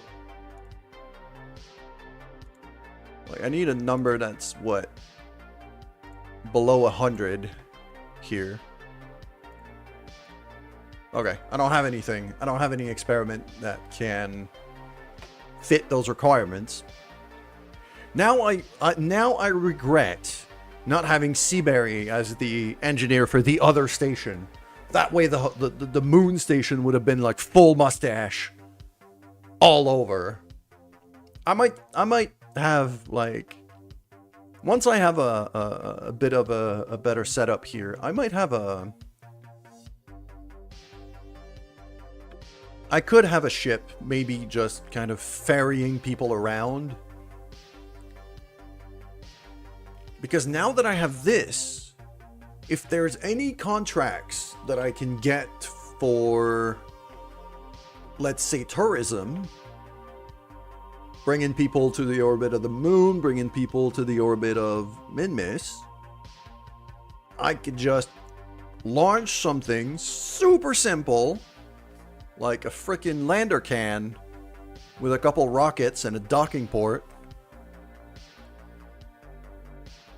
Dock it onto this thing, refuel, go home. Or I could actually take advantage of that to make those as refueling mission for the station itself. That could be a thing.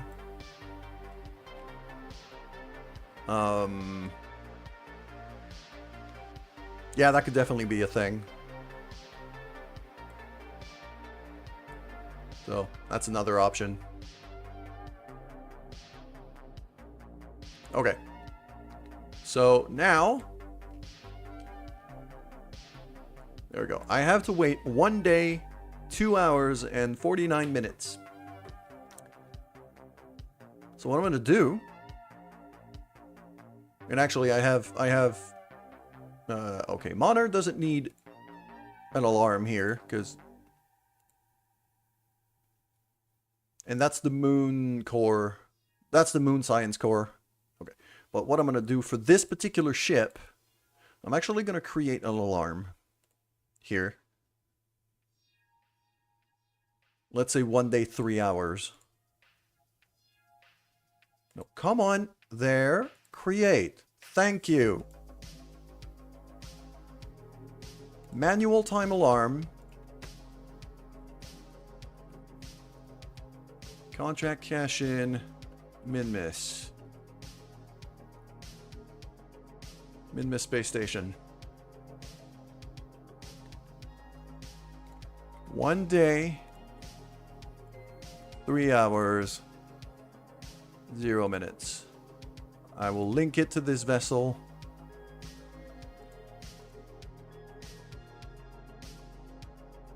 Boom.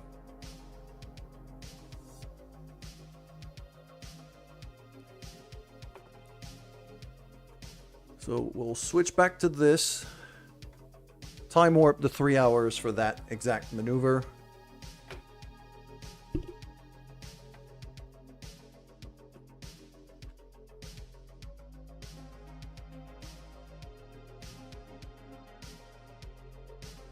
There's the moon.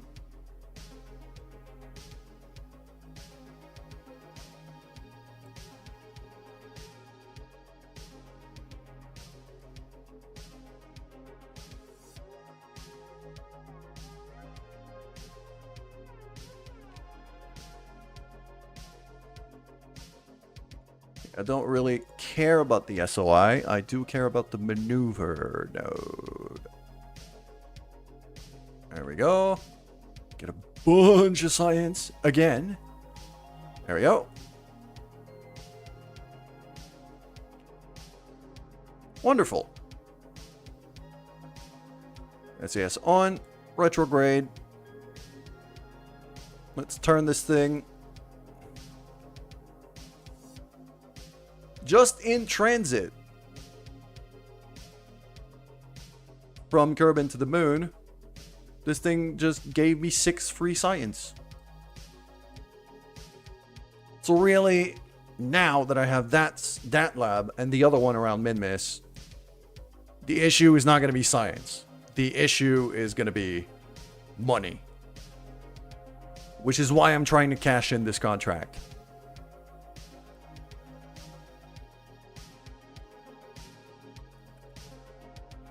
And 3, 2, 1, and burn.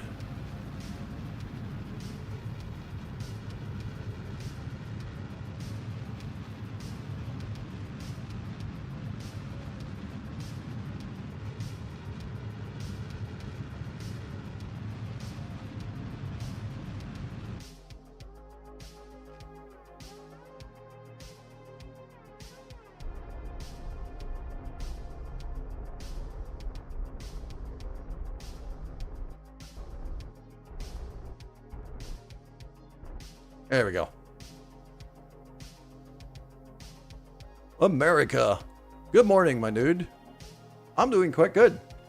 It took me a moment to get started today. I didn't sleep all that well, but now coffee has kicked in. Missions are coming along quite nicely. So we're doing well.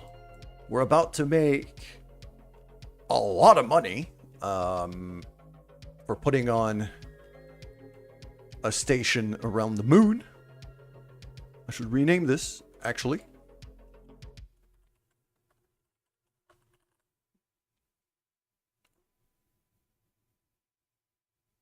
And we also happen to have the absolute biggest boss in the universe piloting this thing. Just look at this beauty. What a champ. That mustache is just gold. And we also have another mustachioed wonder here in the science bay, in the science lab. He's having the time of his life right now. Look at him. What a champ.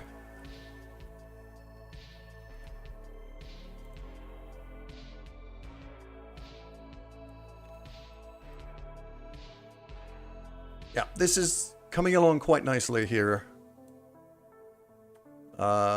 Science lab is producing a good amount.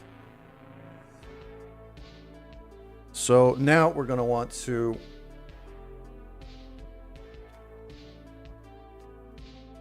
make a low orbit pass here for contract purposes as well as for science purposes. We're amassing a stupid amount of science here. This spaceship is an upgrade from the last one. Well, I've designed it as a space station. So, as you can see, I have docking ports on each side here. I have scanners. I have a lot of science equipment hidden in that payload bay here. I even have extra docking port because I have an extension coming soon. Well, the extension is actually already in orbit of the moon. It's right there. So once I'm done with this, because this ship, for contractual reason, has to orbit the moon in low orbit for 2 days. Once I have that done, it's going to give me a shit ton of money.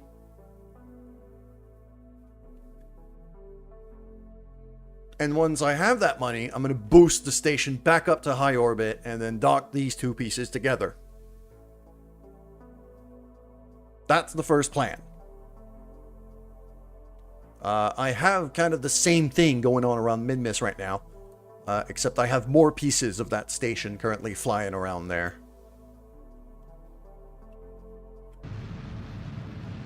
So let's boost that right down. Apoapс needs to be below 60 kilometers.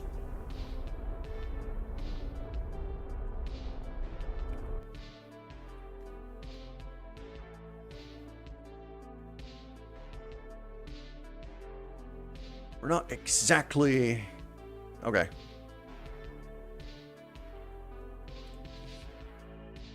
So that maneuver was not perfect because I was a bit late here. So my apoapse is barely above 60. I think, and if I cancel that out, I'm just basically gonna warp here.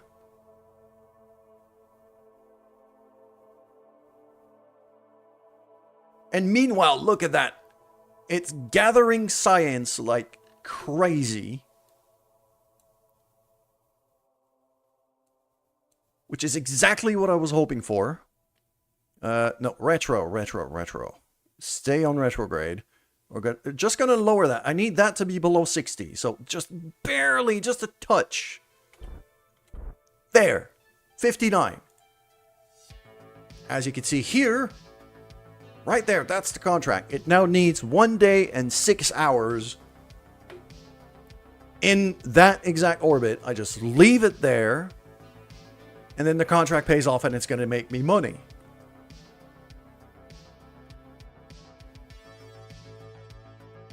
So, yeah, oh, there's a bit of rotation going on here. So just stabilize that.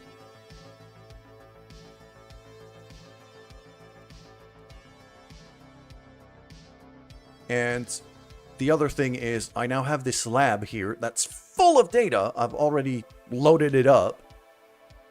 And this is vanilla, by the way. This is that part, that science lab is not a mod at all. That is vanilla. That is how you make long-term science.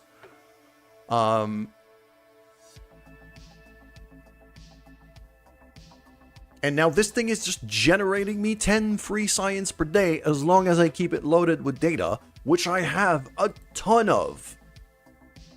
So this thing is going to keep going for a long time. The Minmus space station just paid off, I think. It says you survived. Yeah, contract complete. That just gave me 500,000 credits.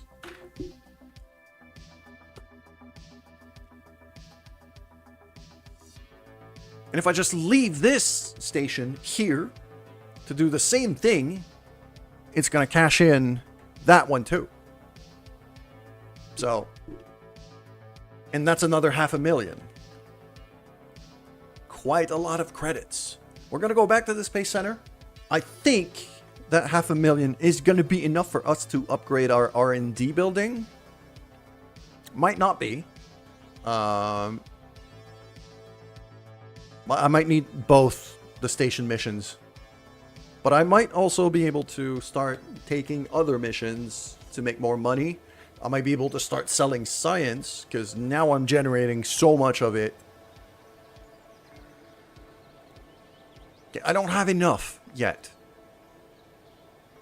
Because I did invest a decent amount of money here to just launch stuff. Okay. But I'm at 490 science.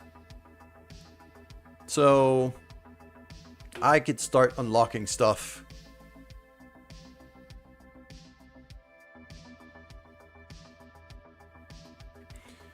That K&K, that corridor docking port, is something that I want here.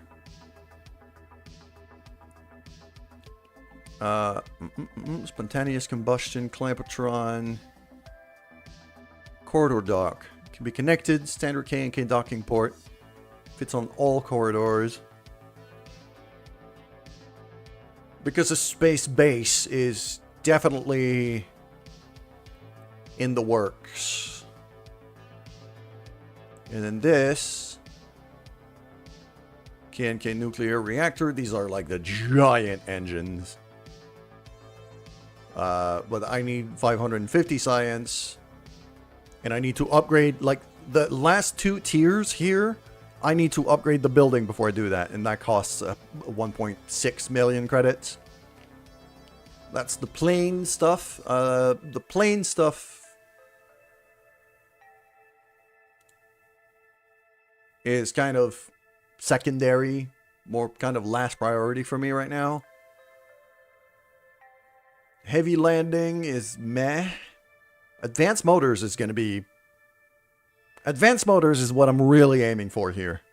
Because if I want to be able to make a planet-side base, that attachable landing gear is essential to my plan.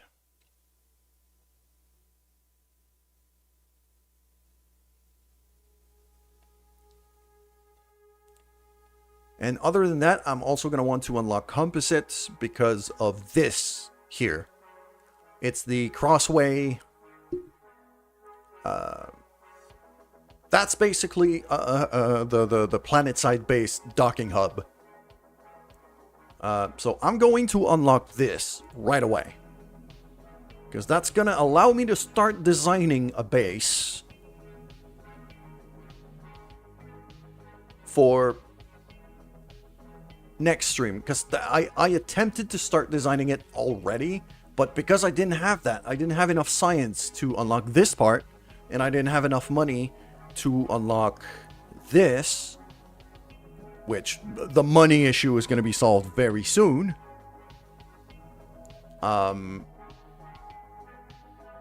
That was kind of the issue here. And because I'm generating science hand over fist now, the other thing I'm going to do is we're going to go to the administration building. I'm going to cancel. Actually, no, you know what? Yeah, no, I'm actually going to cancel this strategy here. Do you think children have attention spans today? I think people don't really have attention spans nowadays. There.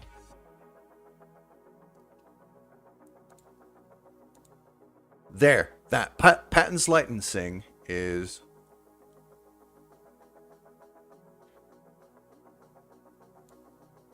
Okay, I'm eventually going to be using patents licensing here to generate more money. I'm going to start selling the science I generate extra to make more money here. Because both space stations are generating science hand over fist now. So I'm going to be able to...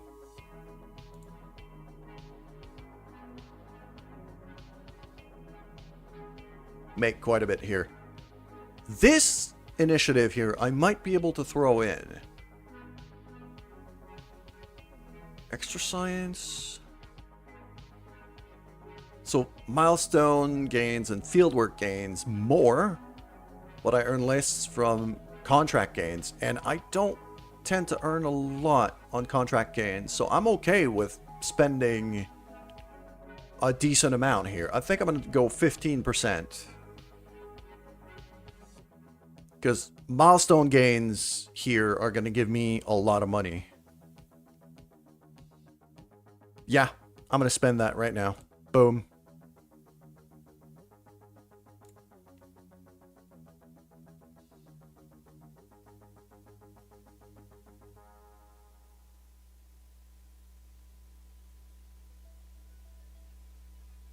So every new milestone I hit from now is going to be making me a lot of money and a lot of reputation. Good. Back to the tracking station. Oh, I did not notice. We have ads on Twitch right now, but it's almost done. So,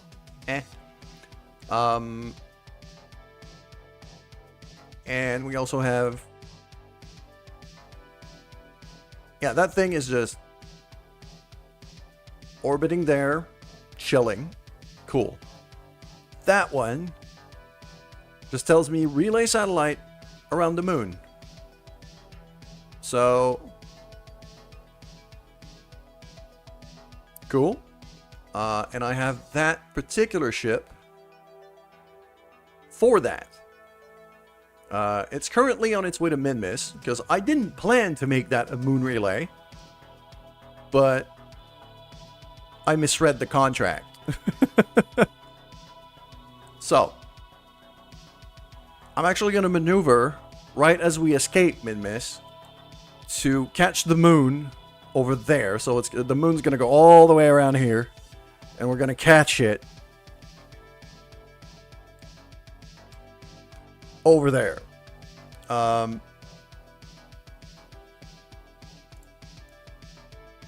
Now, this thing, now that it has cashed in and that we made money off of it, is ready to get boosted back up to high orbit.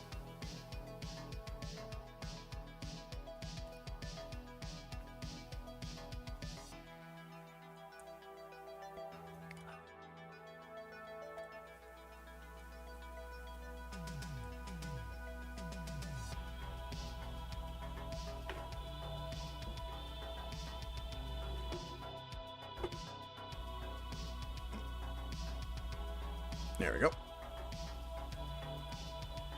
And yeah, so let's just boost this thing back up, really. We're gonna just prograde. And I'm really just gonna eyeball this.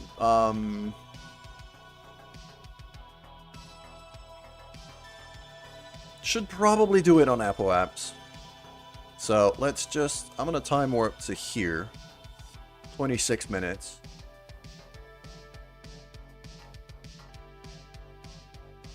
Why is it getting canceled? Ah, yeah, because that's the alarm I put for it cashing in. Okay, cool. Warp in.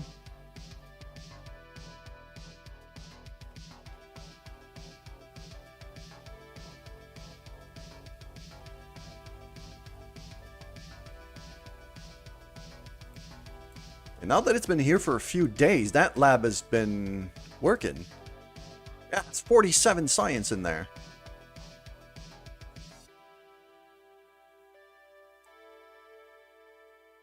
And I have antennas, so I could just transmit that home at the cost of a little bit of electricity that our solar panels are going to regenerate right away. Boom. So 51 science, just back home. And then this, I have room for about 17 units of data, which I believe I've seen one of these that was worth like 16. That's 15. Boom. There we go. And then just keep everything else for now. Because all of that I could just process in the lab, and it's worth so much more. It just takes time. But this is basically just passive science generation from our scientists just working the lab here. I can also level up the crew. Yeah, no astronauts on board are ready to gain experience. They will gain more experience once I land them on Minmus. So I'm going to have to organize a landing mission at some point. But for now, we're not in any kind of hurry. We need to assemble this thing. So, just going to start boosting.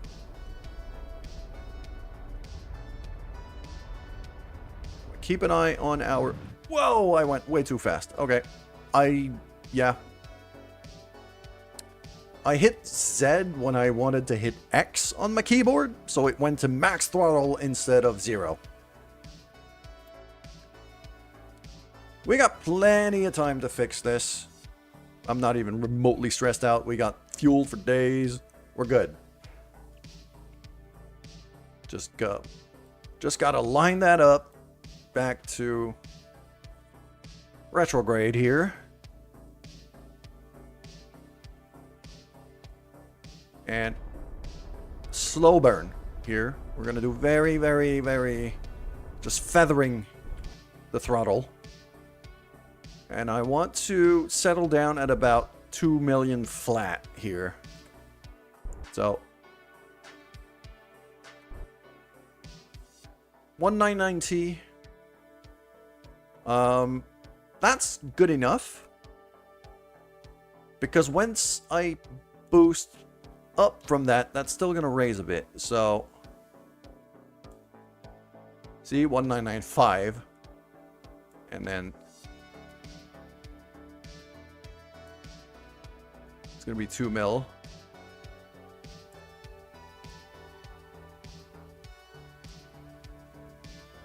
No. I want the Apple apps to go that way. That's 19572. 18. 1926.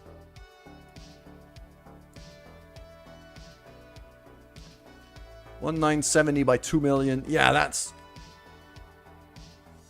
basically as good as it's gonna get. I'm good with that. And then, yeah, those goddamn rolling inputs. And up there, we can see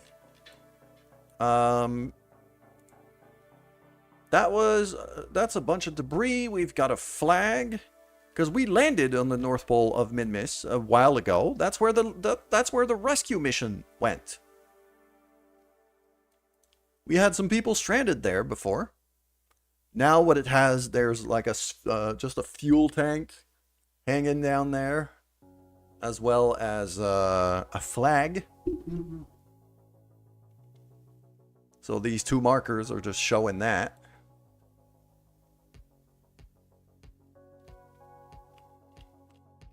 So we're going to fly this thing back up to high orbit. I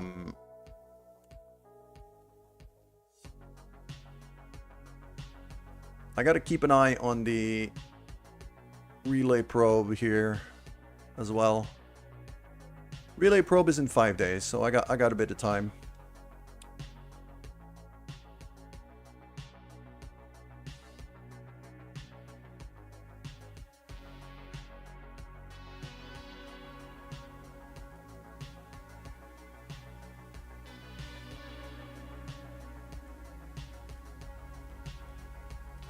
There we go. The Moon space station now just cashed in.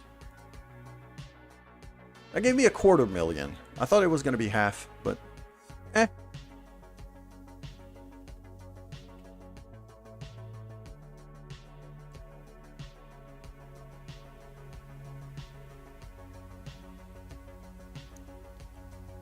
Still having like the milestone of a docking maneuver here, and yeah, having the milestone of a docking maneuver here, and over the moon as well. Those should give me a decent amount of money, especially now with that initiative that I started. Okay. So there we go. We're getting even more stuff.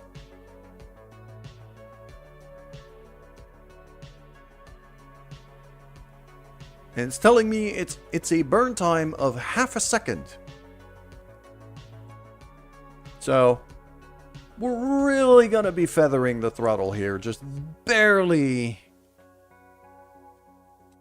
just tiny bit.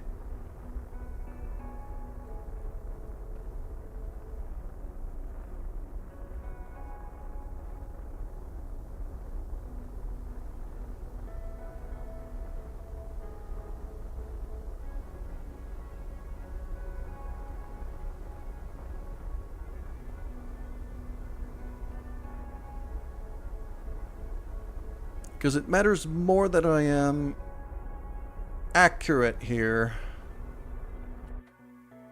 Like that. That's as accurate as I could be with this maneuver. That is perfect. Okay. So now this thing is now officially in its... basically in its resting position for the rest of time. So I'm going to turn this thing.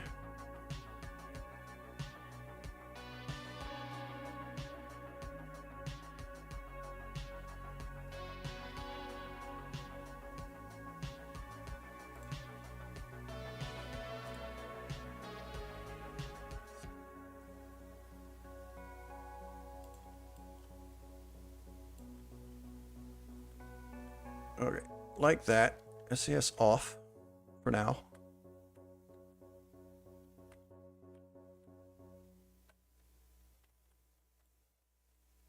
And we're going to stabilize right here.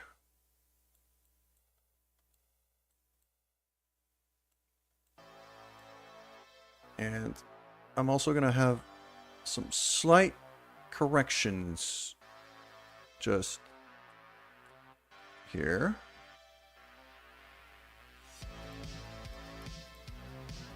Because if I could point this thing basically straight up, in terms of my camera angle, then it's gonna make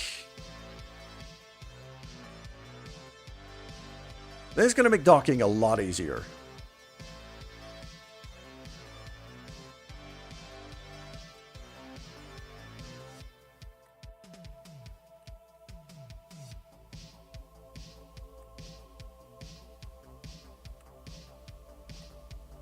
Okay. I think this is about as good as I'm gonna get. That doesn't feel right.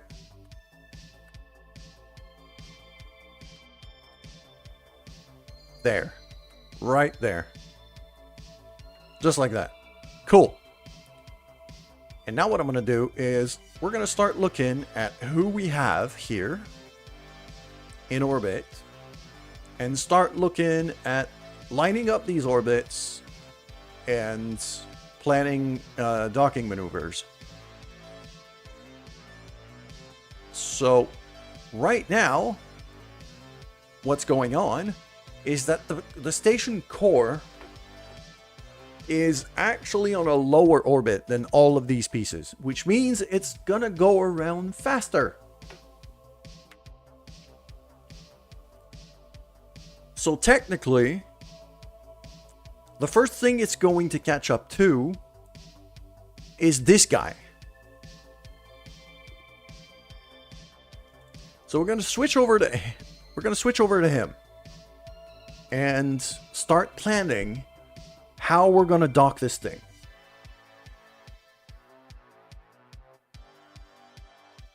So here we are. We're going to mark this.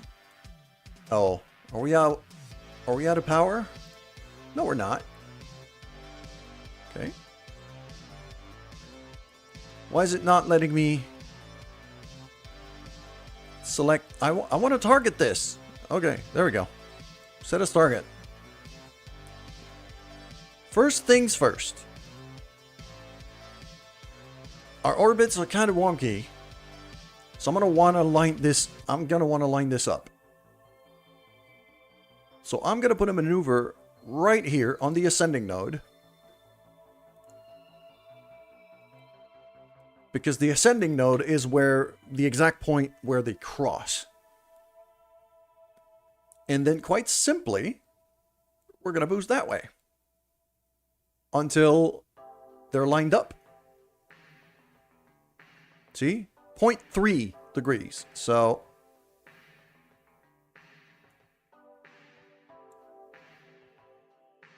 that's 0.8. So I want a bit more. 0. Descending node, exactly 0. So that's going to be our first maneuver here, is to line up the two orbits. Then we'll check out what it needs in terms of distance, because I'm not seeing an encounter marker anywhere just yet, because we're a bit too far above the we're a bit too far above the station's orbit. So still going to be pretty simple, I think. It's going to take time. It should be pretty simple. Ah. Yeah, this is the concern with that ship, is the solar panels do get obstructed by these big boosters.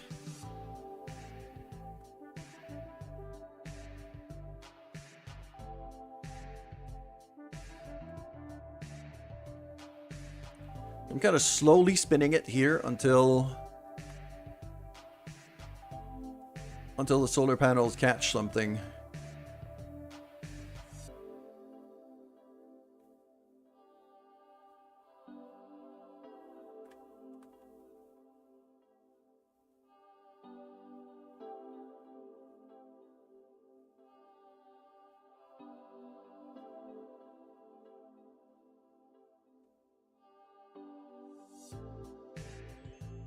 There we go.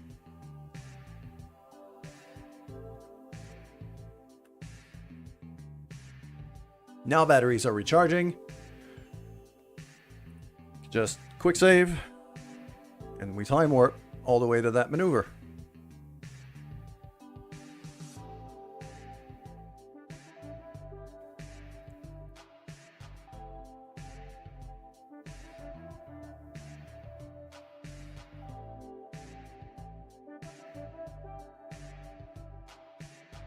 There we go. And now we get there. Batteries are full. Comms are still working, because I'm actually relaying through the station core itself. Which is kind of what I was hoping for. Turn this thing to our maneuver.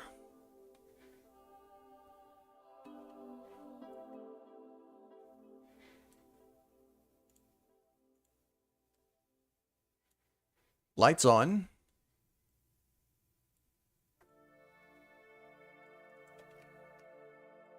And now I'm gonna have to be very precise here. This is very, very slight maneuvering. So we're gonna go very slowly here. And I actually have to time this right.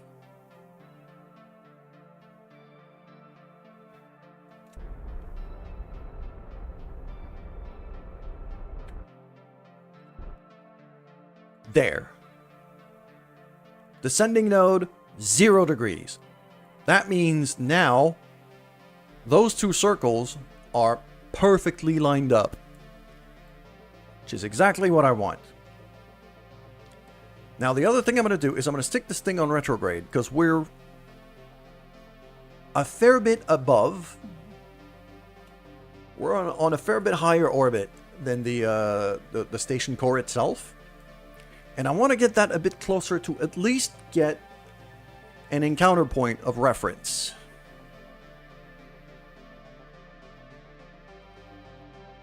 So we're just gonna there we go. So we got this. We got these two encounter points now.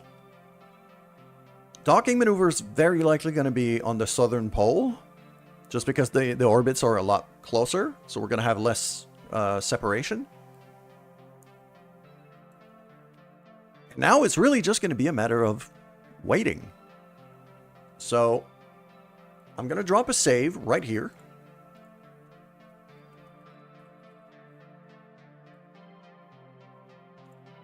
I'm going to say yes.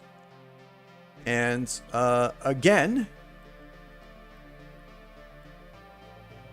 got to make sure that the solar panels can see the sun, which we do.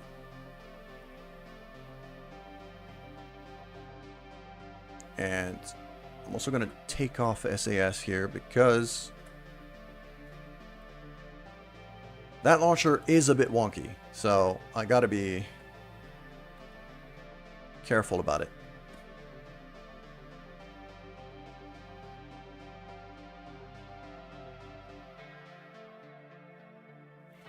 So I just started on a, like, it is on a very, very slow spin, like this.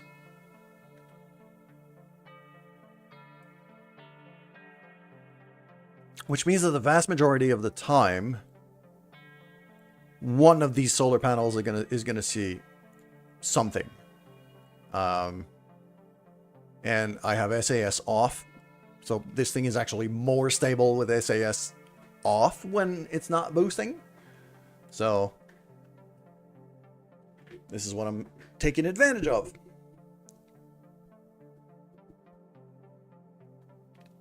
And now it's really going to be a matter of, well, we have the relay probe maneuver to do, but after that, it's really going to be a matter of just letting these two nodes get closer. So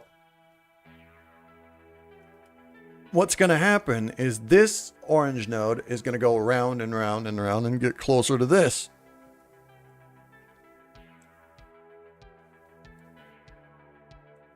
Because the station is progressively going to be catching up to me because we're on a higher orbit. So what we're going to do for now is we're going to switch over to this one because it has a maneuver coming up quite soon. So we're going to take care of that maneuver and then switch back.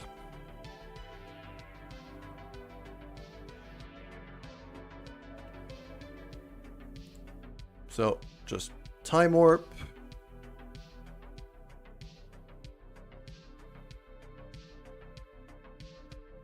It's just an SOI change, so But every orbit here takes... Because we're in super high orbit over Minmus here, each rotation takes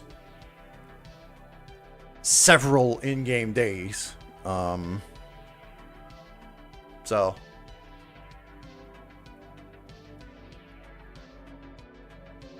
actually, I'm going to want to have a look at... I'm going to go back to the station core because I might have some science to transfer back home. And I'm going to have a look at the moon station too. Because now that that has cashed in, I'll be able to boost that back up into higher orbit as well. How much is this holding? Yeah, it's got 55 science in there. So, boom. Send that home.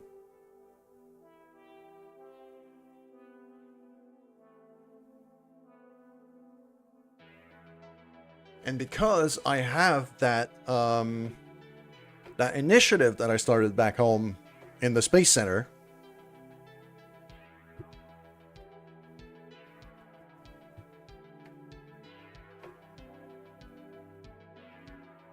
yeah, I'm not selling science for cash yet.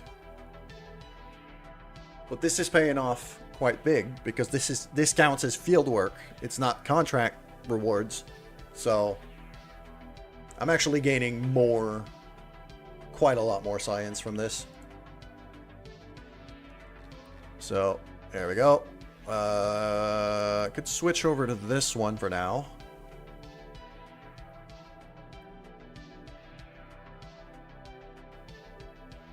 I've reused a lot of designs, so don't be surprised. Yep, this is the improved version of the one we just boosted over on Minmus.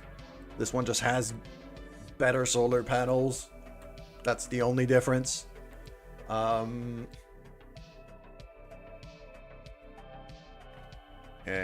now I want to look at this. This is actually going to be our target. So I might want to start planning a maneuver for this. But also, we're going to switch that.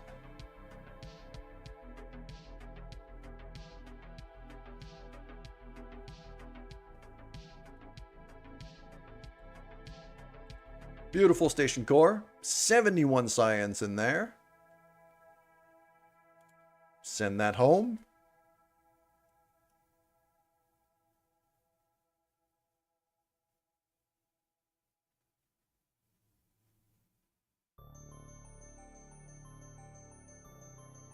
So now our Kerbals are friggin' cooking. Could fit about 20 units of data in there. Let's see if I got something for... I definitely have something for that. Look at the amount of data I have here. So that's going to be worth, like, for 20 data, it's going to be something under 100. That's useless. That's completely useless, so could just destroy that. Also that. Also that. 75? 15 data. Boom. And keep everything else that's worth anything. That can't be reprocessed in the lab. So I could just send that home. There we go. Same for this.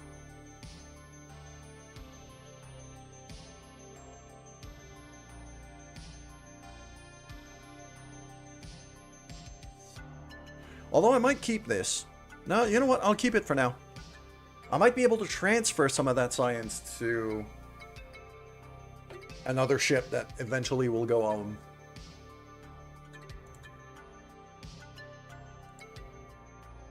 That's worth a lot. That's also worth a lot.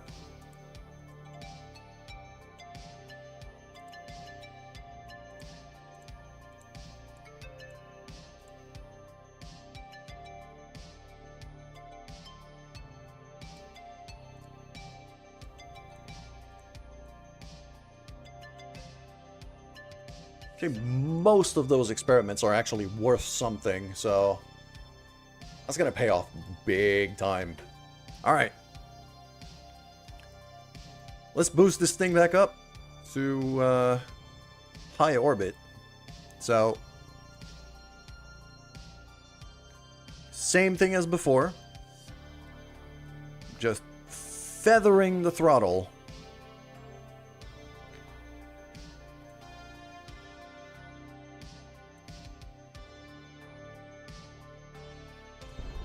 Just like that.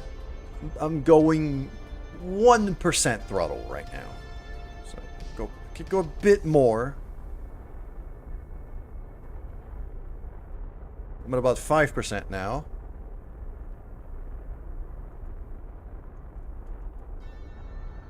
Okay. Yeah. The moon's gravity is actually a lot higher. So there we go.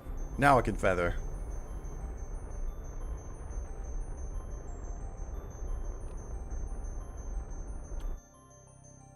1995. That's quite good. And then I'm going to do right here at Apoapps.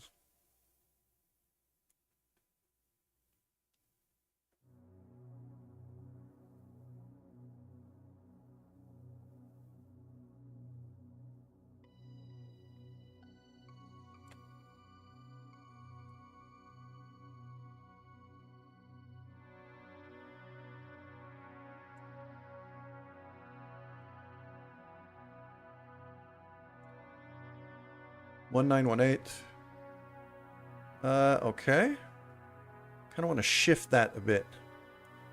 So if I do that.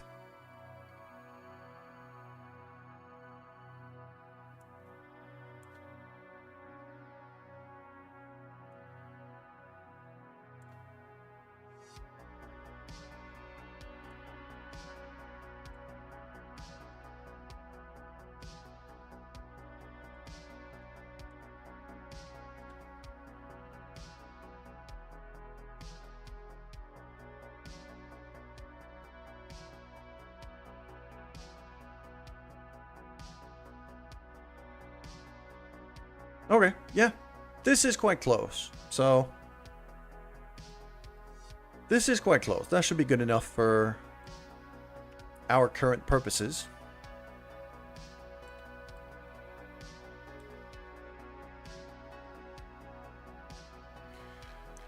And now we focus back over here. Actually, yeah, let's switch back to this one.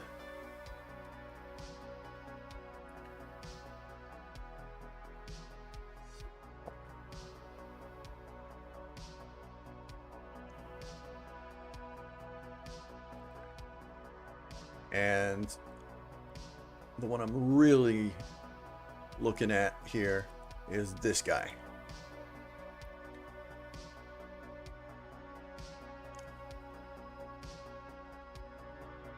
And of all three pieces that I want to dock onto it, this guy's actually going to be the trickiest of the lot. Because he doesn't have Kerbal Engineer. And its solar panel situation is tenuous at best. So the relay already cashed in while it's not even there. Okay. So, I actually might throw these relay probes straight back into like super high Kerbin orbit. Like maybe really high polar Kerbin orbit might be a plan here. Yeah, because now all of my contracts have gone. Yeah, I'm going to do that right away, I think. Well, start lining that up right away. While I'm still... Because the earlier I do that, the less fuel it costs me.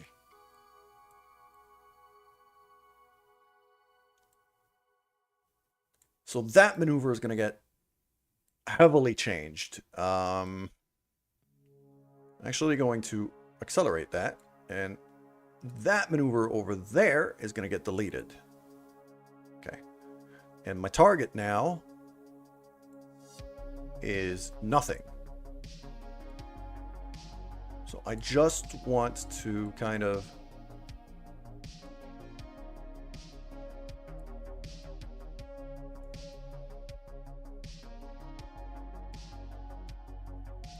like that.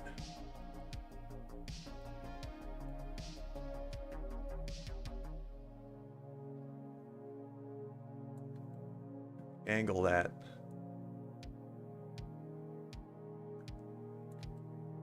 Just like that there.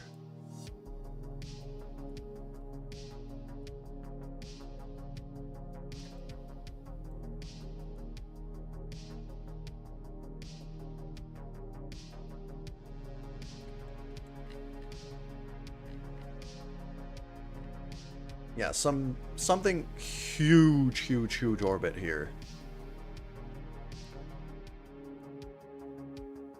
Could even radial that out like that.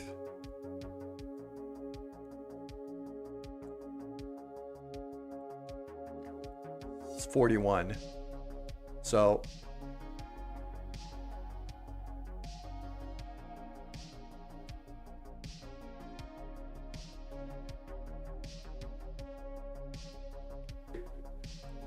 I'm at 41, and this is going to be 45.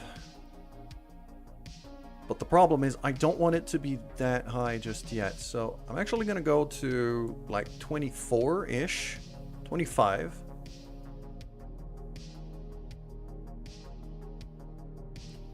Like that.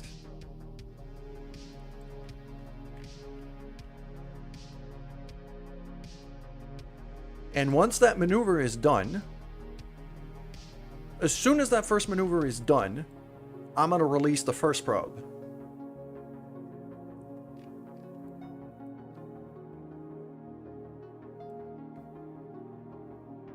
And then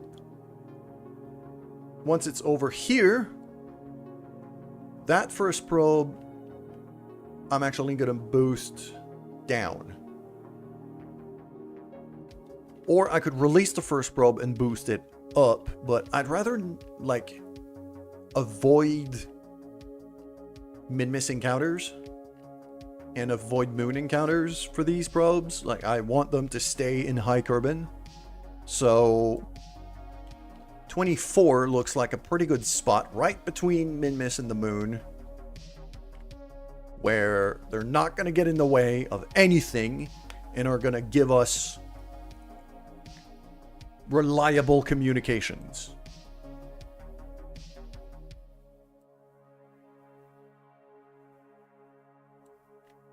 Because most things are going to be able to see these probes easily. So this is kind of what I'm going for here. That maneuver is doing what, 1 day? Yeah, it's going to escape in a couple of hours, so let's do that right away.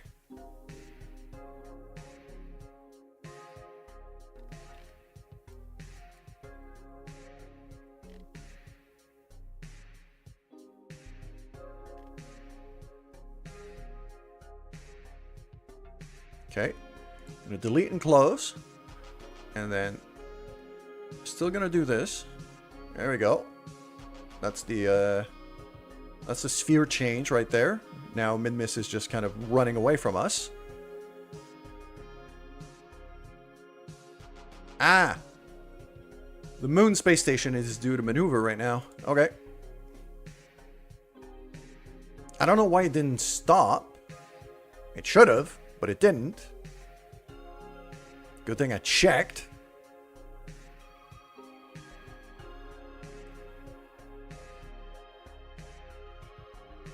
Yeah, T minus 1 minute. Okay, it was about to stop. So, yeah, because that was the first half of going back to high orbit. Now this is the second half. Yep, there we go. Just line that up. Nice and easy. There we go. Right there. I'm going to feather the throttle here.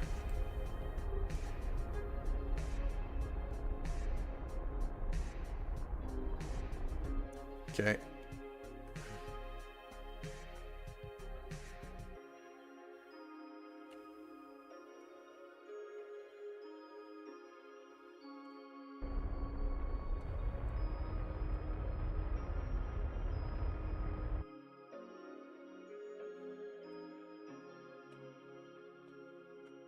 Keep a close eye on our numbers here.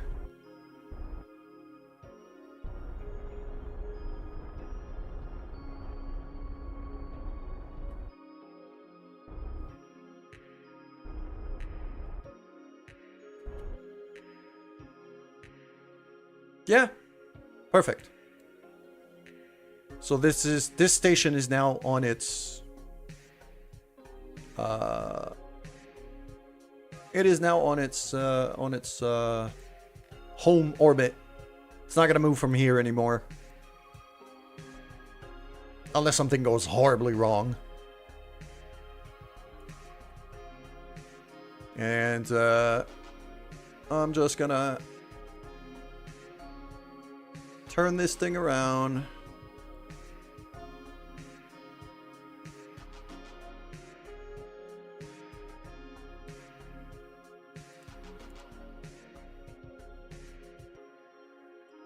Lights on. Bit of rotation here. Keep it nice and flat. SAS off.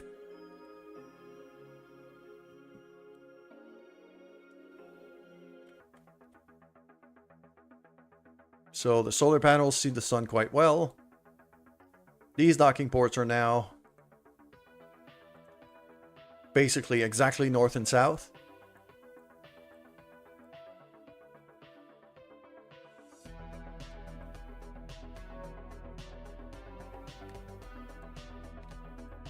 It's about as good as it gets.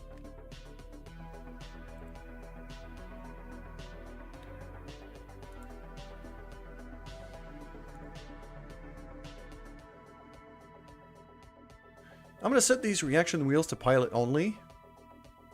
It might prevent some of the inputs. No, it's still doing it.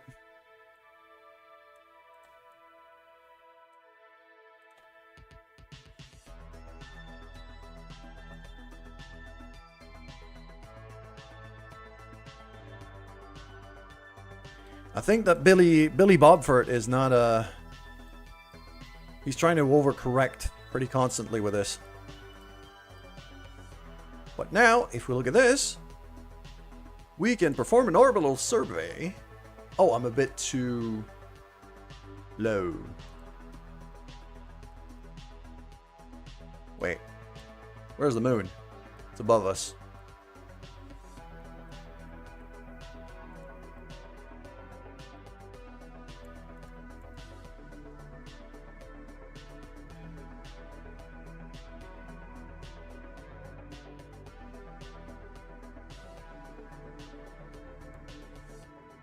Ah.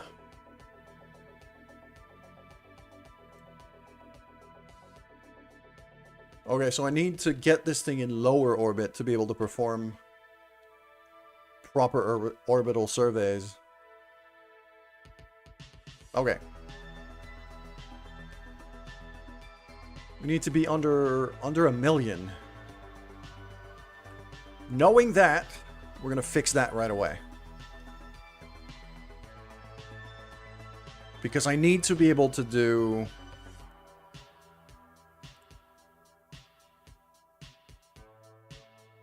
I need to be able to do orbital surveys here. Because that's going to be my main... kind of the main way I'll be able to refuel this thing.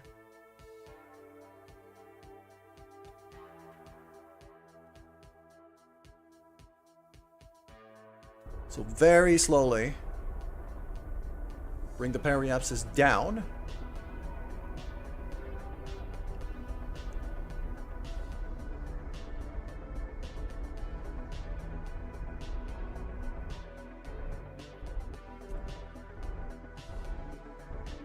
There we go, 998. And I'll do the same thing on the other side.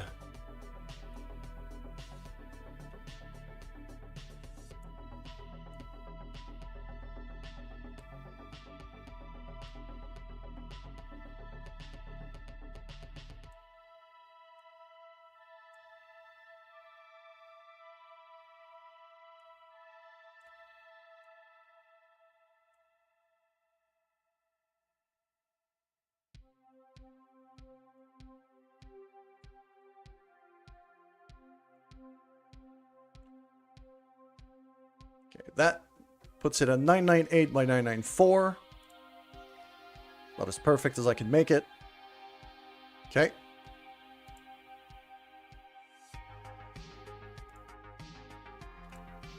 And now, up, back to the map. Back to this guy. We are juggling quite a few ships at once right now, but to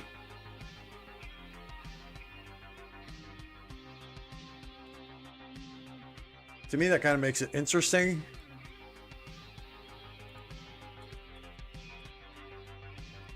Just because I don't like to be kind of waiting and time warping for months on end. So I launch a lot of stuff.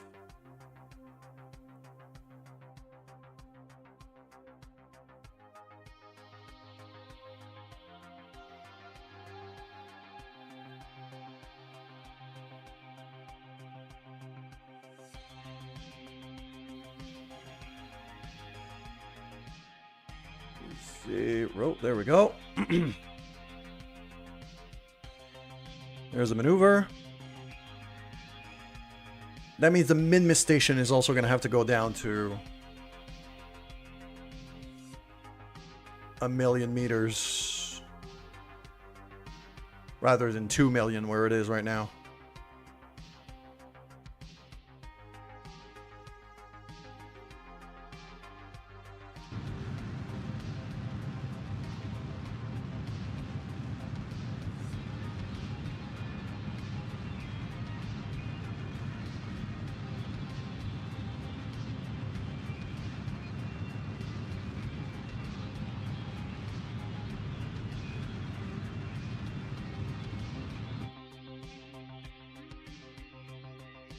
That worked quite nicely. So now what we're going to do is we're going to release the first probe right away. So I'm going to go this one. I'm going to say control from here. And then I'm going to select this thing. Undock.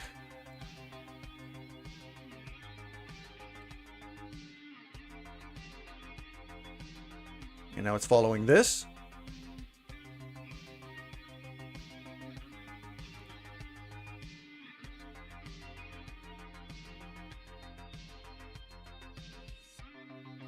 And then I'm going to go prograde. Other thing is we're going to deploy these. Make sure we don't run out of power. Going to activate our little ant engine. Tiniest little thing. And then we're going to plan a maneuver right there. For this guy. To boost down.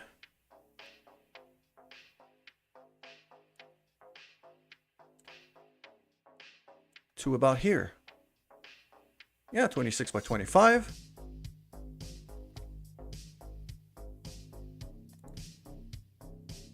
And for the sake of making things a bit easier on us, I'm just gonna have this thing just face the sun. Actually, realistically, I should have it face Kerbin. For now. So, there we go.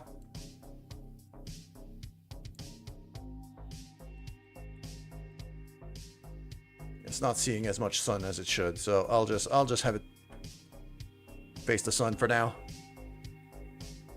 so that the solar panels can work their beauty.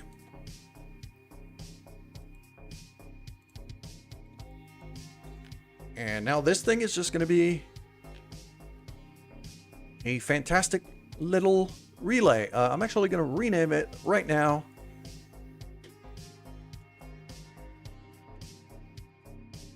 Kerbin Relay 1.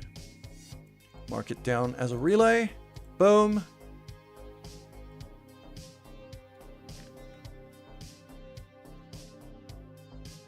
And then for the other ship, I'm going to go here, set up an alarm again.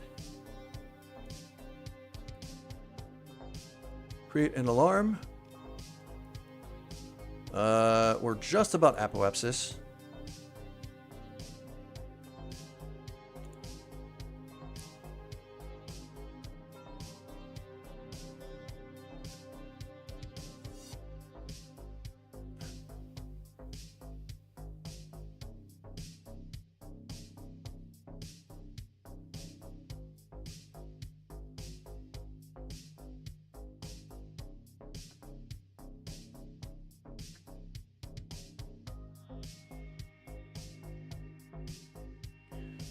And I'm just going to time warp a bit past apoapsis, like that. Okay.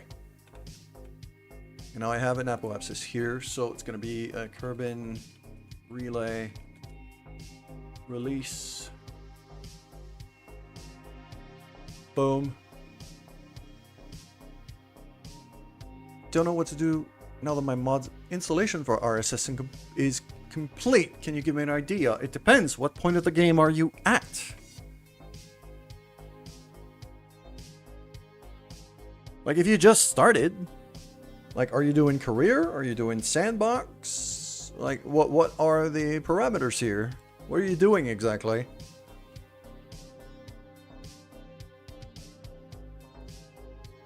Never did anything, so you're barely starting. I would say make a couple of first test launch, because depending on, like, RSS changes a lot of things. So first start testing what you need to achieve escape velocity, what you need to achieve orbit. It's basically you're starting. To me, I would approach that the same way as if you started a career mode, in that you need to start figuring out exactly what the new gravity is for the planet that you're on, what size you're dealing with here, what, you know, what's the thickness of your atmosphere, what's the, you know, all of that. So start experimenting, start launching things, and figure these things out, and then start giving yourself bigger projects from there.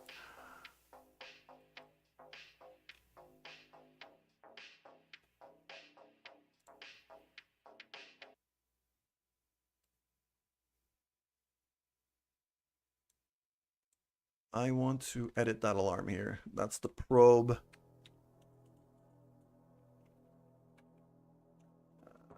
That's a relay probe, Kerbin probe. Kerbin relay 1. You have real world articles for the planet you can visit. Yeah, but depending on how close to reality that mod actually is, there might still be some differences. Might be based on real world data, for sure. But it also might behave a bit differently because Kerbal Space Program's physics engine isn't 100% accurate.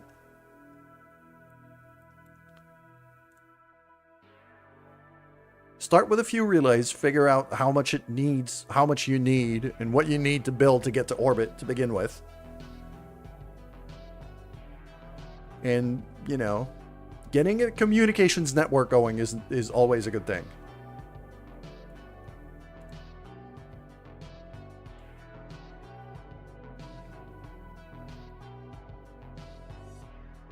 Now, because I needed to have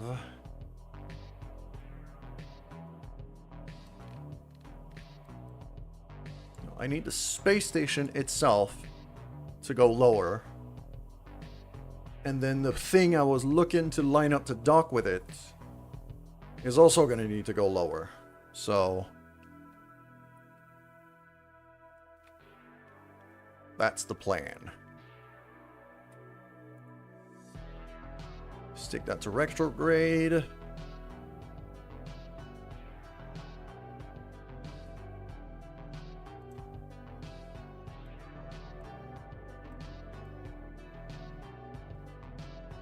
It's pretty accurate, but not totally. So space is perfect vacuum. Yeah. So because it's not... You do have the Sputnik 1 as a satellite. Well, that sounds like a good starting point. Alright. Feathering the throttle here, bringing it back down to 1 million.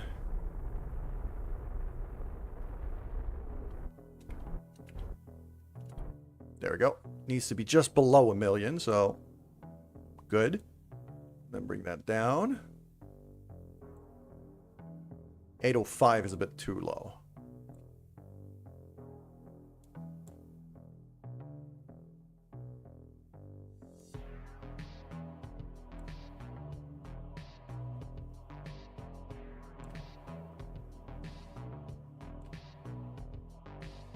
$990 by 974. Perfect. That's about as good as it's gonna get. And now that I have that lined up, this guy that I know is exactly on the same orbit, just a lot higher. Now I have to bring him down too. Oppenheimer, what a name. You can never get your planes to fly, let alone get off the runway, even when the COG and the mass of the plane are perfectly aligned. I'm gonna switch back to the space plane hangar in just a minute to answer that question. I just have to do that one maneuver first while I'm still thinking about it, because I don't want to forget. But I will answer your question very soon, Oppenheimer. Just be patient, give me a minute.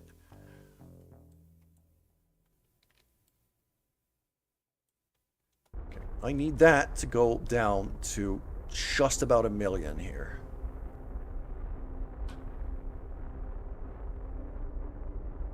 Two. 0.1.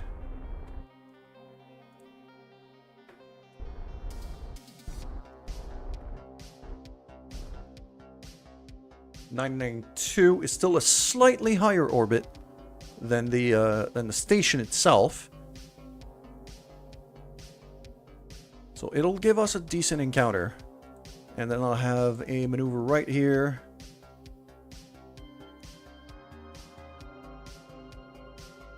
Bringing it down. Manhattan Project says thanks. Oh, what have I gotten myself into? Just need that Apple apps to come a bit way down. There we go. Okay. So these are my planned maneuvers. Those are going to be for another day. I don't think we're going to be able to achieve a docking today. I've been going for way too long. But I will answer that question before we wrap up. So, let's go back to the Space Center. I don't have a plane built on this save file though. So, the COG and the mass of the plane are perfectly aligned. That helps. But there's one more factor that you have to think of. And it's where your wheels are compared to your center of mass. And that, I believe, might be your problem. So I'm going to build something super basic very quickly just to show you what I mean by this.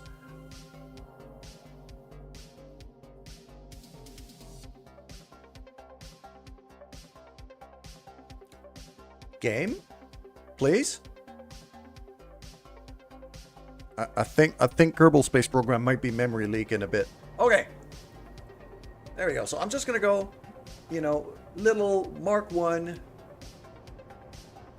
Very, very, very simple thing, okay? Just a couple of fuselages, a jet engine, basic wings.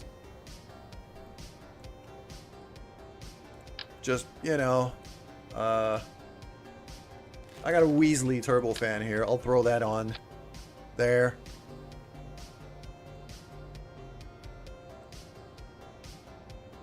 You see, that's the issue. That last phrase, typically try to place one on the nose and another one on the either side near the rear end. The near the rear end is your problem here. So my first guess here to fix your plane will be to move your rear wheels forward a bit. And I'll show you what I mean. So let's throw some wings. Just type B's, standard stuff. Let's have my center of mass up. Let's have my center of thrust. I don't care. Center of lift is kind of important here. Okay, you want these to be mostly lined up. So I'll have that right there. Just move that forward a bit. They need to be close. They don't need to be perfectly aligned, but something like that should be close enough. And then I'm going to throw, we need control surfaces, don't we? I'm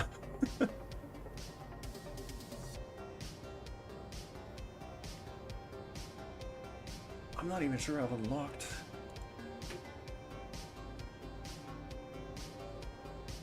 There we go, control surfaces. I got these little Elevon ones. That's not great, but it'll do. Throw two of these on there. Just like that. Now, wheels. That's your biggest thing here. So let's say I throw that little steerable landing gear at the front, as one would. That part is fine. But let's say I go for the fixed landing gears right here, completely at the back. Now the problem is, your back wheels are your pivot points. That is the pivot point into which your plane is going to balance itself when the nose is going to start raising. If this is too far back compared to your center of mass, then your nose is never going to rise up. There's too much weight to... There's too much weight to be able... There's too much weight to fight. It's fighting its own weight to be able to raise its nose. So, this exact plane here, if I put that on the runway, my guess is the nose is never even going to raise up. Until I get to the end of the runway. Let's do a launch, just to prove my point. It also might fail because I don't have any air intakes. That's another issue I just thought of. But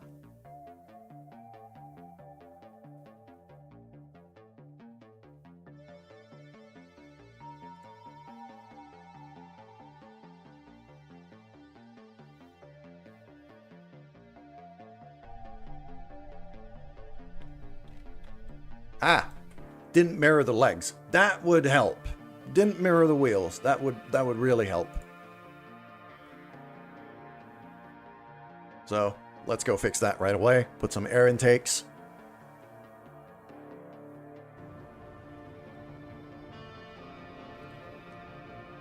Game, please cooperate. There we go. So, wheel. Mirrored. Right there. And I'll have the, for stability's sake, I'll put one of these up there. There we go. In career mode, the back did seem to keep getting thrown out, even if my nose did elevate. Yeah, that's because it's fighting its own weight, really. And the other thing I like to do in order to help things here is usually you're going to have wing control surfaces as well as a tail fin.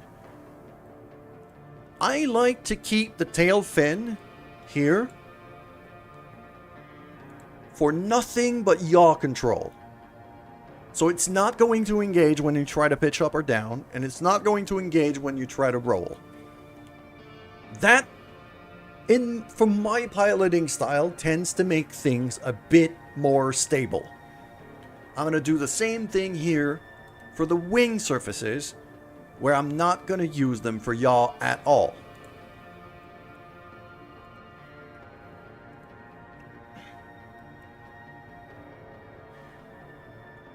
And finally, I need air intakes. Do I have like a... there we go. Radial air intake. These are quite big. But I'll throw one of these on top here. Just so I have extra air intake and my engine doesn't run out.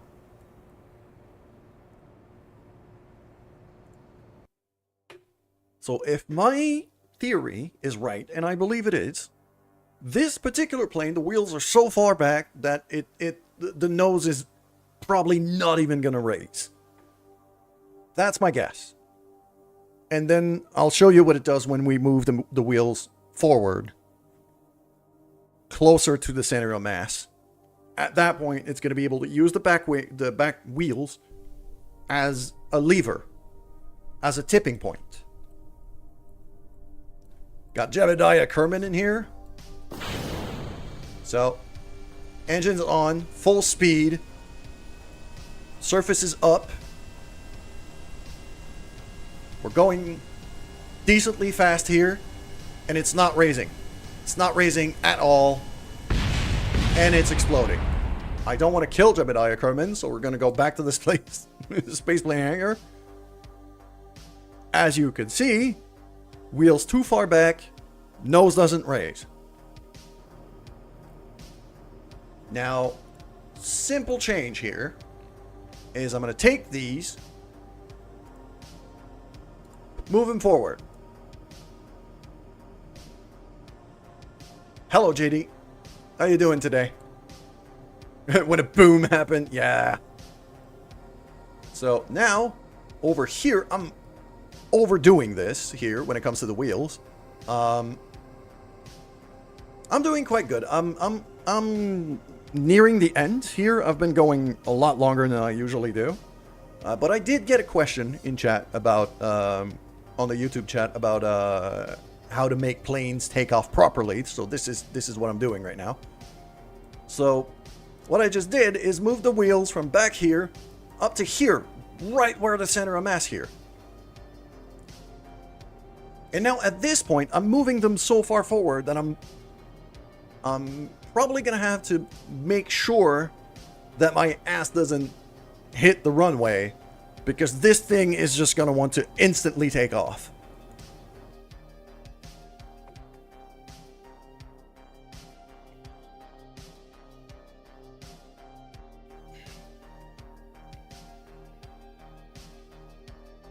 How about you, JD? How you doing today? I hope you're having a good time. How to take off in plane proper. Easy. Massive booster like rocket. Yes, that's another way. But if you want to use a runway like a pleb,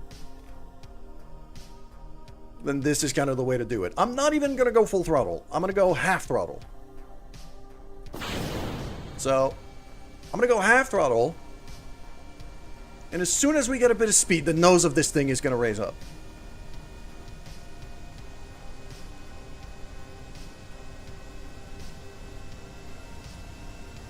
There we go.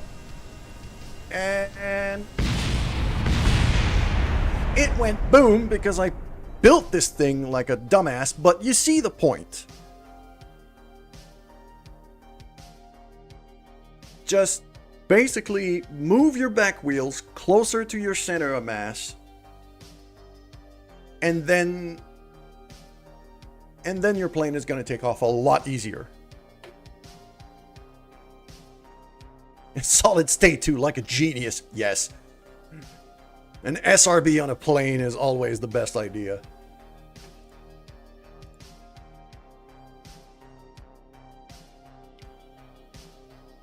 Well, yeah, other than that, JD, we got a couple space stations going. Got one around the moon, one around Minmus. We've already got a few modules even on orbit to eventually dock to these stations. Ever launch a SS space station in one launch? I tend to build my space stations quite big, so doing that in one launch would require a launcher of absolutely ridiculous proportions. I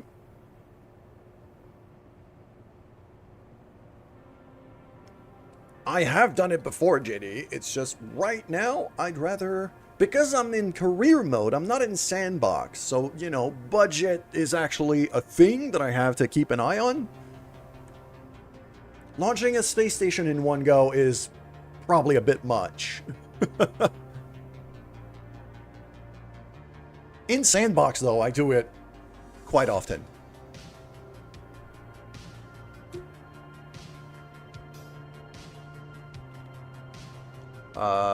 So, yeah. Now, the biggest problem I had for this thing was... The biggest problem I had with this little plane, by the way, is quite simply I didn't have enough wing surface. My wings are too small. But the goal of me building this was really just to answer a question. So, I did want to... That's gonna be for probably... I think I'm gonna do KSP tomorrow as well, for tomorrow's stream. Because now I have a lot of projects going on. I'm gonna want to update this little rover design. Because that was when I had basically no tech unlocked at all. And now, you know, I've got this Rove-made probe core thing. I've got new wheels. I've got a bunch of stuff. So I could make something a lot better than this that I'm going to want to deliver. I mean, after the space stations are assembled, the next steps are going to be...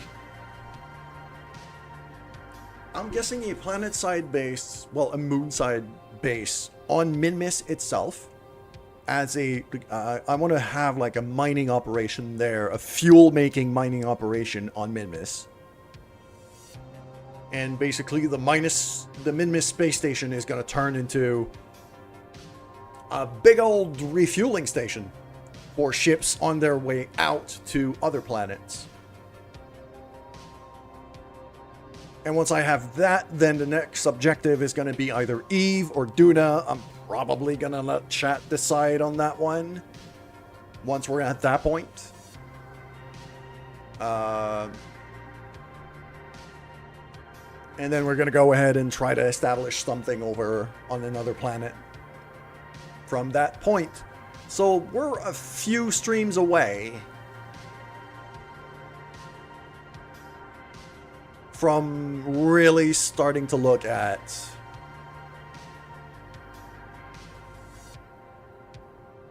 outside of the little Kerbin subsystem. So that's going to be a lot of fun.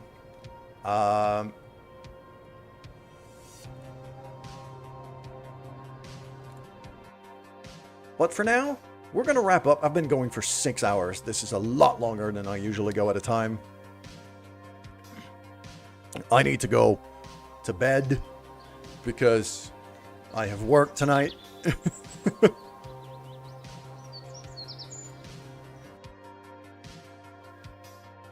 And I'm just going to leave you with the sights of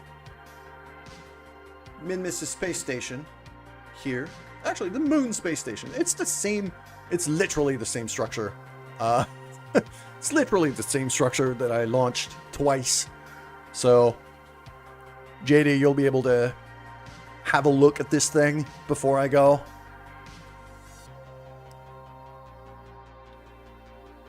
And while this loads, I'm going to start looking for someone to raid.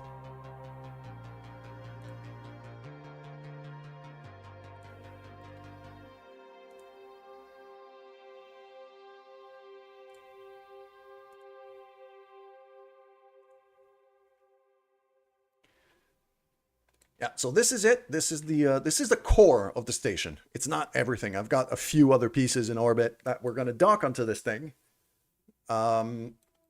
Big old solar panels, science lab here, surface scanner, bunch of science equipment hidden in a payload bay here.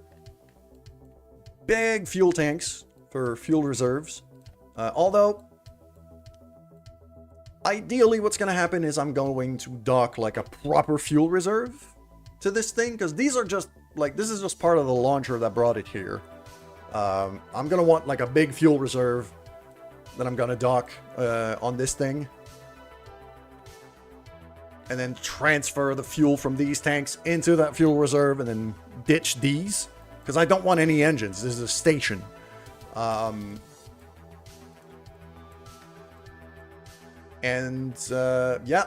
a whole lot of science going on in here. That lab is, yeah, these guys are cooking. And even more importantly, the moon station is driven, piloted by Billy Bobfort Kerman, who looks like an absolute champion. He's got the best name and the best mustache. Just freaking glorious dude. Like, look at that. I'm gonna EVA him out and down into the hitchhiker container here. Just so from our engineer's point of view, we can have a look at the glory that is Billy Bobfort Kerman. Look at this dude. This is literally Gomez Adams in space. I love him. I absolutely love him. He's the best. Billy Bob for the win. As soon as I saw him in the recruitment, I just went, yep, gimme. All right, Billy Bob, get back to your pilot seat. There we go, because we're actually gonna have some maneuvers to do with this station. We have a maneuver plan for next stream, and we're gonna drop a final save for today.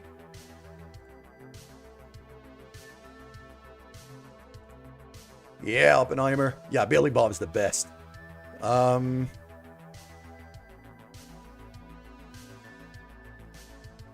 Skulls is actually streaming right now. Yeah, we're gonna go raid Skulls. Skulls is a longtime acquaintance. She's currently streaming Phantasy Star. So wildly different than what we're doing right now. Actually, I could look for, like, if somebody else is streaming Kerbal. That could be an idea.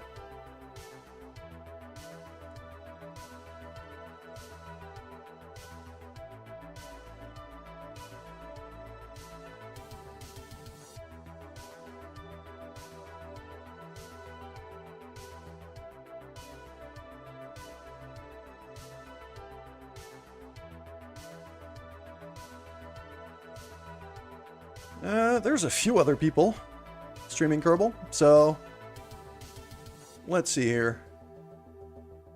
Urban Venture is currently streaming Kerbal. I don't know the guy, but he looks like he's building something cool, so we're gonna go raid him.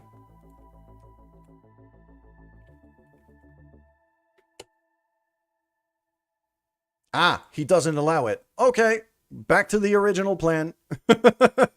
Back to the original plan. We're gonna raid Skull's Nightshade,